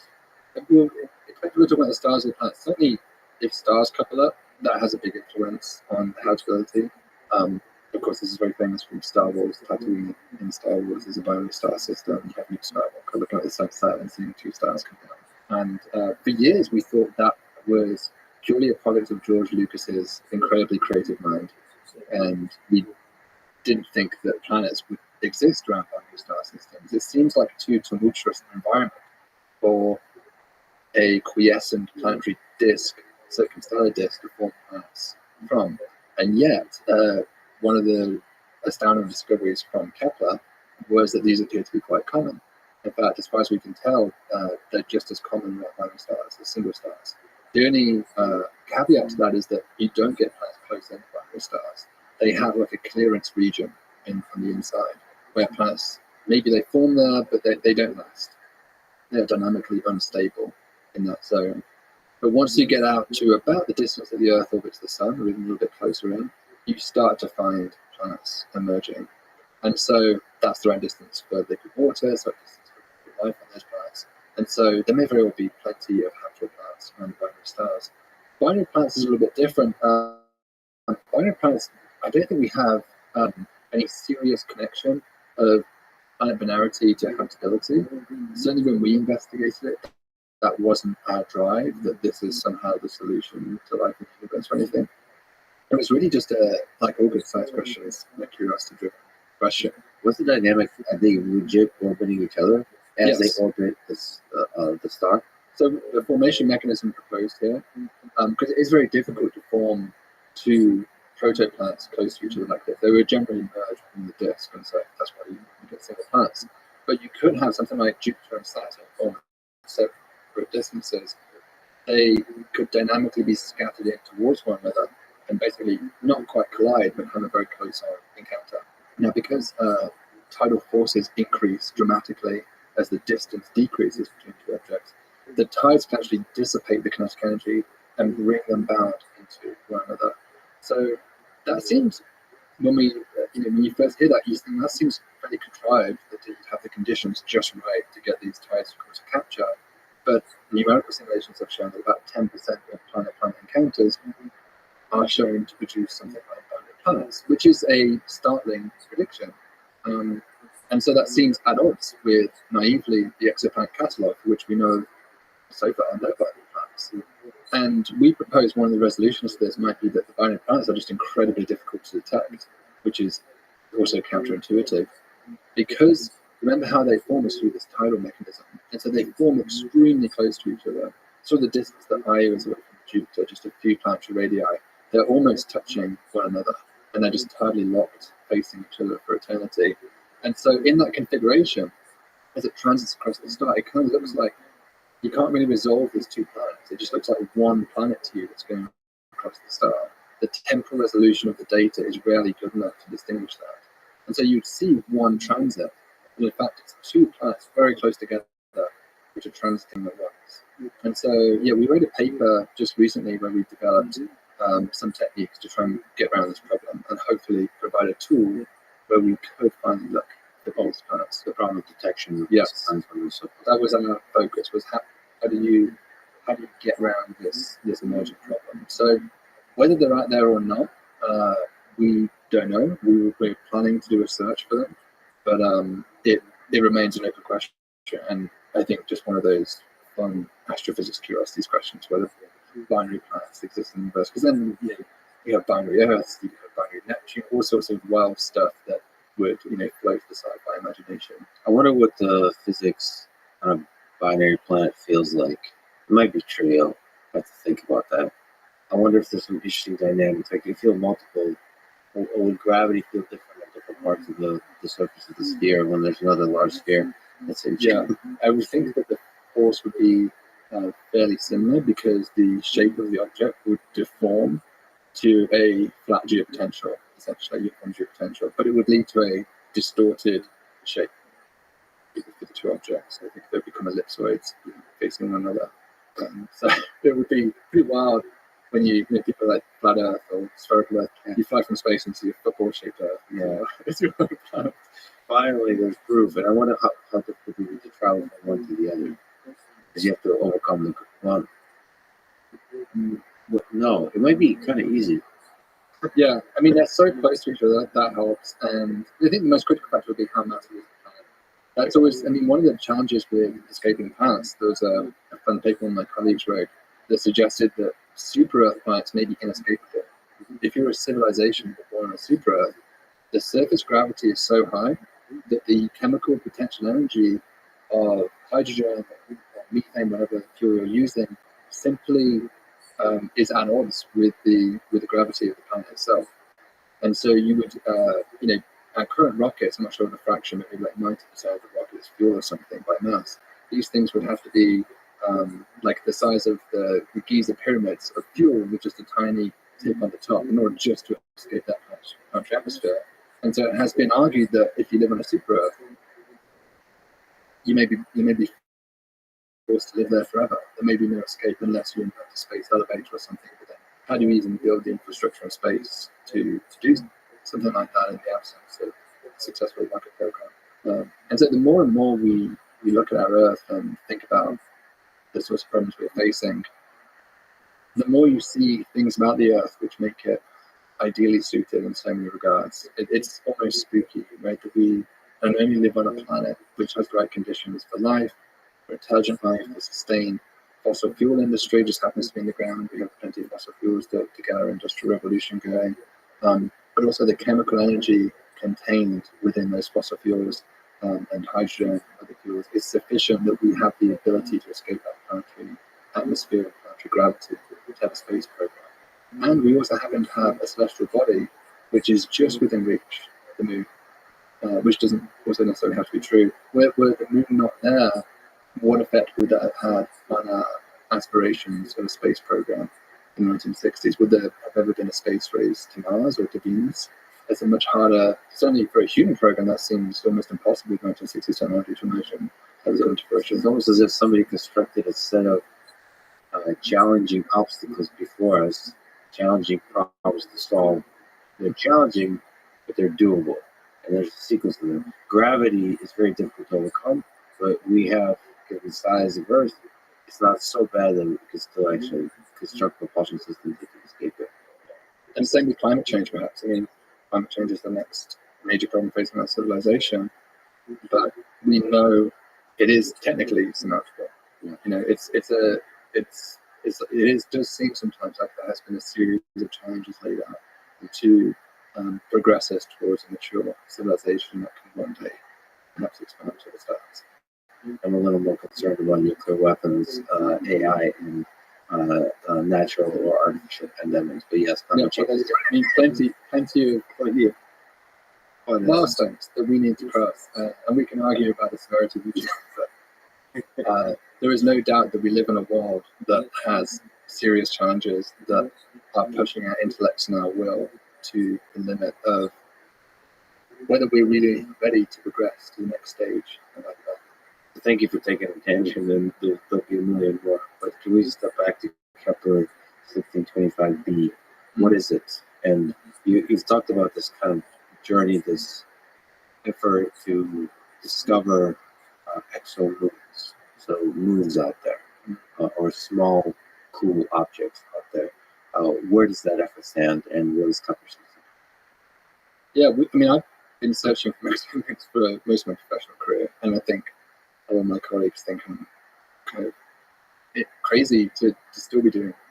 After 5 years of not finding anything, I think most people would probably try doing something else. I even had people say that to me. They said, professors, I remember a cocktail party took me to the side, an MIT professor, and said, you should just really it's just so easy to find. I was like, yeah, but Jupiters just, they're not interesting to me. I want to do something that I feel intellectually pushes me to the edge, and is maybe a contribution that no one else could do, but maybe is not certainly the thing that anybody could do. I don't want to just be the first to something for the sake of being the first. I want to do something that feels like a meaningful intellectual contribution to our society. And so, this exomoon problem has been haunting me for years to try and solve this. Now, as I said, we looked for years and years using Kepler, and the closest we ever got was just a hint to this one star. Kepler 1625 has a Jupiter-like planet in orbit of it, and that Jupiter-like planet is on a 287-day period, so it's almost the same distance as the Earth from the Sun for Jupiter. So that was already unusual. I don't think people realize that Jupiter-like planets are quite rare in the universe. Certainly, mini Neptunes and Neptunes are extremely common, but Jupiters, only about 10% of Sun-like stars have Jupiters around them, as far as we can tell. When you say Jupiter, which aspect of Jupiter? In terms of its mass and its symmetry. So anything beyond about half an AU, so half the distance of the Earth and the Sun, and something of order of a tenth of a Jupiter mass, that's the mass of Saturn, up to say 10 Jupiter masses, which is basically where you start to get brown dwarfs. Those types of objects appear to be somewhat unusual. Most solar systems do not have Jupiters, which is really interesting because Jupiter, again, like the Moon, seems to have been a pivotal character in the story of the development of that solar system, perhaps especially having a large influence in the development of the late heavy bombardment and the rate of asteroid impacts that we receive, things like this. Anyway, to come back to 1625, this Jupiter-like planet had a hint of something in the data. But what I mean by that is when we looked at the transit, we got the familiar decrease in light that we always see when a planet travels into the star. But we saw something extra. Just on the edges, we saw some extra dips. It was right at the hairy edge of detectability. We didn't believe it because I think one of the challenges of looking for something for 10 years is that you become your own greatest skeptic. And no matter what you're shown, you're always thinking, it's like falling in love so many times and it not working out. And you convince yourself it's never going to happen. Not for me. This isn't going to happen. And so I saw that and I didn't really believe it. So I didn't dare let myself believe it. But being a good scientist, we had an obligation to publish it, to talk about the result, and to follow it up and to try and resolve what was going on. So we asked for Hubble Space Telescope time, which was awarded in that case. So we were one of those lucky 20 that got telescope time. And we stared at it for about 40 hours continuously. And to provide some context, the dip that we saw in the Kepler data corresponded to a Neptune-sized moon around a Jupiter-sized planet. There's another reason why I was skeptical, that we don't have that in the solar system. That seems so strange. And then when we got the Hubble data, it seemed to confirm exactly that. There was two really striking pieces of evidence in the data that suggested this moon was there. Another was a fairly clear second dip in light, pretty clearly resolved by Hubble. That's about a 5 signal detection. And on top of that, we could see the planet didn't transit when it should have done. It actually transited earlier than we expected it to, by about 20 minutes or so. And so that's a hallmark of a gravitational interaction between the planet and the moon. We actually expected that. You can also expect that if the moon transits after the planet, that the planet should come in earlier than expected, because the barycenter, the center of mass, lives between the two of them, kind of like on a balancing arm between them. And so we saw that as well. So the phase signature matched up. The mass of the moon was measured to be Neptune mass, and the size of the moon was measured to be Neptune radius. And so everything just really lined up. And we spent months and months trying to kill it. This is my strategy for anything interesting. We just try to throw the kitchen sink at it and say, we must be tricked by something. And so we tried looking at the centroid motion of the telescope, at the different wavelength channels that have been observed, the pixel level information. And no matter what we did, we just couldn't get rid of it. And so we submitted to science, and I think at the paper discovery of an exomoon. And I had to push back, and we said, no, we're not calling it that. Even despite everything we've done, we're not calling it a discovery, we're calling it evidence for an exomoon. Because for me, I'd want to see this repeat 2 times, 3 times, 4 times, before I really would get my hands that this is the real deal. I mean, and I do worry, as I said, that perhaps that's my own skepticism, self-skepticism going too far. But I think it was the right decision, and since that paper came out, there has been continuous interest in the subject. Another team independently analysed that star and recovered actually pretty much exactly the same sources, the same dip, the same wobble of the planet. And a third team looked at it, and they actually got something different. They saw the dip was diminished compared to what we saw. They saw a little hint of a dip, but not as pronounced as what we saw. And they saw the wobble as well. So there's been a little bit of tension about analysing the reduction of the Hubble data. And so the only way in my mind to resolve this is just to look again. We actually did propose to Hubble straight after that. And we said, look, if our model is right, if the moon is there, it came in late last time, it transited after the planet. Because of the orbit, we can calculate that it should transit before the planet next time. If it's not there, if it doesn't transit before, and even if we see a dip afterwards, we know that's not our moon. It's obviously something trying to affect with the data. We had a causal prediction as to where the moon should be. And so I was really excited about that, but we didn't get the telescope time. And unfortunately, if you go further into the future, we no longer have the predictive capability, because it's like predicting the weather. You might be able to predict the weather next week to some level of accuracy, but predicting the weather next year becomes incredibly hard. The uncertainties just grow and compound as you go forward into the future. How were you able to know where the moon would be positioned? So you're able to tell the orbiting, like, geometry and frequency? Yeah, so from the basically from the wobbles of the planet itself, that tells us the orbital motion of the moon, the reflex motion of the moon. But isn't it just an estimate where, like, I'm concerned about you making a strong prediction here, because, like, if you don't get the moon where the moon leads on the next time around, if you did get Hubble time, couldn't that mean something else if you didn't see that? Like, because you said it would be instrumental. I feel the strong urge to disprove you, which is a really good narrative. It's a good way to decide, but like this is such, I don't know what is a signal, right, or a blurry signal, maybe low resolution signal. Yeah, I mean it's a 5 sigma signal. So that's at the slightly uncomfortable edge. I mean, it's often said that for any detection of a first new phenomena, you really want like a 20, 25 signal detection. Then there's just no doubt that what you're seeing is real. This was at that edge. I mean, I guess it's comparable to the Higgs boson, but the Higgs boson was slightly different because there was so much theoretical impetus to expect a signal at that precise location. A Neptune-sized moon is not predicted by anyone. There's no papers you can find that expect Neptune-sized moon to have Jupiter-sized planets. So I think we were inherently skeptical about its reality for that reason.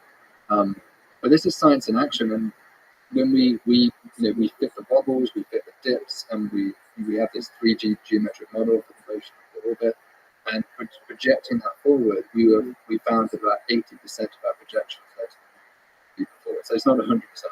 There was maybe 20% of the cases it was over here, but to me that was a hard enough projection that we felt confident that we could refute the exit, which was what I really wanted, an irrefutable basis of science, a falsifiable hypothesis. How can you make progress in science if you don't have a falsifiable, testable hypothesis? And so that was the beauty of this particular case. So there's a numerical simulation with the moon that fits the data that we observed, and you can now make predictions based on this simulation.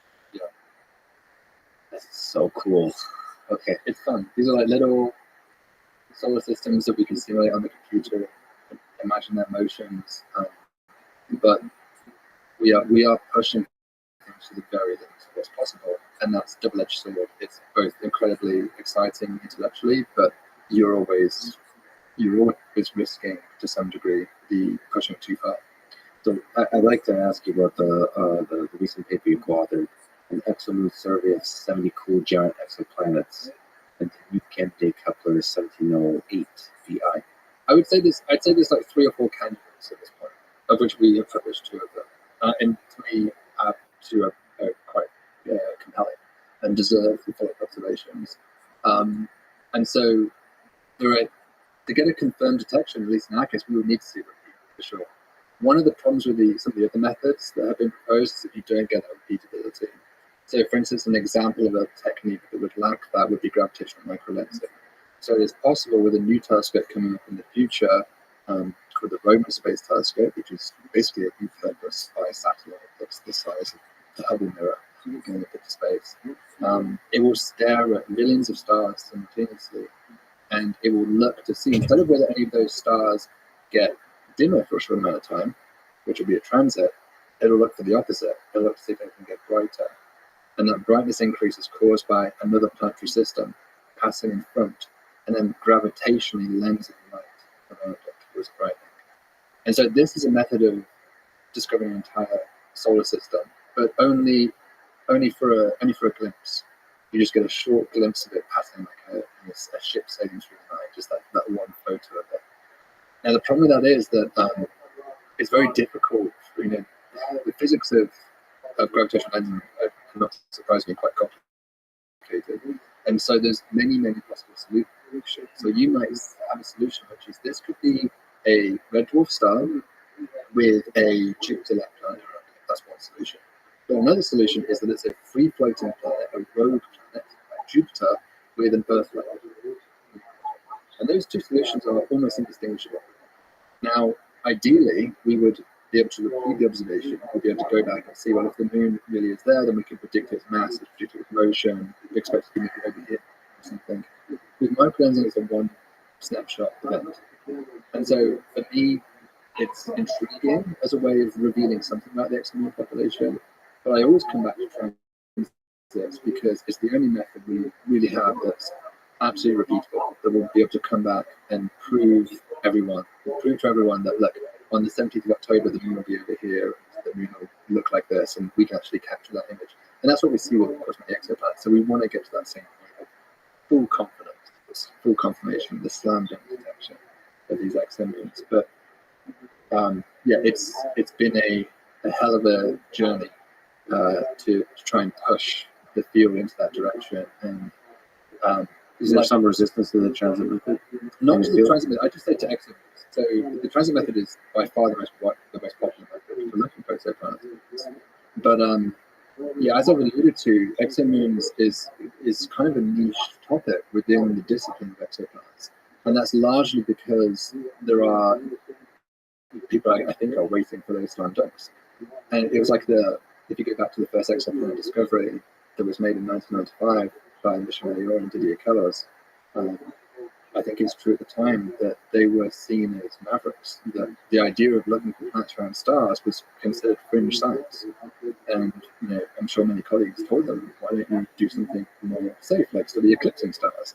2 binary star systems, we know those exist, so why are you wasting your time looking for planets? You're going to get this alien moniker or something. you'll be seen as a fringe maverick scientist.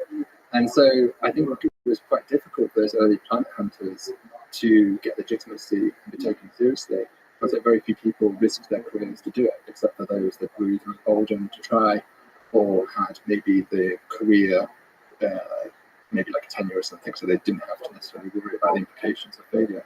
And so once that happened, once they made the first discoveries, overnight, everyone and their dog was getting into exoplanets, and all of a sudden, the whole astronomy community shifted, and huge numbers of people that were once upon a time studying eclipses and binaries, changed to becoming exoplanet scientists. And so that was the first wave of exoplanet scientists. We're now in a kind of second wave, or in the third wave, where people like me, to some degree, kind of grew up with the idea of exoplanets as being normal. I was 11 years old, I guess, when the first exoplanet was discovered, and so to me it was a fairly normal idea to grow up with. And so we've been trained in exoplanets from the very beginning, and so that brings a different perspective to those who have maybe transitioned from a different career path. And so I suspect with exomoons and probably techno-signatures, astrobiology, many of the topics which are seen at the fringes of what's possible, they will all open up and become mainstream one day. But there's a lot of people who are just waiting for that assuredness that there is a secure career net ahead of them before they connect. Yeah, it does seem to me that exomoons open wider, or open for the first time, the door to aliens. Just more seriously academically studying. Let's look at aliens. So I think it's still pretty French to talk about alien life, even though like on Mars and the moon. We kind of like, it would be nice. But imagine the first time to discover a living organism. That's going to change. Then everybody would look like an idiot for not focusing everything else. Because the possibility of the things, it's possible it might be very boring. It might be very boring bacteria. But even the existence of life elsewhere, that changes everything. That means life is everywhere. Yeah. If you knew now that in 5 years, 10 years, the first life would be discovered elsewhere, you know that in advance, it would surely affect the way you approach your entire career. Especially someone junior astronomer, you would surely be like, well, this is clearly going to be the direction I have to dedicate my classes and my training and my education towards that direction. All the new textbooks, all the right. And I think there's a lot of value to hedging, like allocating some of the time to that possibility, because the kind of discoveries we might get in the next few decades, it feels like we're on the verge of a lot of getting a lot of really good data and having better and better tools that can process that data. So there's just going to be a continuous increase in the kind of discoveries that will open. But a slam dunk, that's hard to come by. Yeah, I think a lot of us were anticipating, we're already seeing it to some degree with Venus and the phosphine incident, but we've seen it before with Bill Clinton's and the White House and pronouncing life from Mars. There are inevitably going to be spurious claims, or at least claims which are ambiguous to some degree. There will be, for sure, a high-profile journal like Nature or Science that will one day publish a paper saying biosignature discovered or something like that on TRAPPIST-1, some other planet. And then there will be years of back and forth in the literature. And that might seem frustrating, but that's how science works. That's the mechanism of science at play, of people scrutinizing results to intense skepticism. And it's like a crucible. You burn away all irrelevances until whatever is left is the truth. And so you're left with this product, which is that, okay, we either believe or don't believe that biosignatures are there. So there's inevitably going to be a lot of controversy and debate and argument about it. We just have to anticipate that. And so I think you have to basically have a thick skin to some degree academically to dive into that world. And you're seeing that with phosphine. It's been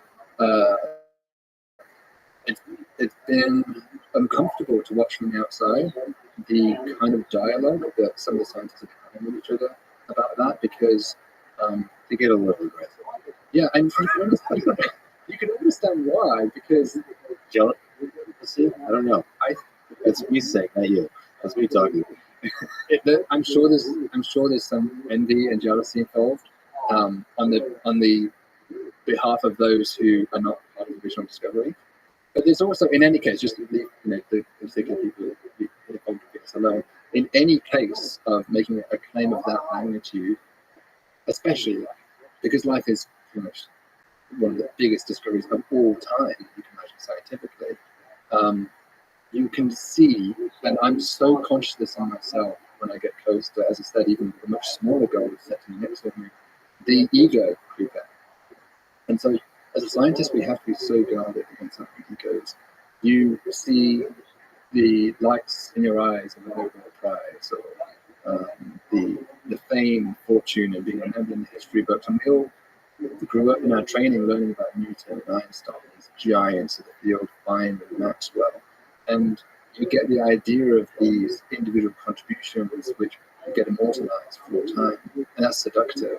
It's why many of us with the skill set to go into maybe banking instead decided, actually, there's something about the idea of being immortalized and contributing to a society in a permanent way that is more attractive than the financial reward of applying my skills elsewhere. So to some degree, that ego can be a benefit because it brings in skillful people into our field who might otherwise be tempted by money elsewhere.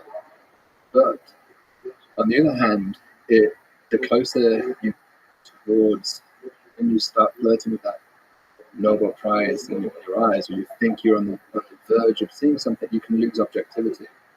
A very famous example of this is Barnard's star. There was a planet claimed there by Peter van der Kamp, I think it was in 1968, 69. And at the time, it would have been the first ever exoplanet ever claimed. And he felt assured that this planet was there. He was actually using the wobbling star method, but using the positions of the stars to see them to claim this exoplanet. It turned out that this planet was not there. Subsequent analyses by both dynamicists and theorists and those looking at the instrumental data established fairly unanimously that there was no way this planet was really there. But Peter van der Kamp insisted it was there, despite overwhelming evidence that was accruing against him. And even to the day he died, which was, I think, in the early 90s, he was still insisting this planet was there, even when he was starting to make the first genuine exoplanet discoveries.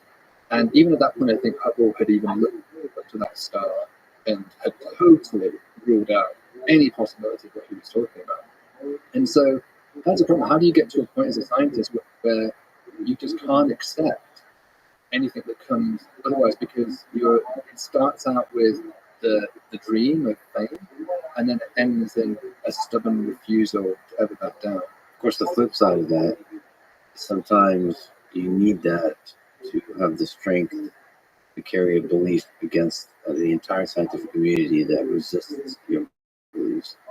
And so it's a double-edged sword. That can happen, but I guess the distinction here is evidence. Yes. So in this case, the evidence was so overwhelming. It wasn't really a matter of interpretation. It was you had observed this star with the same star, but with maybe 10, even 100 times greater precision, but prolonged much longer periods of time, and there was just no doubt at this point this planet was a mirage. And so that's why you have to be very careful. I would say, don't ever name, my wife, my daughter, name this planet after me that you discover. And I can't ever name a planet after you, because I won't be objective in whole. How could I ever turn around to you and say that planet wasn't real, that I named it after you? So you're somebody that talks about clearing your eyes and your way of being, but you love the process of discovery, the joy, the magic of just, seeing something, a new observation, a new idea, right? But I guess the point is, when you have that great feeling, is to then switch on to skepticism, like to start testing, what does this actually mean? Is this real? What are the possible different interpretations that could make this a lot less grand than I first imagined? Yeah. So both have the wonder and the skepticism all in one brain. Yeah, I think generally the more I want something to be true, the more I inherently doubt it. And I think that just comes from, I grew up with a religious family, and was just sort of indoctrinated to some degree, like many children are, that okay, that's just normal, that it's a God, and this is the way the world is.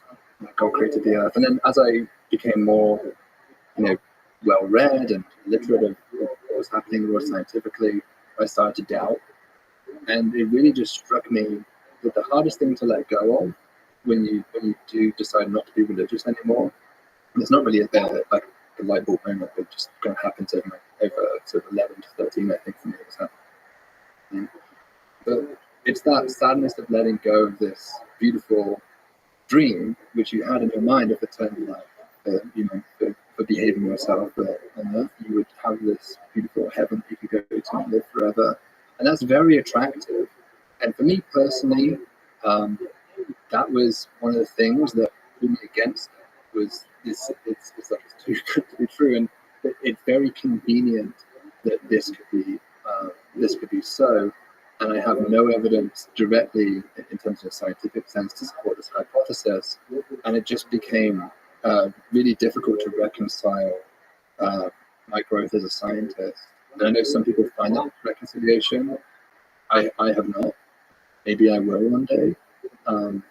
But as a general guiding principle, which I think I obtained from that experience, was that I have to be extremely guarded about what I want to be true, because it's going to sway me to say things which are not true if I'm not careful. And that's not what we're trained to do as scientists. So you felt from a religious perspective that there was a little bit of a gravitational field in terms of your opinions, like it was affecting how you could be as a scientist.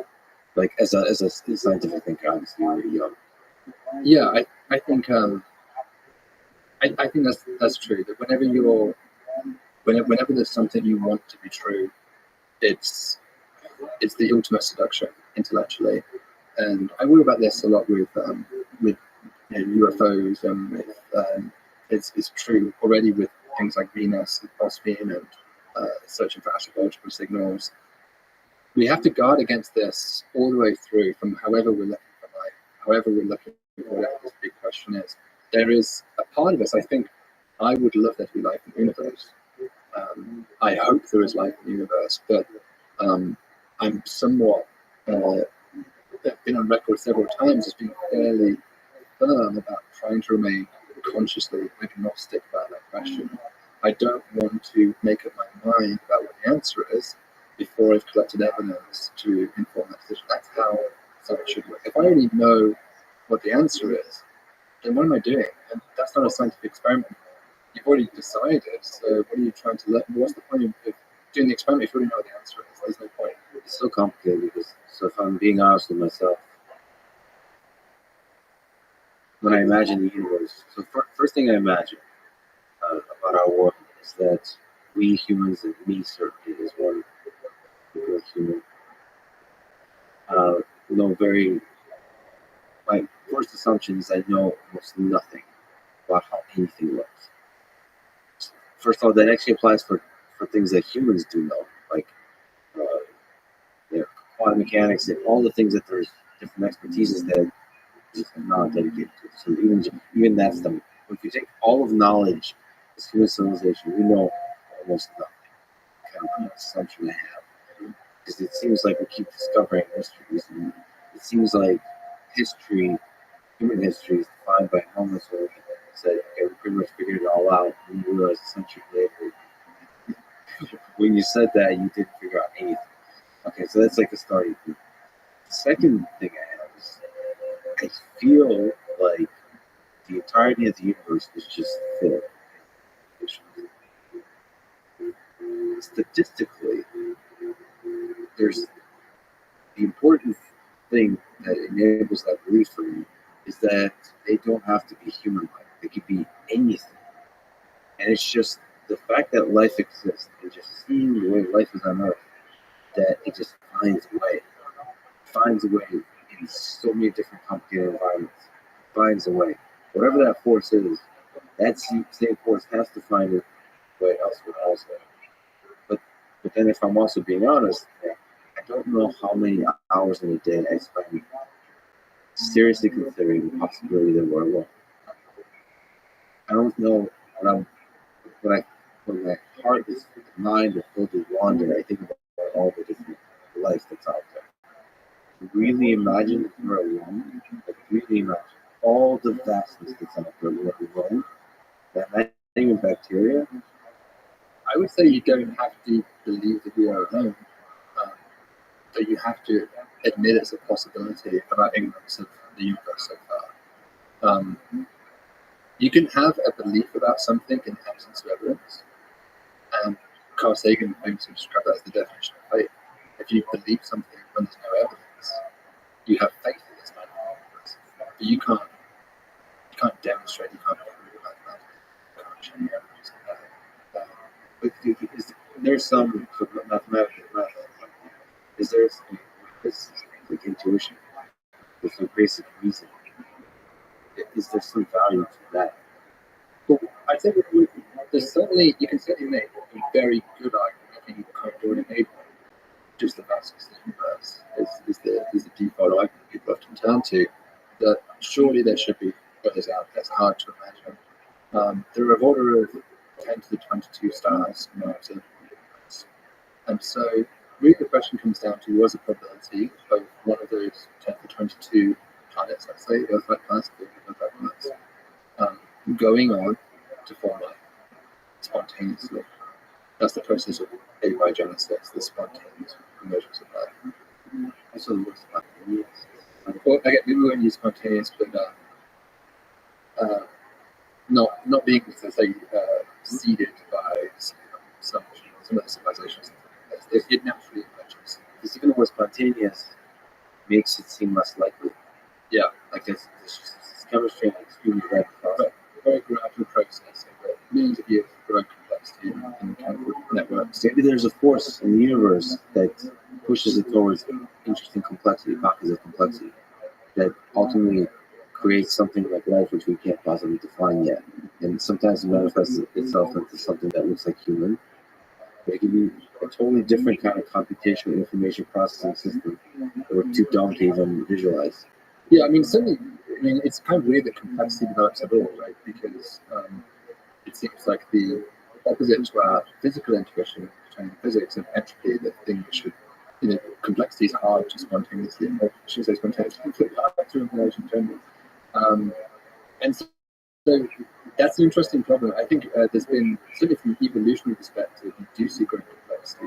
And there's a nice argument, I think it's by Gould, who shows that if you have a certain amount of complexity, it can either become less complex or more complex through computation.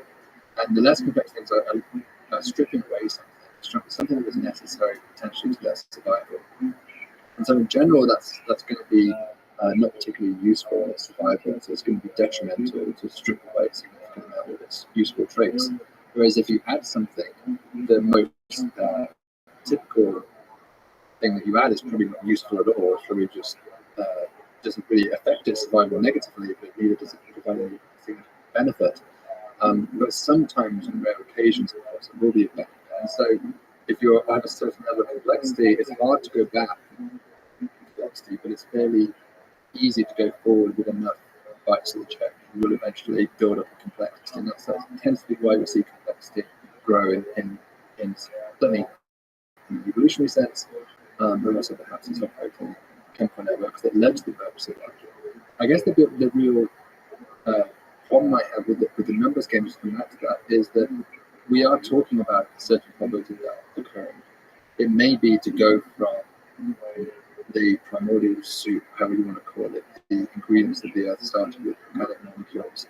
The probability of going from that initial condition to something that was capable of Darwinian natural selection that we could define as life. The probability of that is maybe 1% of the time that happens, in which case you're right, the universe would be absolutely teeming with life.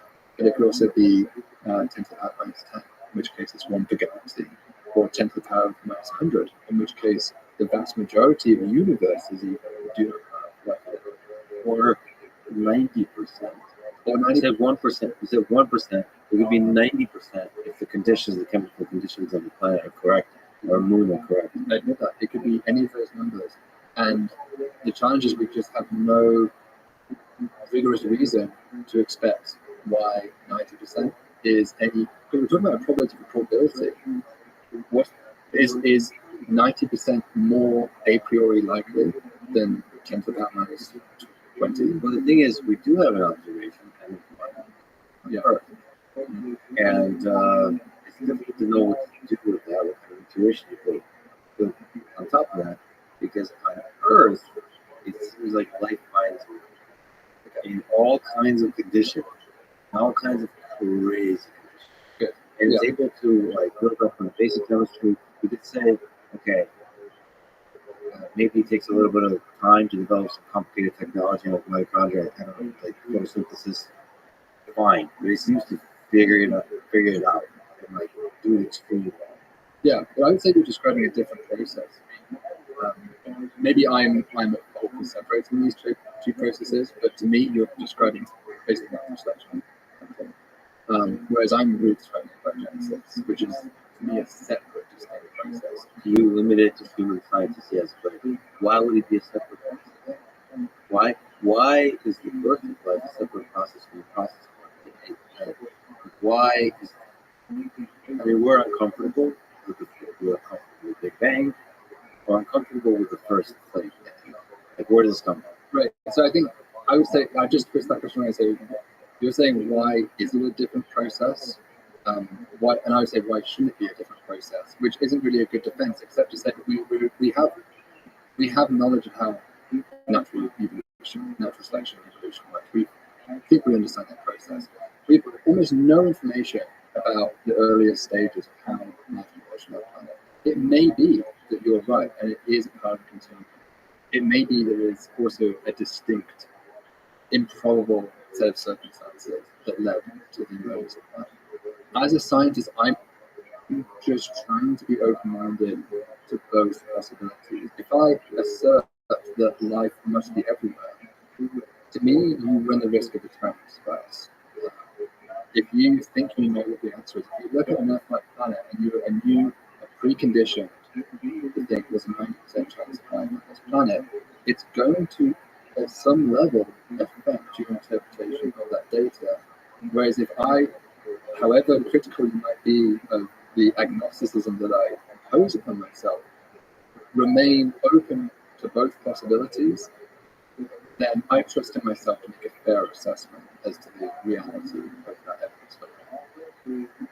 Yeah, but I wonder some scientifically, and that's really beautiful to hear and inspiring to hear. I wonder scientifically how many firsts we truly know, like, and then we don't eventually explain as actually a step number 1 million from the process. So I think that's a really interesting thing if there's truly first in this universe. Like, you know, for us, whatever happened at the Big Bang is a kind of first, the origin and stuff. But it just, again, it seems like history shows that we'll figure out that it's actually continuation and stuff. The physicists say that time is emergent, and there are causality in time is a very kind of construct that is very possible, like all of this. So there could be really firsts of a thing to which we attach a name. So whatever we call life, maybe there is an origin. Yeah, and I would also say I'm open to the idea of being part of continuation, but the continuation maybe is more broader, and it's a continuation of chemical systems, chemical networks. And what we call this one particular type of chemistry, behavior of chemistry, but it is just one manifestation of all the trillions of possible permutations in chemical reactions. And we assert specialness to it because that's what we are. And so this is also true of intelligence. You could extend the same thing. So, you know, we're looking for intelligent life in the universe, and we sort of, where do you define intelligence? Where's that continuum of something that's really like us? Are we alone? There may be a continuum of chemical systems, a continuum of intelligences out there, and we have to be careful of our own arrogance, that assuming specialness about what we are, that we are some distinct category of phenomena, whereas the universe doesn't really care about what category we are. It's just doing what it's doing and doing everything in infinite diversity, infinite combinations. Is actually what it's doing. And so we are taking this one slice and saying, no, this has to be treated separately. And I'm open to the idea that it could be a truly separate phenomenon, but it may just be like a snowflake. Every snowflake is different. It may just be that this one particular iteration is another variant of the bounce continuum. And maybe the algorithm of natural selection itself is an invention of Earth. I kind of also tend to suspect that this whatever the algorithm is, it kind of operates at all levels throughout the universe. Mm-hmm. But maybe this is a very kind of peculiar thing that's where there's a bunch of chemical systems that compete against each other somehow for survival under limited resources, and it's a very Earth-like thing. Mm-hmm. You have a nice balance of there's a large number of resources, enough to have a bunch of different kinds of systems competing, but not so many that they get lazy. Yeah, Maybe that's why bacteria were very lazy for a long time. Maybe they didn't have much competition. quite possibly. I mean, I try to, as fun as it is to get into the speculation about the definitions of life and what life does and this gross network of possibilities.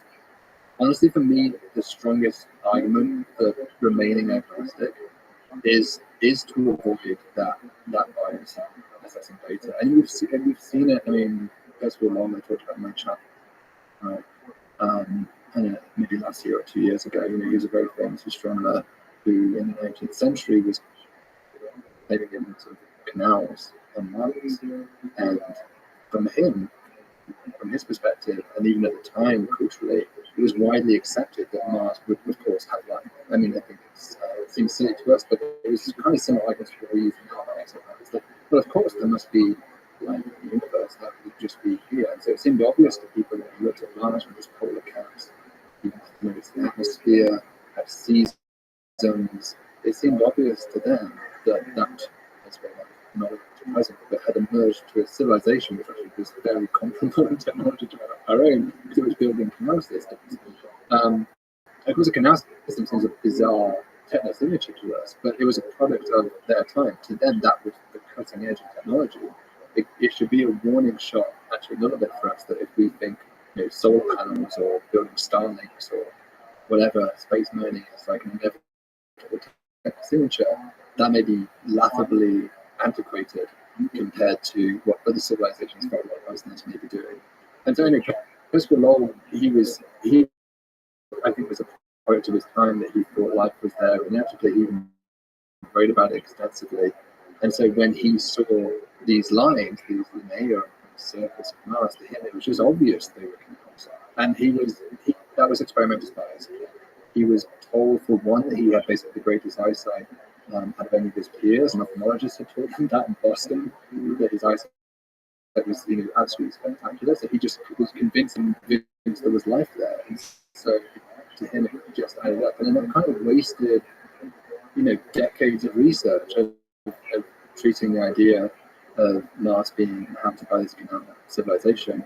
But on the other hand, it's maybe not a waste, because it is a lesson in history of how we should be always on guard against our own preconceptions and biases about whether life is out there, and furthermore, what types of things life might do if it is there.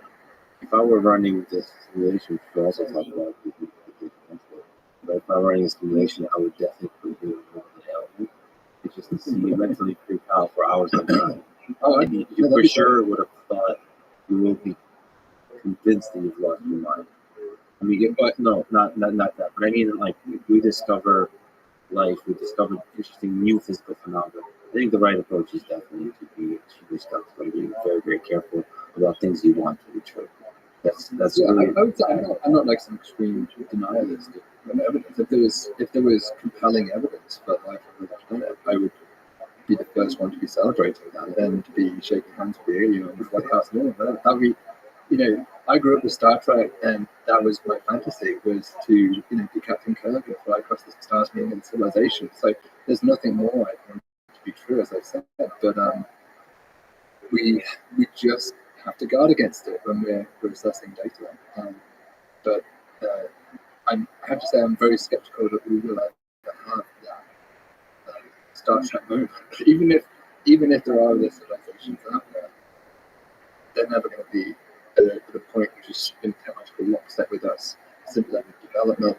Even intellectually, the idea that they could have a conversation with us, even through a translator. I mean, we can't communicate with us. We can talk into the meaningful way, we can bark orders at them, but we can't have abstract conversations with them about things.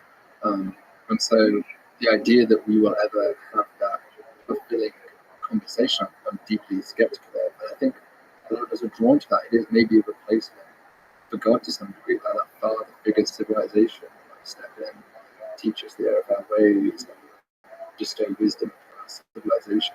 But they could equally be a giant fungus that doesn't even understand the idea of socialization, because it's the only entity on this planet.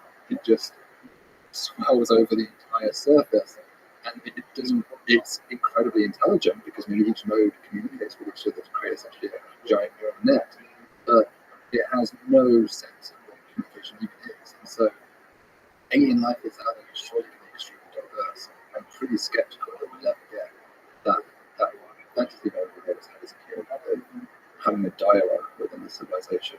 The dialogue, yes. What about noticing them? What about noticing signals?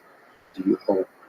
So one thing we'll be talking about is getting biosignatures, techno-signatures about other planets. Maybe if we're extremely lucky in our lifetime to be able to meet life forms, get evidence of living or dead life forms on Mars or Saturn. What about getting signals from outer space? What would those signals be?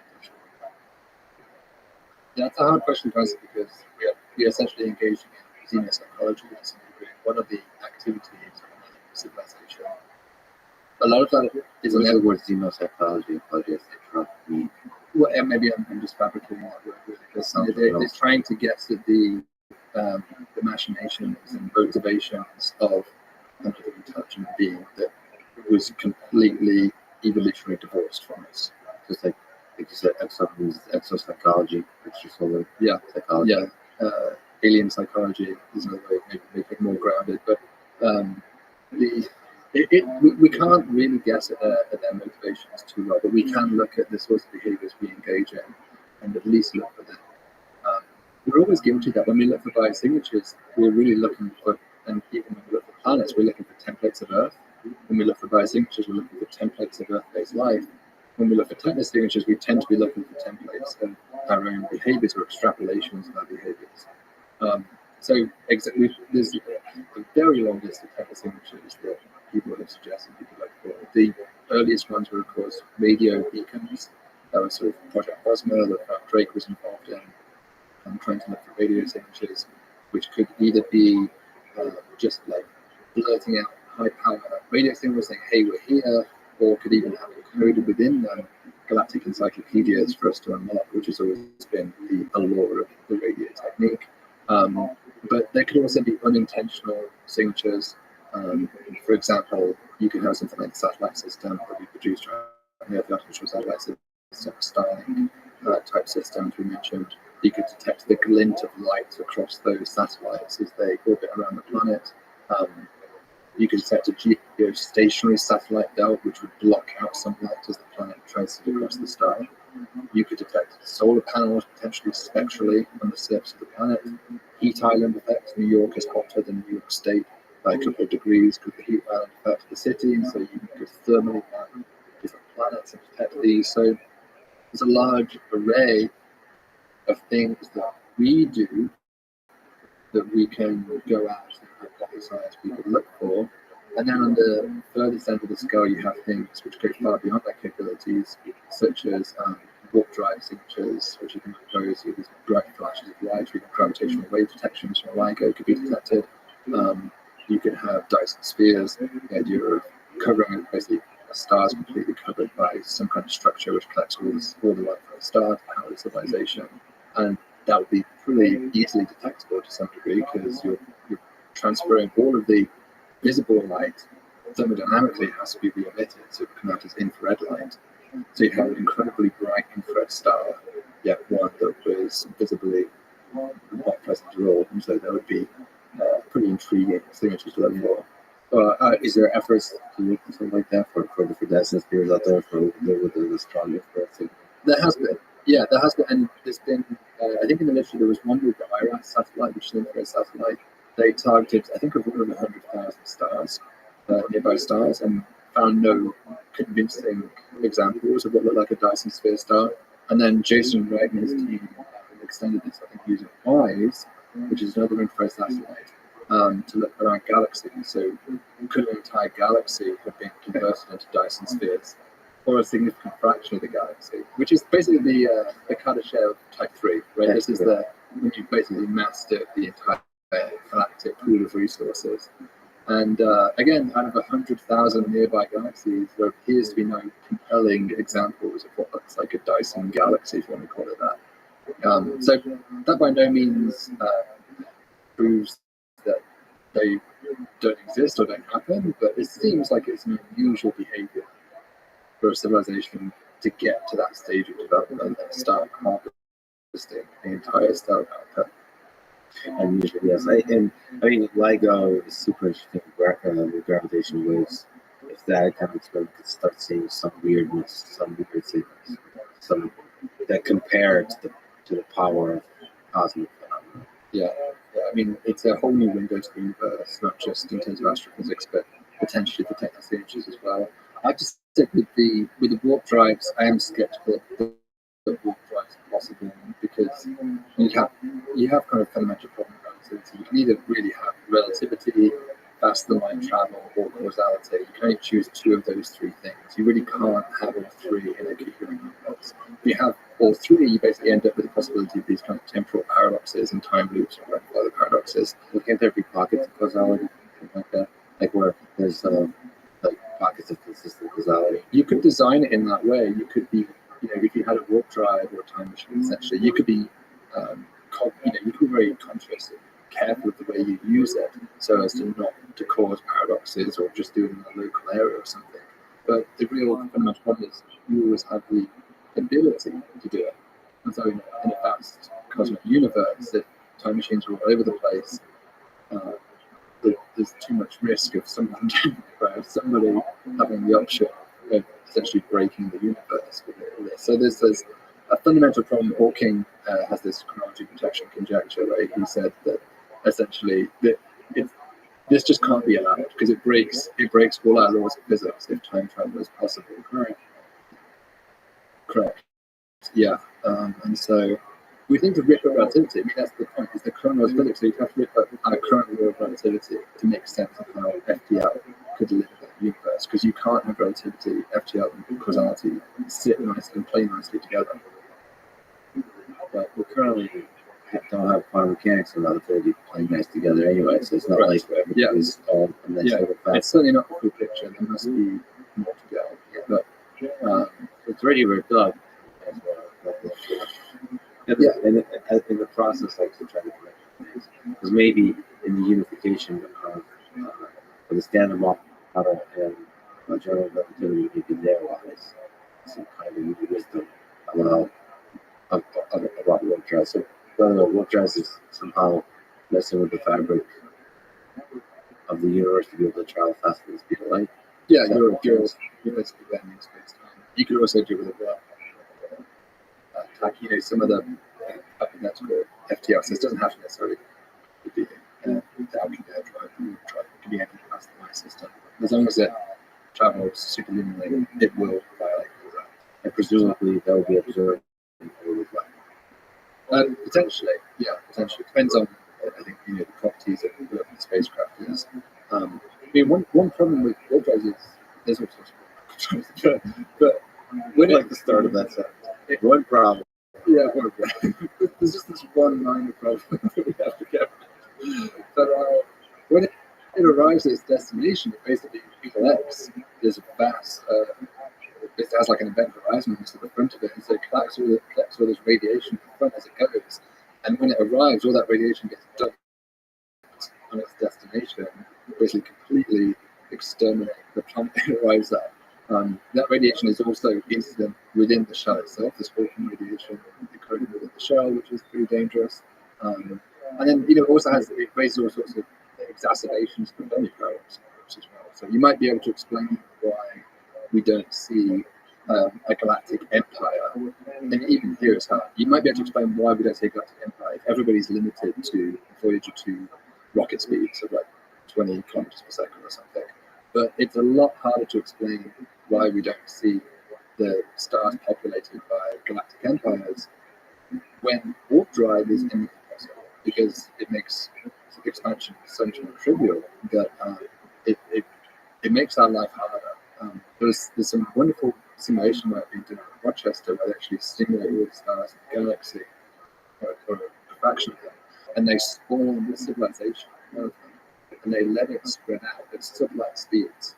And actually, the very mixing of the stars themselves, because the stars are not static, they're in orbit of the galactic center, and they have crossing paths with each other. If you just have a range of even like 5 light years, and your speed is of order of a few percent the speed of light is the maximum you can muster, you can populate the entire galaxy within something like 100,000 to about 1 million years or so. So another a fraction of the lifetime of the galaxy itself. And so this raises some fairly serious problems, because if any civilization in the entire history of the galaxy decide to do that, then either we should be here, or we happen to live in this kind of rare pocket where they chose not to populate to. And so this is sometimes called factae. This is that a civilization is not here now. An alien civilization is not in present occupation of the Earth, and that's difficult to resolve with the apparent ease at which even a small extrapolation of our own technology could potentially populate a galaxy in far faster than galactic history. So, to me, by the way, the Fermi paradox is truly a paradox. But I suspect that if alien visit Earth, I suspect if they do, if they are everywhere, I think they're already here, and we're too dumb to see it. But leaving that aside, I think we should be able to, in that case, have very strong, obvious signals when we look up the stars that the emanation of energy required. We would see some weirdness that, like, where these are these kinds of stars, and these are these kinds of stars that are being messed with, like leveraging nuclear fusion stars to do something useful. Like, the fact that we don't really see that, like, maybe you can correct me. Wouldn't we be able to, if there is like alien civilization flying galaxies, wouldn't we see weirdnesses from an astronomy perspective with the way the stars are behaving? Yeah, I mean, it depends exactly what they're doing, but I mean, the Dyson sphere example is one that we will discuss, where so 100,000 nearby galaxies find that they are not, have all been transformed into Dyson sphere collectors. You could also imagine them doing things like, we wrote a paper about this recently, star lifting, where you can extend the life of your star by scooping mass off the star, so you could do stellar engineering essentially. Space, if you're doing a huge amount of asteroid mining, you would have a spectral signature, because you're basically filling the solar system with dust. By doing that, there'll be debris from that activity.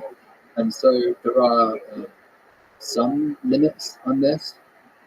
Certainly we don't see bright flashes, which would be, one of these companies in Rothschild says, as they decelerate, they produce these bright flashes of light.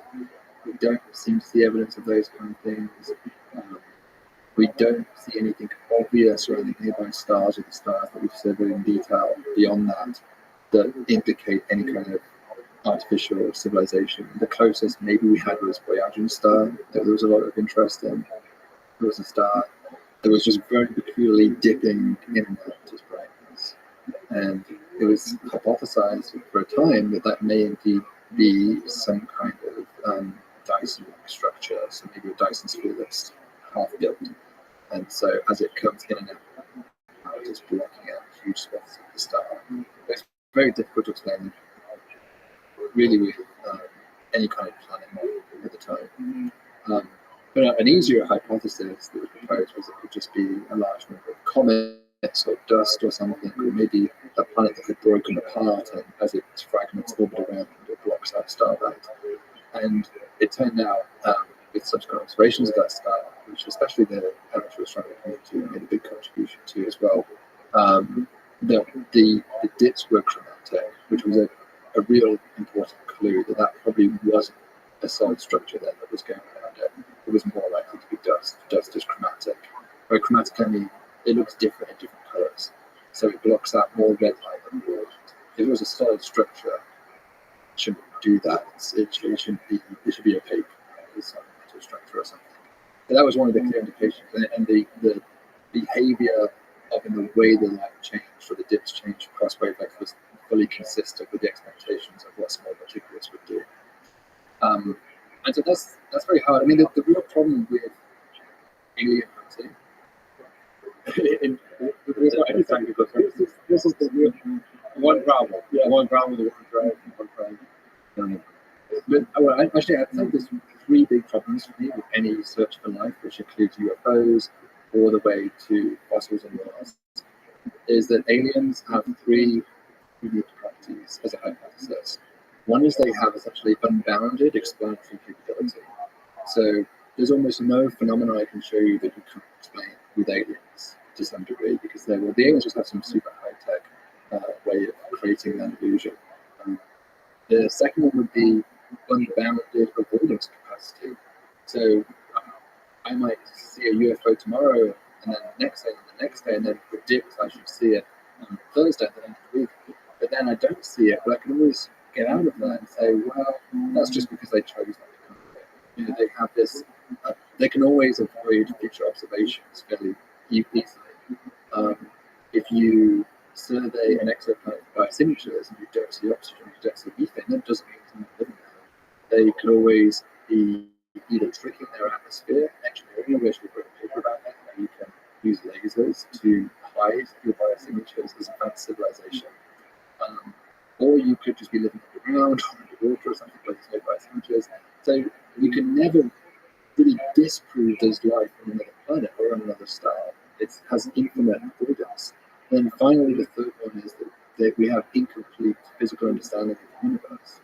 So if I see a new phenomena, which Voyager star was a good example of that, we saw this new phenomenon of these strange dips we've never seen before, it was hypothesized immediately this could be aliens, like a god of the gas.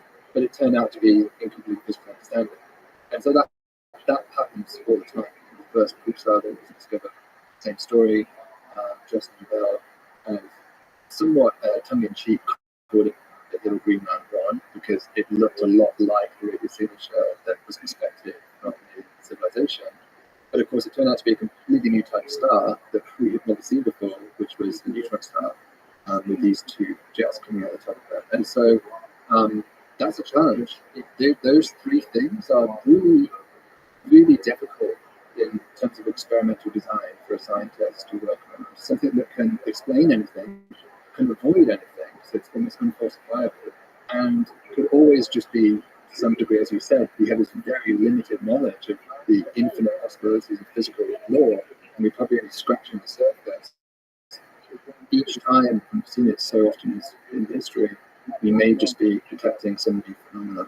Well, that last one, I think I'm a little more okay with making mistakes. Yeah, because it's exciting stuff. But it's because no matter what, so you might exaggerate the importance of the discovery, but the whole point is to try to find stuff in this world that's weird and try to characterize that weird. Sure, you can throw a little bit of as a label on it, but eventually, it's as mysterious and as beautiful as interesting as we tend to think that there's some kind of threshold. But like there's all kinds of weird organisms on this earth that operate very differently than humans. They're super interesting. The human mind is super interesting. I mean, like weirdness, complexity is as interesting in any of its forms as what we might think from Hollywood that aliens are. So like that's okay. Looking for weirdness on Mars. Okay. That's one of the best sales pitches to do technical imaging work. Is that we always had that as our feedback. Look, we're going to look for signatures. If we fail, we're going to discover some awesome physics. And so even any kind of signature that we detect, it's always going to be interesting. And so that compels us to have not only the question of life in the universe, but it gives us a strong scientific grounding as to why this sort of research should be funded, should be executed, because it always pushes the frontiers of knowledge. I wonder if we'll be able to discover, if we open enough to a broad definition of evidence, where we see some kind of technical signature. Basically, like a Turing test, like this thing is intelligent. Like it's processing information in a very interesting way. But you can say that about chemistry. You can say that about physics. Maybe not physics. Chemistry, like interesting, complex chemistry. Say that this is processing, this is storing information, this is propagating information in time. So I mean, it's a gray area between a living organism, which we call an alien. I think that's super interesting. It's able to carry some kind of intelligence. Yeah, information is a really useful way to frame what we're looking for, though, because then you're divorced from making assumptions about even the civilization necessarily or anything like that. So any kind of information root signature, indeed, you can take things like the light curve from Voyager star and ask what is the minimum number of free parameters or the minimum information content that must be encoded within this light curve. And the hope is that maybe from a good example would be from a radio signature, you detect something that has 1,000 megabytes of parameters essentially contained within it. That's pretty clearly at that point not the product of a natural process, or any natural process that we could possibly imagine with our current understanding of the universe. And so thinking that even if we can't decode, which actually I'm skeptical we'd be able to ever decode it in our lifetimes, it would probably take decades to fully ever figure out what they're trying to tell us. But if there was a message there, we could at least know that there is high information content and there is complexity, and that this is a attempt at communication, information transfer, and leave it to our subsequent generations to figure out what exactly it is they're trying to say. What, again, a wild question. Thank you for entertaining me. I really appreciate it. But what kind of signal in our lifetime, what kind of thing do you think might happen, could possibly happen, where the scientific community would be convinced that there's aliens in existence? What? So you already said maybe a strong influence signature with something like the Dyson Sphere. That's possible. That's also somebody a little bit ambiguous because that's the challenge throughout this, where your brain would be, like you as a scientist would be like, I know it's ambiguous, but this is really weird. I think if you had I can imagine something like a prime number sequence or a mathematical sequence, like a Fibonacci series, something being mathematically provable. This is not. Right. I mean, prime numbers is a pretty good case because there's no natural phenomena that produces prime number sequences. It seems to be a purely abstract mathematical concept as far as I'm aware. And so if we detected a series of radio blips that were following that sequence, it would be pretty clear to me, or it could even be in Carl Sagan suggested that pi could be encoded, or you might use the hydrogen line but multiplied by pi by some very specific frequency of the universe, hydrogen line, but multiplied by a abstract mathematical constant that would imply strongly that there was something behind the scenes operating. Sorry, stored in which one? And that was a big of a radio wave. But the information, I mean, we kind of toyed with this video idea about mathematical civilization in China. But one kind of fun way, I do want to bring this conversation towards time a little bit, thinking about not just looking for life or intelligence around us right now, but looking into the past and even into the future, to the same degree, or communicating in the future. And so we had this fun experiment of imagining a civilization that was born at the beginning of the history of the galaxy and being the first, and what it would be like for them. And they were desperately searching for evidence of life, but couldn't find it. And so they decided to try and leave something behind for future civilizations to discover, to tell them about themselves. But of course, a radio signature is not going to work there because it has to have a power source. As a piece of machinery, it's going to actually break down. It's going to be hard to maintain that for billions of years time scale. And so you wanted something that was kind of passive, that doesn't require an energy source, but can somehow transmit information, which is hard to think about something that satisfies those criteria. But there was a proposal by one of my colleagues, Luke Arnold, which inspired a lot of us in techno signatures. And he suggested that you could build artificial transistors. So you could build sheets of material that transit to the star. Maybe one thin sheet passes across first, then 2, then 3, then 5, then 7, so you could follow the sequence of these. And so there'd be a clear indication that someone had manufactured those, but they don't require any energy source because they're just sheets of material. They would eventually degrade from meteorites, and maybe they'll be destabilized, but they should have lifetimes far exceeding the lifetime of any battery or mechanical electronic system that we could, at least with our technology, conceive of building. And so you could imagine that extending that, and how could you encode not just a prime number sequence, but maybe the spatial pattern of this very complex light curve we see. You could encode more and more information through 2D shapes and the way those operations happen.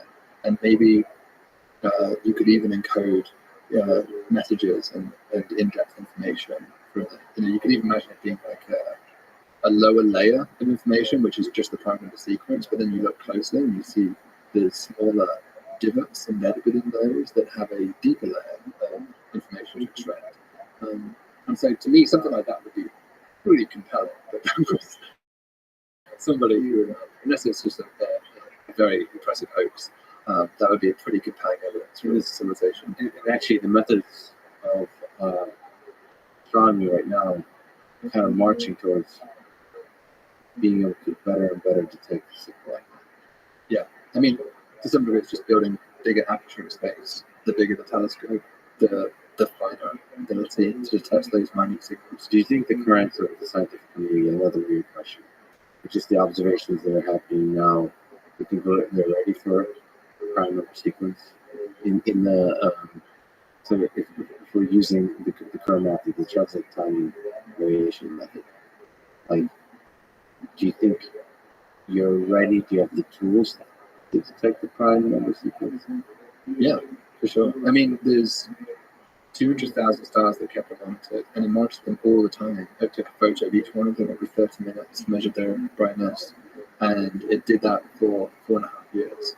And so you have already, in Tesla's doing it right now, and so you have already an existing catalog, and people are genuinely scouring through each of those light curves with automated machine learning techniques we developed in the team that could look for weird behavior. We wrote a code called the weird detector, for instance, that, of course, it was just the most generic thing possible. Don't assume anything about the signal shape. Just look for anything that repeats. The signal shape can be anything, and we kind of learn the template of the signal from the data itself, and then it's like a template matching filter to see if that repeats many, many times in the data.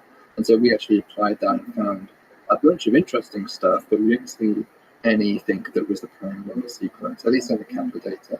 That's 200,000 stars, which sounds like a lot, but compared to 200 billion stars in the Milky Way, it's really just scratching the surface.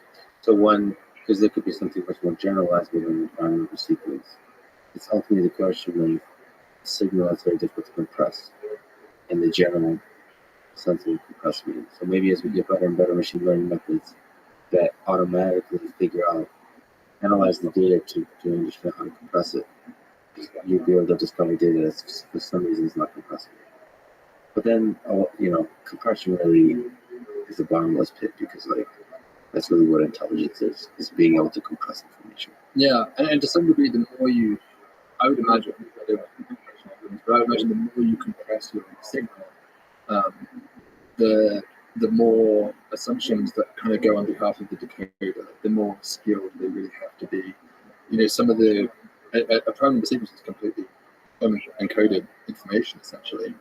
But if you look at the Arecibo message, they were fairly careful with their pixelation of the simple image they sent to try and make it as interpretable as possible, to be that even a dumb alien would be able to figure out what we're trying to show them here, because there's all sorts of conventions and rules that are built in that we tend to presume when we design our messages. And so if your messages assuming they know how to do an MP3 decoder, a particular compression algorithm, I'm sure they could eventually reverse engineer it, figure it out. But you're making it harder for them to get to that point. So maybe I was thinking you probably would have a two-tier system. Right? You probably have some lower tier key system, and then maybe beneath that you'd have a deeper compressed layer of more in-depth information.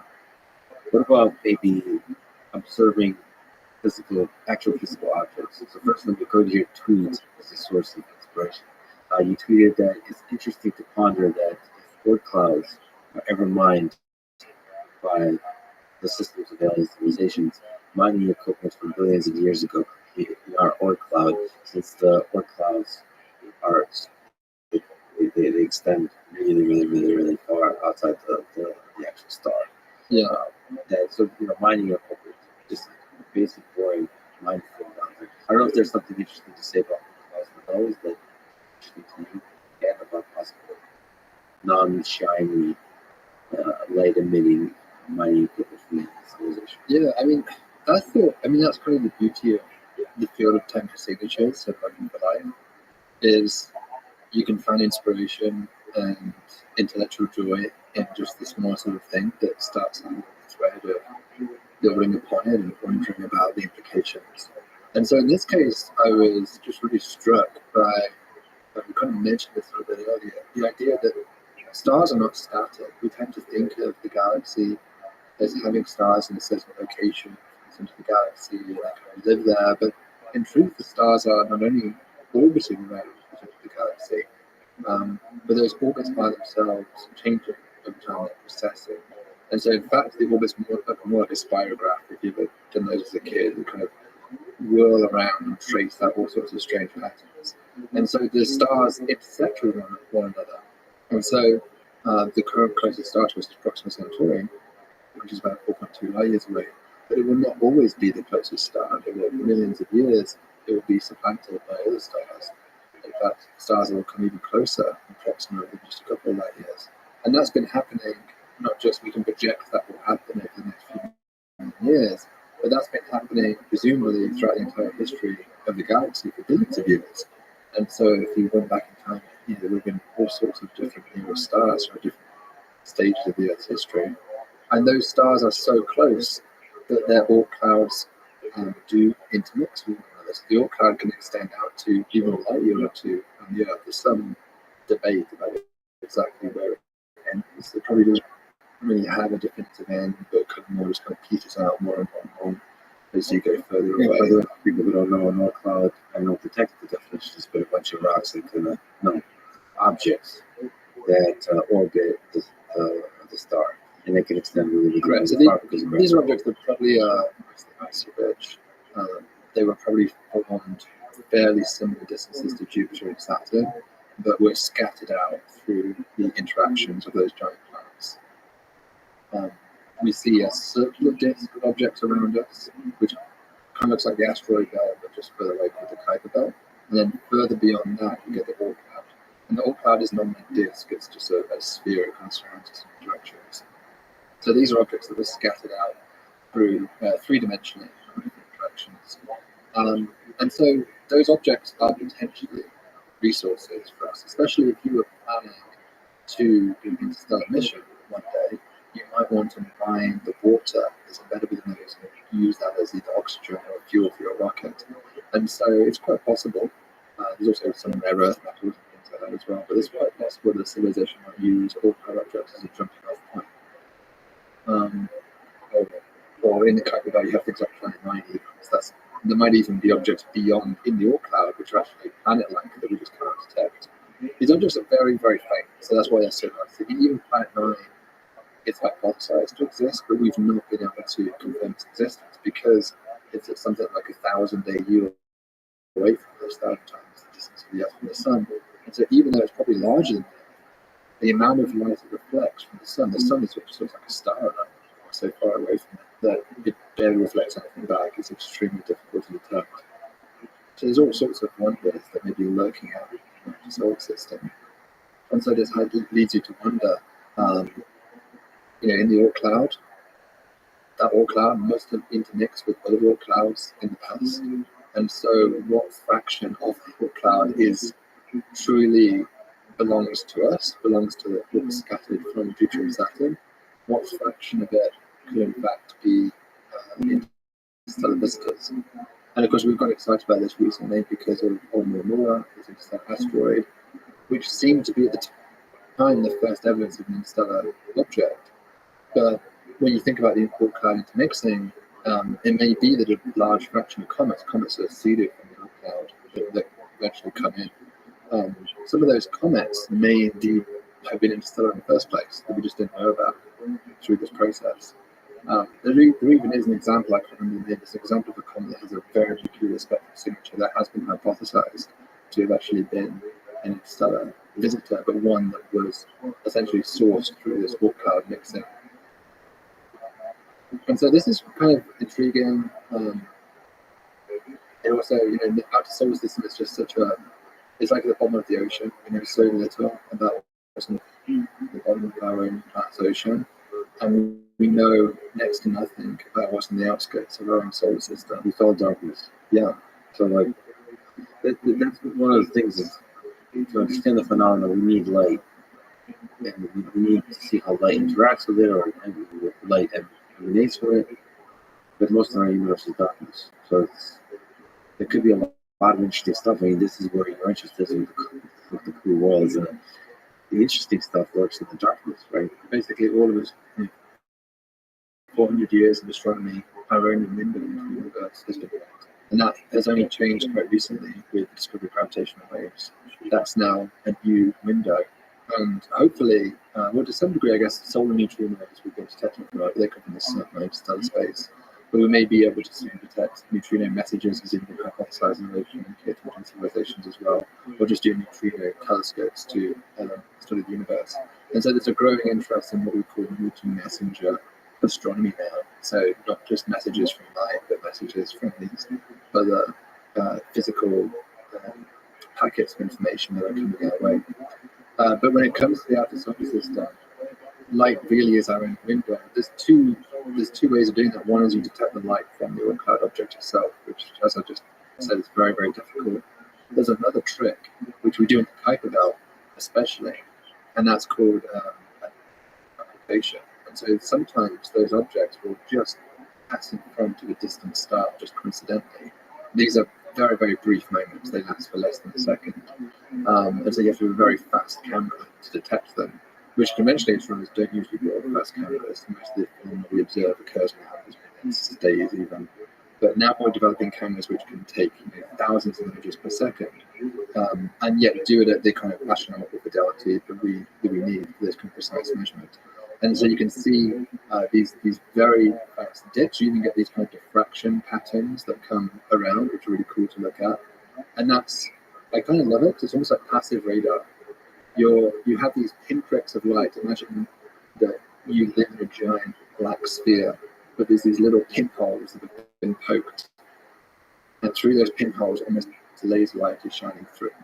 And inside this black sphere, there are unknown things wandering around and drifting around that we're trying to discover. And sometimes they will pass in front of those little pencil-thin laser beams, block something out, so we can tell that it's there. And it's not an active radar because we didn't actually beam anything out and get a reflection of, which is what the sun does. The sunlight comes off and comes back. It's not an active radar system. It's more like a passive radar system where we're just listening very intently. And so I'm kind of so fascinated by that. The idea that we could map out the rich architecture of the outer solar system just by doing something that we could have done potentially for a long time, okay, which is just listening in the right way, just tuning our instrumentation to the correct way of not listening but viewing the universe to catch those objects. Yeah, I mean, it's really fascinating. It seems almost obvious that your efforts, when projected out over like 100, 200 years, will have a really good map. You even methods like basically transit timing, high resolution transit timing, but basically the planetary and the planet's satellite movements that of all the different star systems out. Yeah, and it could revolutionize the way we think about the solar system. I mean, that revolution has happened several times in the past. When we discovered Vesta in the 19th century, That was, I think, the seventh planet for a while, or the eighth planet when it was first discovered. And then we discovered Ceres. And there was a bunch of asteroid objects, Janus. And so for a while, the textbooks had there was something like 13 planets in the solar system. And then that was just a new capability that was emerging to test those small objects. And then we ripped that up and said, no, we're going to change the definition of a planet. And then the same thing happened when we started looking at the outer skirts of the solar system again. We found Eris, we found Sedna, these objects which resembled Pluto, and more of them we found make big. And eventually we again have to rethink the way we even contextualize what a planet is and what the nature of the outer solar system is. So regardless as to what you think about the debate about whether Pluto should be it's not a strong feeling. It is an incredible achievement that we were able to transform our view of the solar system in a matter of years just by basically charge coupled devices, the things that's in cameras. Though the invention of that device allowed us to detect objects which were much further away, much fainter, and revealed all of this stuff that's there all along. And so that's the beauty of astronomy. There's just so much to discover, and even in our own backyard. Do you ever think about this? Do you imagine what are the things that will completely change astronomy over the next 100 years? Like if you transport yourself forward 100 years, what are the things that will blow your mind when you look at, like, what? Would it be just a very high resolution mapping? Things like, holy crap. Like one surprising thing might be, holy crap, there's like Earth-like moons everywhere. Yeah. And another one could be just totally different devices for sensing. Yeah, I think usually astronomy moves forward dramatically, and science in general, when you have a new technological capability come up for the first time. And we kind of just give examples of that there with the solar system. So what kind of new capabilities might emerge in the next 100 years? The capability I would love to see is not just, in the next 10, 20 years, we're hoping to take these pale blue dot images we spoke about. So that requires building something like GWST, but on an even larger scale, and optimized for direct imaging. You have to have either a coronagraph or a star shade or something to block out the starlight and reveal those pale blue dots. So in the next sort of decades, I think that's the achievement that we can look forward to in our lifetimes, is to see photos of other Earths. Going beyond that, maybe in our lifetimes, towards the end of our lifetimes, perhaps. I'd love it if I think it's technically possible, as Breakthrough Starshot giving us a lot of encouragement with, to maybe send a small probe to the nearest stars and to start actually taking high resolution images of these objects. There's only so much you can do from far away if you want to have. And you can see it in the solar system. There's only so much you can do about Europa, like pointing Hubble Space Telescope, but if you really want to understand that moon, you're going to have to send something to orbit it, to hopefully land on it and drill down to the surface. And so the idea of even taking a flyby and doing a snapshot photo that gets beamed back, that could be, doesn't even have to be more than 100 pixels by 100 pixels, that would be a completely game-changing capability to be able to truly image these objects. And maybe at home in our own solar system, we can certainly get to a point where we can produce crude maps of exoplanets. One of the kind of the ultimate limit of what a telescope could do is governed by its size. And so the largest telescope you could probably ever build would be one that's the size of the sun.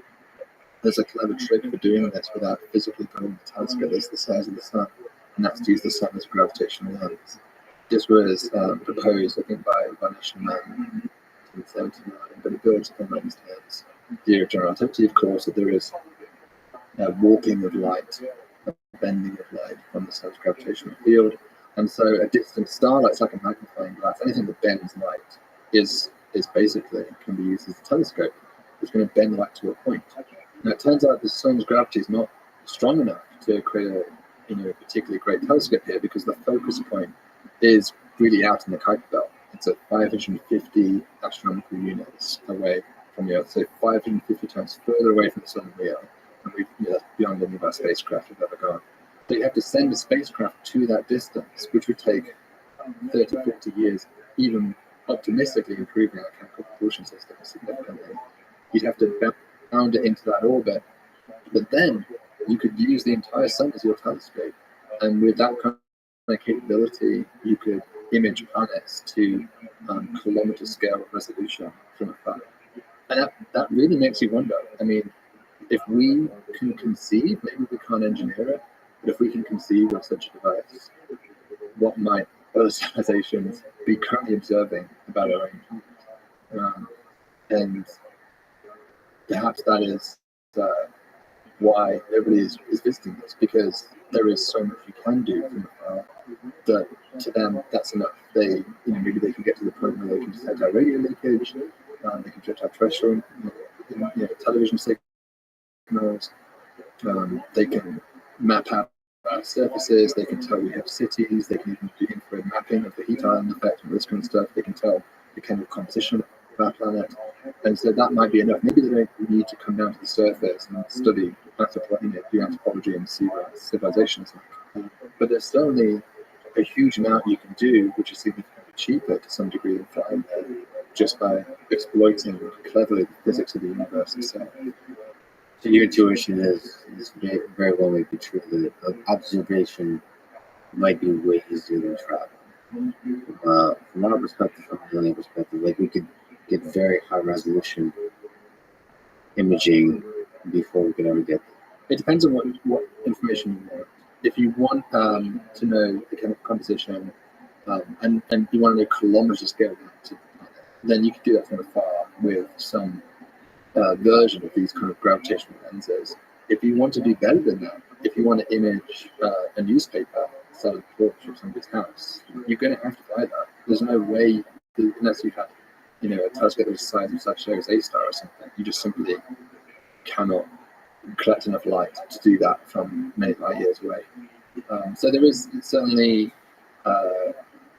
reasons why visiting will always have its place, depending on what kind of information you want. We've proposed in my team actually that the sun is the ultimate pinnacle of telescope design, but flying to 1,000 AU is a real pain in the butt because it's just going to take so long. And so a more practical way of achieving this might be to use the Earth. Now the Earth doesn't have anywhere near enough gravity to create a substantial gravitational lens, but it has an atmosphere, and an atmosphere refracts light, it bends light. So whenever you see a sunset, just as the sun is setting below the horizon, it's actually already beneath the horizon. It's just that the light is bending through the atmosphere. It's actually already about half a degree down beneath. And what you're seeing is that curvature of the light path. And your brain interprets it, of course, to be a straight line, because your brain always thinks that. And so you can use that bending. Whenever you have bending, you have a telescope. And so we've proposed to my team that you could use this refraction to similarly create an Earth-sized telescope. Oh, the terrascope. The telescope, yeah. Great thing. Yeah. And do you have a paper on the telescope? I do, yeah, great. Sometimes get confused because they've heard of an Earth-sized telescope because of the Event Horizon telescope, which took an image of, we're taking an image right now of the center of our black hole. It was very impressive. And previously did Messier 87, a nearby supermassive black hole. And so those images were interferometric. So they were small telescopes scattered across the Earth, and they combined the light paths together interferometrically to create effectively an Earth-sized angular resolution. Telescopes always have two properties. There's the angular resolution, which is how small of a thing you can see on the surface, and then there's the magnification. How much brighter does that object get versus just your eye or some small object? Now, what the Event Horizon telescope did, it traded off amplification or magnification for the angular resolution. That's what it wanted. They wanted that high angular resolution, but it doesn't really have much focus on collecting power because each telescope individually is very small. The telescope is different because it is literally collecting light with a light bucket, which is essentially the size of the Earth. And so that gives you both benefits potentially. Not only the high angular resolution that a large aperture promises you, but also actually physically collects all those photons, so you can detect that from very, very far away, very out to the edges of the universe. And so we propose this as a possible future technological way of achieving these extreme goals, ambitious goals we have in astronomy.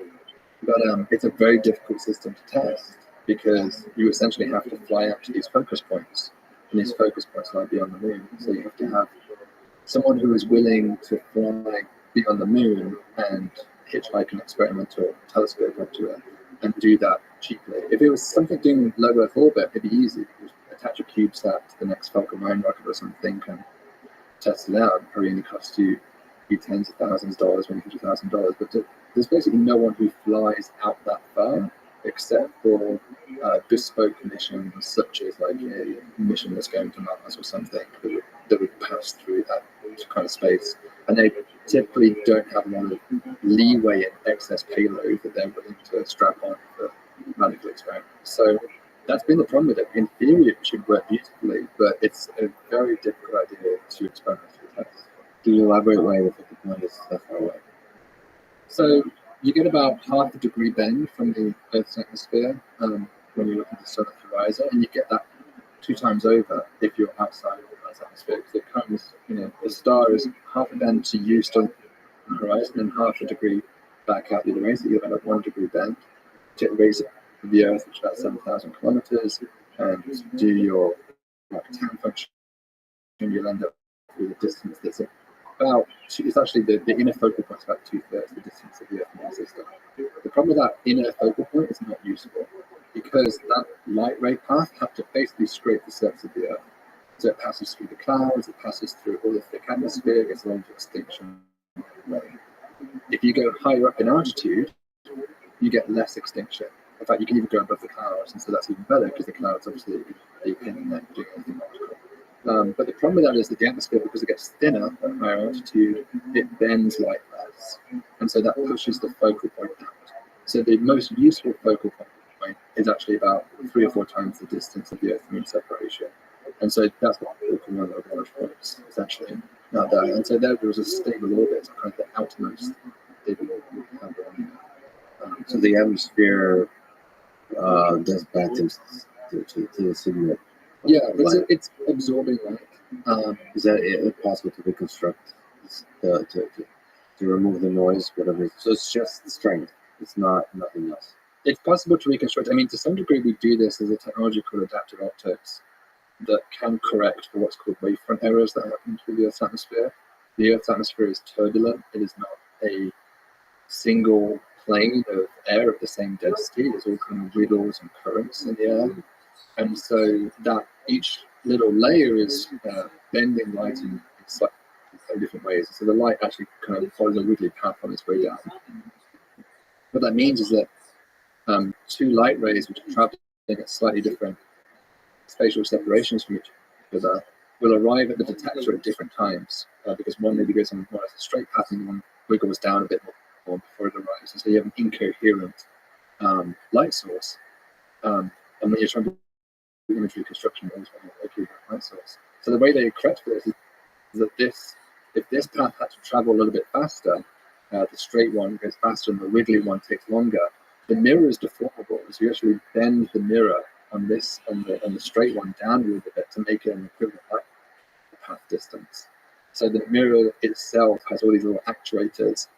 It's actually made up of like thousands of elements, almost looks like a liquid mirror, because they can manipulate it in kind of real time. And so they scan the atmosphere with a laser beam to tell what the deformations are in the atmosphere, and then make the corrections to the mirror to account for it. So you could do something like this for the telescope, but it would be It's cheaper and easier to go above the atmosphere and just fly out. I think so. It would be that's a very challenging thing to do. And normally when you do adaptive optics, as it's called, you're looking straight up. So you're very close to straight up. If you look at the horizon, you basically never do actual observations of the horizon because you're looking through more atmosphere. If you go straight up, you're looking at the thinnest portion of atmosphere possible. But as you go closer and closer towards the horizon, you're increasing what we call the air mass, the amount of air you have to travel through. So here, it's kind of the worst case because you're going through the entire atmosphere in and out again with the telescope.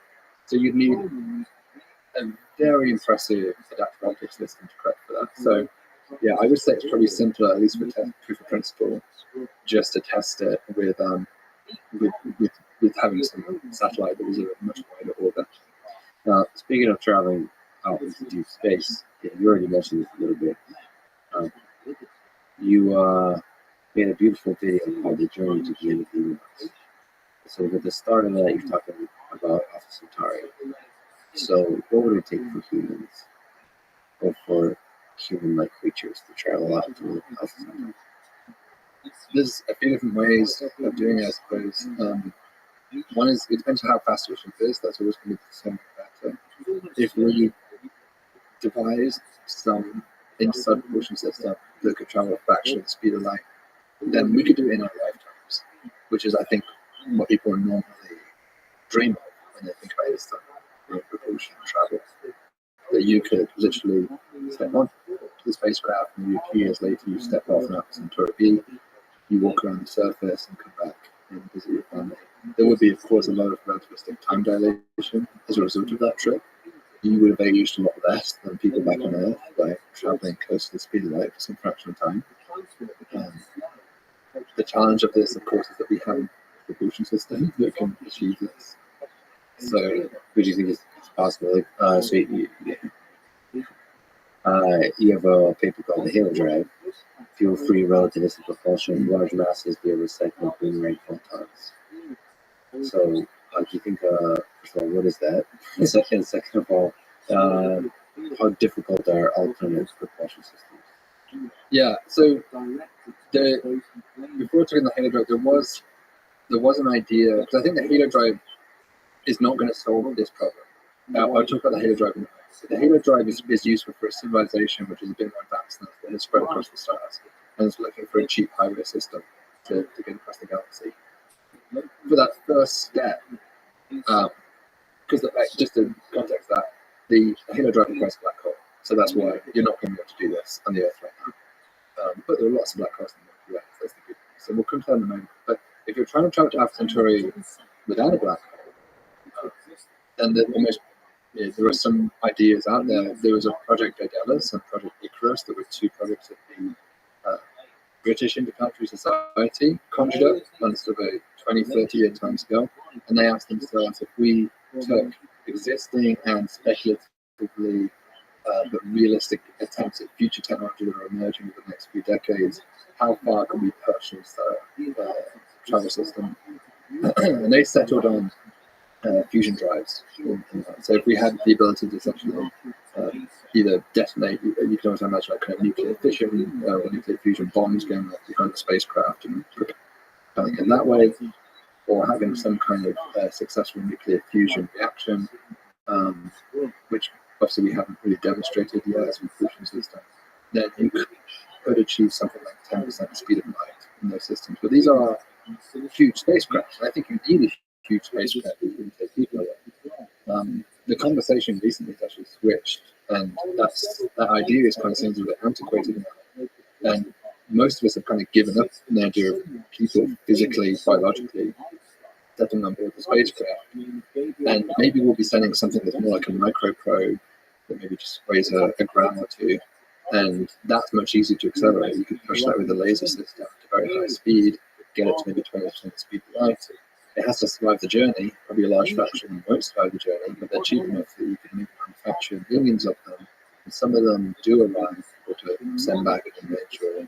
Or maybe even if you wanted to have a person in there, we might have some way of doing like a telepresence or some kind of delayed telepresence. Some kind of reconstruction of the planet which is sent back, so you can digitally interact with that environment in a way which is not real time but representative of what that planet would be like to be on the surface. So we might be more like digital visitors to these planets. It's certainly far easier practically to do that than physically forcing this wet chunk of meat to fly across space to do that. And so that's maybe something we can imagine down the road. The Halo Drive, as I said, is thinking even further ahead. And if you did want to launch large masses could even be planet-sized things in the case of the Halo Drive. You can use black holes. So this is kind of tricky physics. I often think of the universe is like a big computer game, and you're trying to find cheat codes, hacks, exploits that the universe didn't intend for you to use, but once you find them, you can address all sorts of interesting capabilities that you didn't previously have. Yeah. And the Halo drive does that with black holes. So if you have two black holes, which are a very common situation, a binary black hole, and they're expiring towards each other. LIGO's detected, I think, dozens of these things, maybe over 100 at this point. And these things, as they merge together, they the pre-merger phase, they're orbiting each other very, very fast, close to the speed of light. And so Freeman Dyson, before he passed away, I think in the 70s, did this provocative paper called Gravitational Machines, and he suggested that you could use neutron stars as an interstellar propulsion system. And neutron stars are sort of the lower mass version of the binary black hole system, essentially. In this case, he suggested just doing a gravitational slingshot, just fly your spacecraft into this very compact and relativistic binary system. And you do need neutron stars because if there were two stars, they'd be physically touching each other. So the neutron stars are so small, like 10 kilometers across, they can get really close to each other and have these very, very fast orbits with respect to each other. You shoot your spacecraft right through the middle, like right through the eye of the needle, and you do a slingshot around one of them, and you do it around the one that's coming sort of towards you. So one of them becomes away and towards you at any point, and then you could basically steal some kinetic energy in the slingshot. In principle, you can set up to twice the speed. You can take your speed, and it becomes your speed plus twice the speed of the neutron star in this case, your new speed after the slingshot. It seems great because it's just free energy, basically. You're doing it, not generating a nuclear power reactor or anything to generate this, you're just stealing it. And indeed, you can get to relativistic speeds this way. So I loved that paper, but I had a criticism. And the criticism was that this is like trying to fly your ship into a blender. Right? This is two neutron stars which have huge tidal forces. And they're whipping around each other once every second or even less than a second. And you're trying to fly your spaceship and do this maneuver that is pretty precarious. And they just didn't seem practical to me to do this. But I loved it. And so I took that idea, and this is how science is. It's iterative. It's you take a previous great man's idea and you just sort of maybe slightly tweak it and improve it. That's how I see the Halo drive. And I just suggested, why not replace those out for black holes? Just like your own company. And rather than flying your ship into that hellhole of a blender system, you just stand back and you fire a laser beam. Now, because black holes have such intense gravitational fields, they can bend light into complete 180s. They can actually become mirrors. So, the sun bends light by maybe a fraction of a degree through gravitational lensing, but a compact object like a black hole can do a full 180. In fact, if you went too close, if you put the laser beam too close, the black hole just walk into it and never come back out. So you just kind of push it out until you get to a point where it's just skirting the event horizon. And the laser beam skirts around and comes back. Now, the laser beam wants to do it is doing a gravitational slingshot, but light, photons can't speed up, unlike the spaceship case. So instead of speeding up, the way they steal energy is they increase their frequency.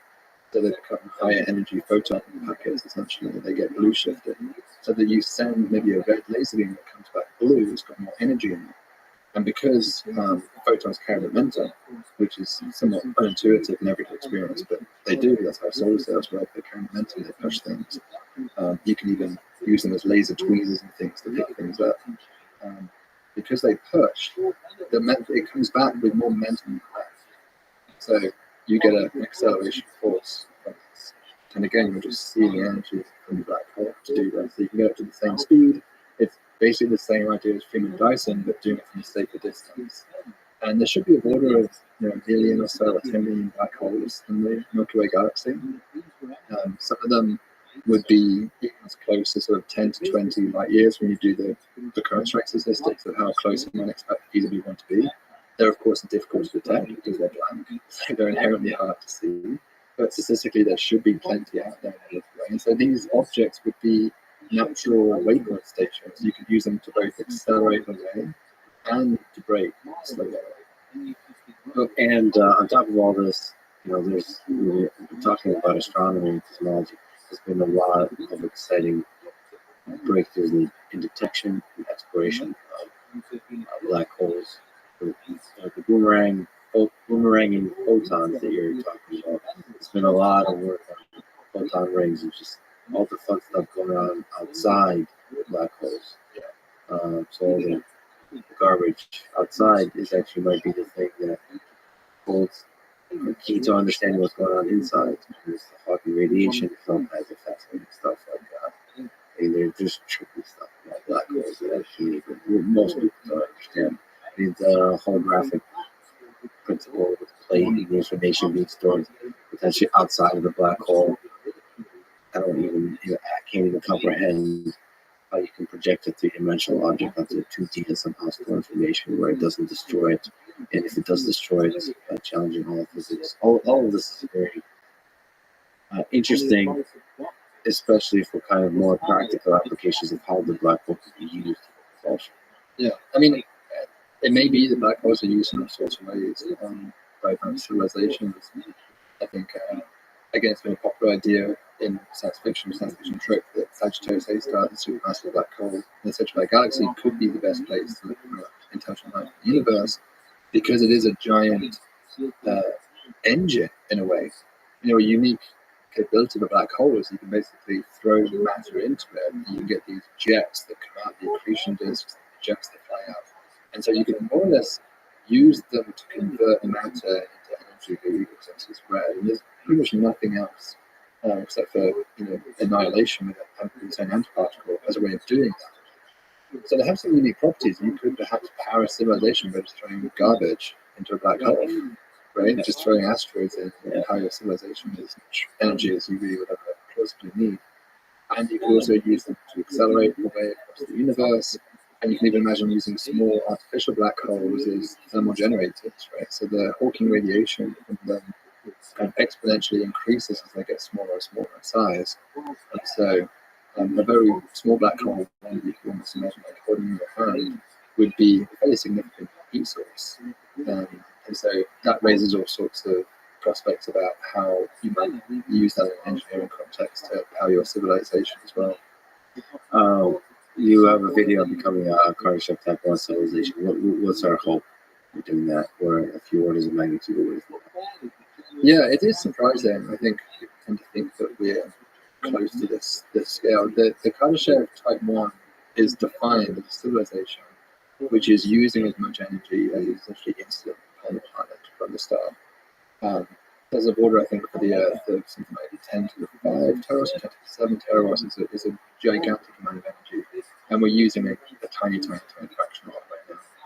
So, if you became a Kardashev Type 1 civilization, which is seen not necessarily as a goal into itself, why are we aspiring to become this energy-hungry civilization? Surely our energy needs might become, might improve our efficiency or something as time goes on. But ultimately, the more energy you have access to, the greater your capabilities will be. If you want to lift Mount Everest into space, there is just a calculable amount of potential energy change that that's going to take in order to accomplish that. And the more energy you have access to as a civilization, then clearly the easier that energy achievement is going to be. So it depends on what your aspirations are as a civilization. It might not be something you want to ever do, but we should make clear that lifting heavy things isn't the only thing. It's just doing work. So yeah, it could be computational. It could be It could be more and more sophisticated and larger computation. Which is, it does seem where we're headed with a very fast increase in the scale and the quality of our computation outside of human brain. Artificial. I mean, computation is a great example of. Already I think it's like 10% of US power electricity use is going towards these supercomputing centers. So there's a vast amount of current engineers which are already going towards computing, which surely only increase over time. If we start ever doing anything like mind uploading or creating simulated realities, that cost will surely become a dominant source of our energy requirements at that point if civilization completely moves over to this kind of post-humanism stage. And so it's not unreasonable that our energy needs would continue to grow. Certainly historically, they always have at about 2% per year. And so if that continues, there is going to be a certain point where you're running up against the amount of energy which you can harvest, because you're using even if you cover the entire planet with solar panels, there's no more energy to be had. And so this is there's a few ways of achieving this. I sort of talked about in the video how there's several renewable energy sources which are excited about, like geothermal, wind power, waves, but pretty much all of those don't really scratch the surface or don't really scratch the itch of getting to a Kardashev type 1 civilization. They're meaningful now. I would never tell anybody to do wind power now, because it's clearly used for our current stage of civilization. But it's not. It's going to be a pretty negligible fraction of our energy requirements if we got to that stage of development. And so there has to be a breakthrough in either our ability to harvest solar energy, which would require maybe something like a space array and solar panels or beaming the energy back down, or some developments, innovations in nuclear fusion that will allow us to essentially reproduce the same process of what's producing the solar photons, but here on Earth. But even that comes with some consequences. If you're generating energy here on Earth and you're doing work on Earth, then that work is going to produce waste heat, and that waste heat is going to increase the ambient temperature of the planet. And so, even if this isn't really a greenhouse effect that you're increasing the temperature of the planet, this is just the amount of computers that are churning, and you put your hand to a computer, you can feel the warmth coming off them. If you do that much work of literally, the entire instant energy of the planet is doing that work, the planet's going to warm up significantly as a result of that. And so,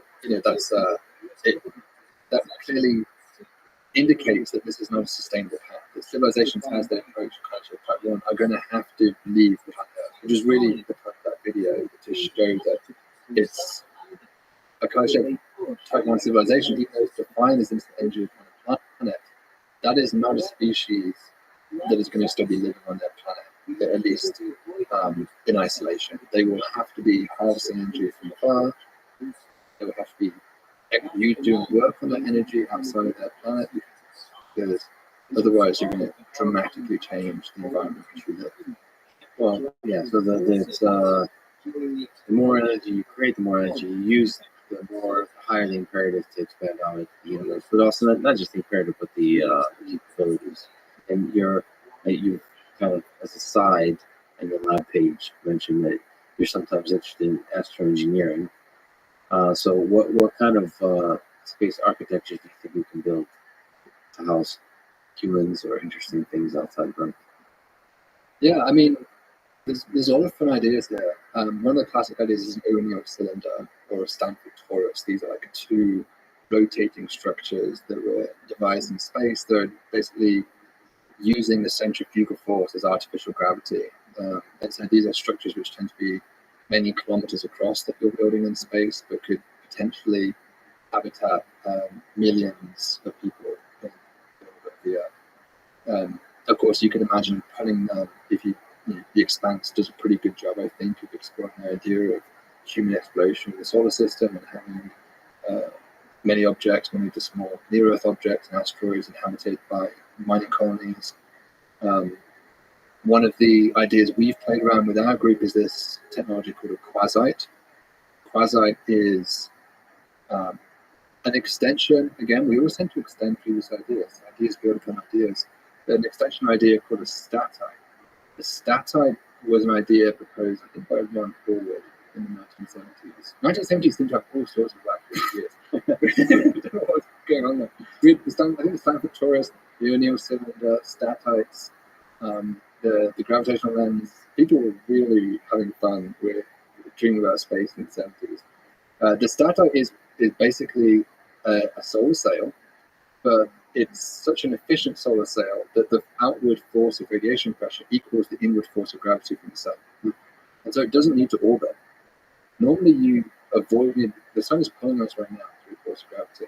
But we are not getting closer towards the sun, even though we are falling towards the sun because we're in orbit, which means our translational speed is just enough to keep us at the same altitude, essentially, from the sun. And so you're in orbit, and that's how you maintain distance. A statite doesn't need to do that. It can be basically, completely static in inertial space, but it's just balancing the two forces of radiation pressure and inward gravitational pressure. A quasite is the in-between of those two states.